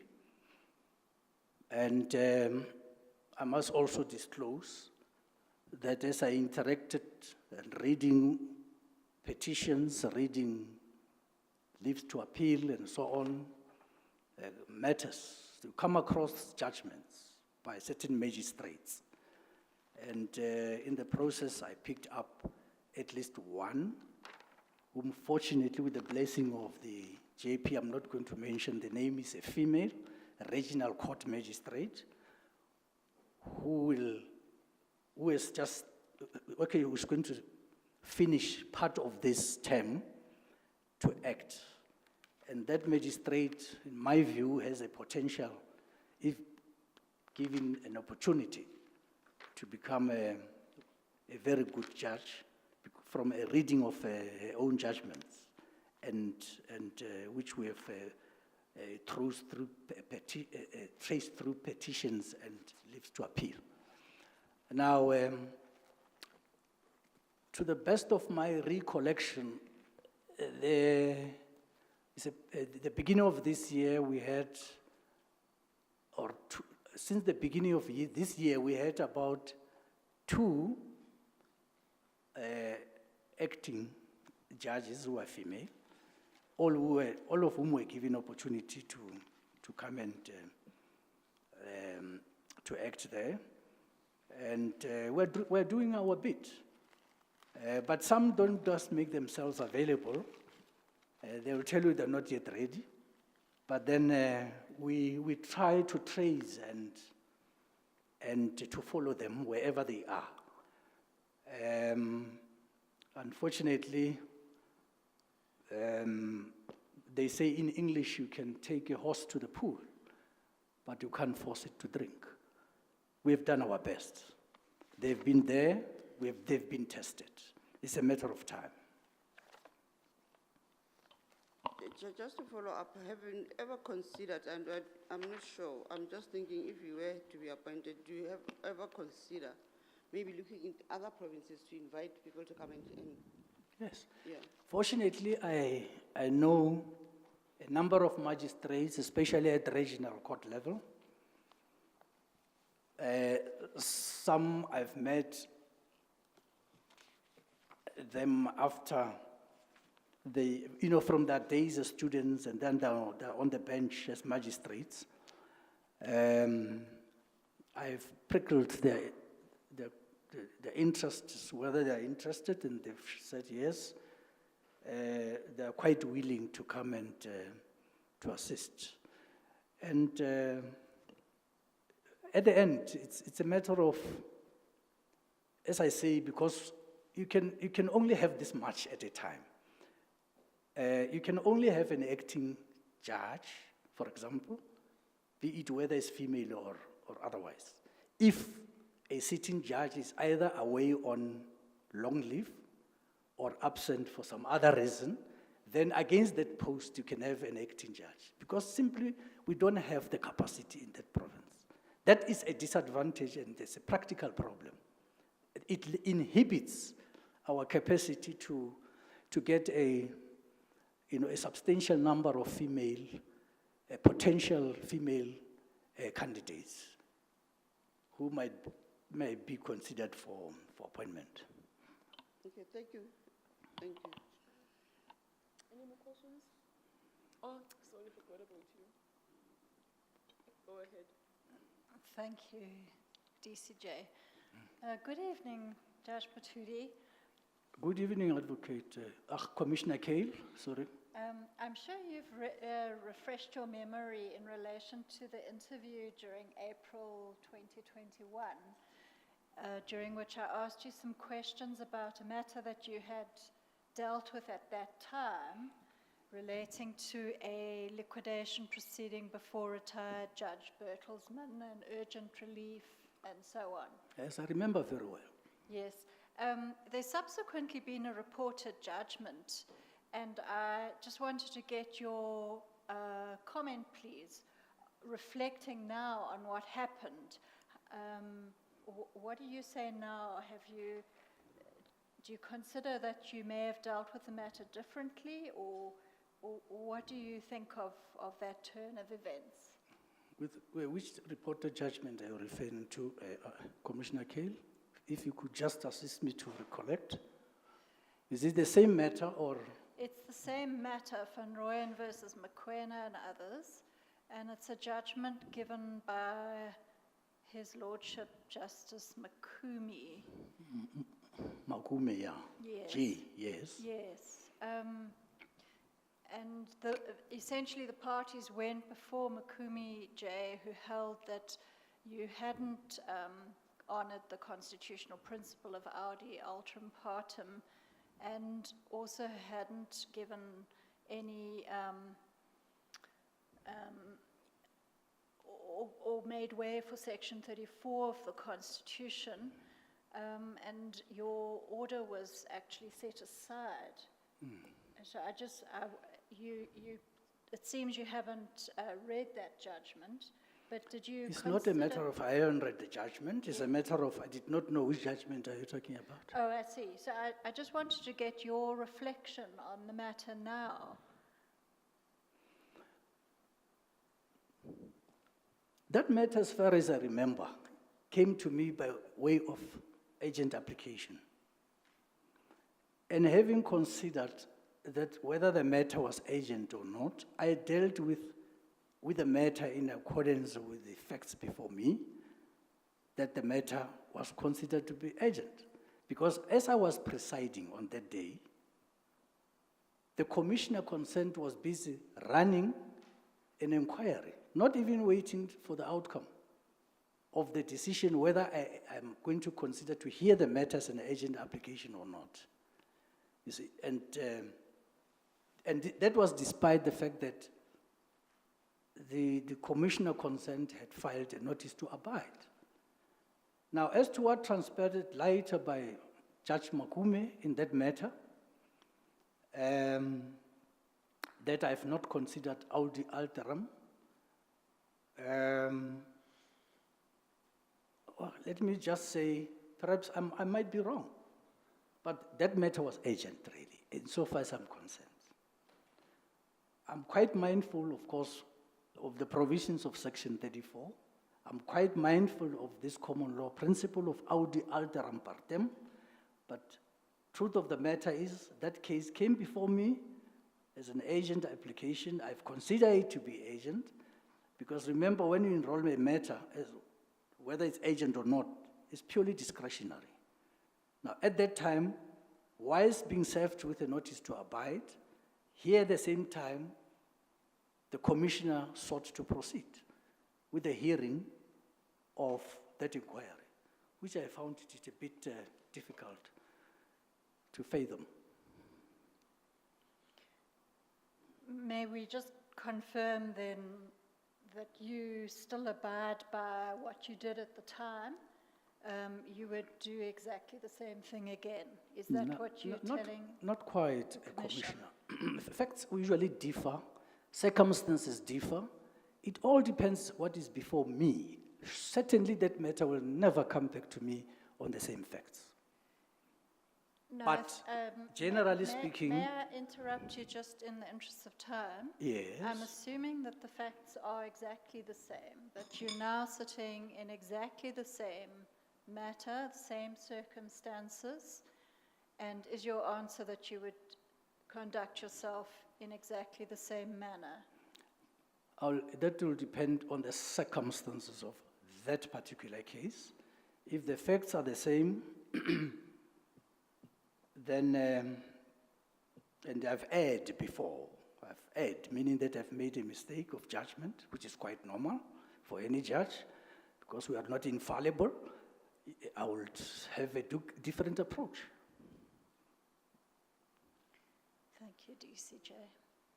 Thank you, Commissioner King. Commissioner Bredenbach, do you have questions? No, but Commissioner Barnard does. Look, Judge, I asked him to understand, yeah. It's just something my brain refuses to, wrap itself around. No problem. May I proceed with my question, DCJ? Yes, please. Thank you. Judge, good evening. If I could ask you, what is the difference between a judgment upheld on appeal and a judgment overturned on appeal? Judgment upheld on appeal. It means that judgment has been successful. Which judgment? No.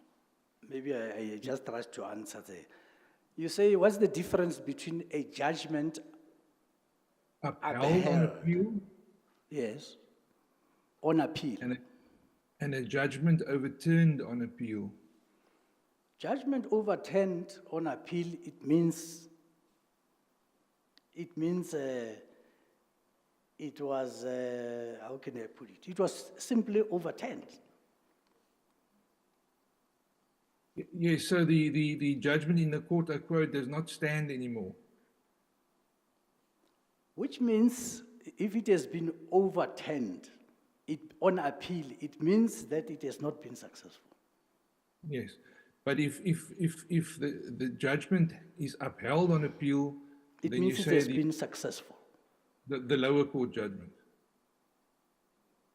Yes, if it's upheld, it's a lower court judgment upheld, it means it has been successful. All right, if you look on Annex E of your bundle, where you're dealing with certain judgments. Yes. Just look at the heading on page 20 or handwritten number 21 of the bundle. Yes. That heading there, Page 21, yes. yes, is that heading there correct? That says, please list cases in which you gave judgment that were successfully appealed against. And then just underneath that in bold capital letters, I think you probably completed this. It says,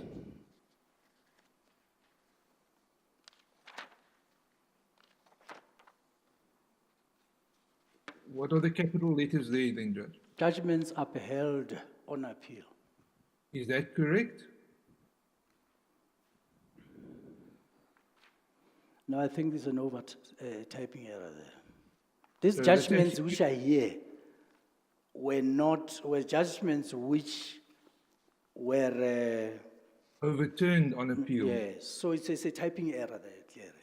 All right. I want to take you to the second judgment on this page, the one of DPP versus Mutlutsi. Yes. So in that matter, the appellate court increased the sentence. I think they almost doubled it. They gave a 10-year sentence where Yes. there was a 5-year sentence previously. It was 10 years, yeah. Yeah, and the court indicated that you had entered the arena by your unreasonable questioning of the prosecutor in a rape case. So, Yes, I've read that judgment from the SCA, yes, penned by Judge Yes, J.A. Mokhotlwa, yeah. I know the judgment. yes, It was so limited to other words, sentence, yeah. it creates the impression that you tried to exert pressure on the prosecutor to drop a charge of rape. In other words, that the complainant had not been raped twice, but only been raped once. Were you trying to exert pressure on the prosecutor to drop a charge of rape in that matter? No, I did not, Commissioner Barnett, try to exert pressure. Judges will never seek to exert pressure on any prosecution. We are there to try the facts as we find them. You see, because the court says in paragraph 24 of that judgment, it says, it is clear that Patudi J, in questioning the prosecutor, exceeded the bounds of what was reasonable in order for him to understand why the prosecutor refused to accept the plea as tendered. And then the judgment goes on appeal to say that you, in fact, in this idea of yours found its way into the judgment eventually, and that is why you gave the lesser sentence, and then obviously they then upped the sentence in that regard. My question here is, it's really the questioning of the complainant, and it's a question about the dignity of the complainant in this instance, whose word basically was being questioned almost despite the different attitude of the prosecutor, but the court was questioning this version of the complainant, that there were two instances. Don't you think that affects the dignity of the complainant to some extent? It could be, one might read it that way, but that was not necessarily the case. Commissioner Barnett, the accused in this matter had pleaded guilty. So the court did not even hear evidence, but only relied on the section 112 that was there. Or was it a plea bargaining, one of the two? But then if the DNA, for example, had exculpated somebody who was not even before court, that reduced that case from section 51.1, because he pleaded to section 51.2 of the Criminal Law Amendment Act. So the court had to find out as to whether this plea was in such a way that it is in line with the question whether the accused admitted all the elements of the offense to which he pleaded guilty. So the idea was not to test the dignity of the complainant, as you seem to suggest, Honorable Barnard. No, but the attitude or the way that the court went about it certainly undermined that dignity. I would ask you, in the sense that maybe let me do this differently and ask you: do you say that the way the court went about this was correct? The lower court. The lower court, you mean myself? I mean the court a quo. Sorry, I mean not the. I'm talking about yourself, your judgment. Yes, I'm the one who presided on that matter. Yes. Do you think that the way you went about it was correct? Look, I was corrected by the SCA on a limited issue, and that was on sentence only. And upon a reading of that was very, very unusual. The approach adopted by, with all greatest respect, by that judge who penned that judgment, as if it was a retrial. You see, left with the impression of now that which you have. The idea was that the appeal was a reservation of a question of law on a limited issue, namely sentenced. So it was not like the court was trying to inquire into the dignity of the complainant, as you seem to suggest. If that is the impression, I'm sorry, it is very unfortunate and I regret it. I just say I regret the way it's interpreted, but that was certainly not the intention of the trial judge or myself to question the integrity of this complainant. But leaving aside the point about the dignity, if you say I was corrected by the SCA, it's almost as though you say, I don't feel I was wrong, but I was corrected by them, and so. Yes. Yes, It's Mr. Barnard. a similar point to, sorry, it's almost a similar point to what Commissioner Kane was, or one of the previous commissioners were asking about. Do you accept that there was an error in this matter? Commissioner Barnard, the role of the appeal court is to correct judgments and errors of lower courts. And in most cases, if you have read the judgments, for example, of the Constitutional Court, I may not have it here now with me, but a number of Constitutional Court judgments which had criticized even the SCA because judges are not infallible. We do often mistakes, and where I have erred, it is the duty of the higher court to correct that error. It is the situation is somewhat different, where there is a repeated blunder. Then that is something that can raise eyebrows. Thank you, Judge. Sorry, I interrupted you. No, it's fine. Thank you, Commissioner. Thank you, Judge. Thank you, Deputy Chief Justice. Mr. Chair, may I please make a follow-up? Yes. Just one follow-up on this.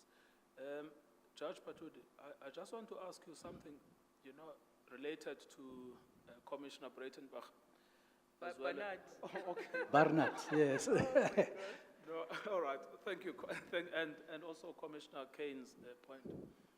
And it's an abstract issue. It's not a concrete issue. It's just an abstract issue. There are two principles that are relevant when a judge is overturned. Yes. One is judicial committee. The other is precedent. Yes. In order for those principles to function, the judges that are overturned must accept the authority of the superior court. Correct, yeah. You're now asking the commission to appoint you as JP. Yes. Which means you're going to sit on appeals. Yes. Now, the problem that is making me very uncomfortable is your reluctance. I mean, you get asked 3-4 times before you get to a zone where you accept, yes, perhaps there might have been an error on my part. Whereas I've written judgments, they've been overturned. That's it. End of the story. I was wrong. That's how the law works. When you've been overturned, you were wrong. End of the story. And you learn from it. When the next case comes, you write it differently. So I'm really struggling because the public is watching this and is watching a lower court resisting in a public platform. the authority of a higher court.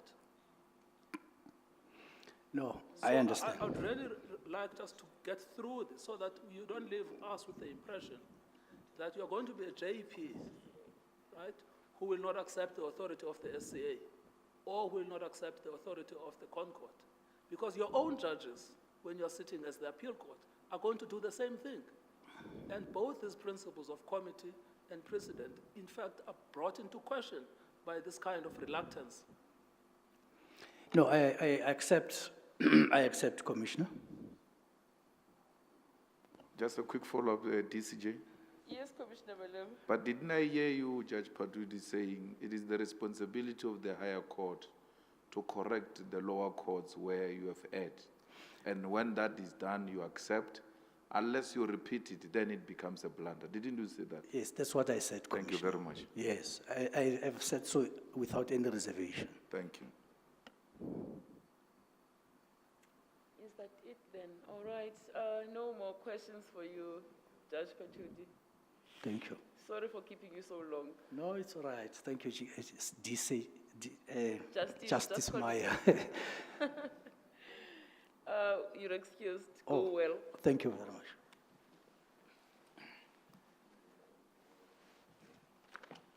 Let's clear the room, please.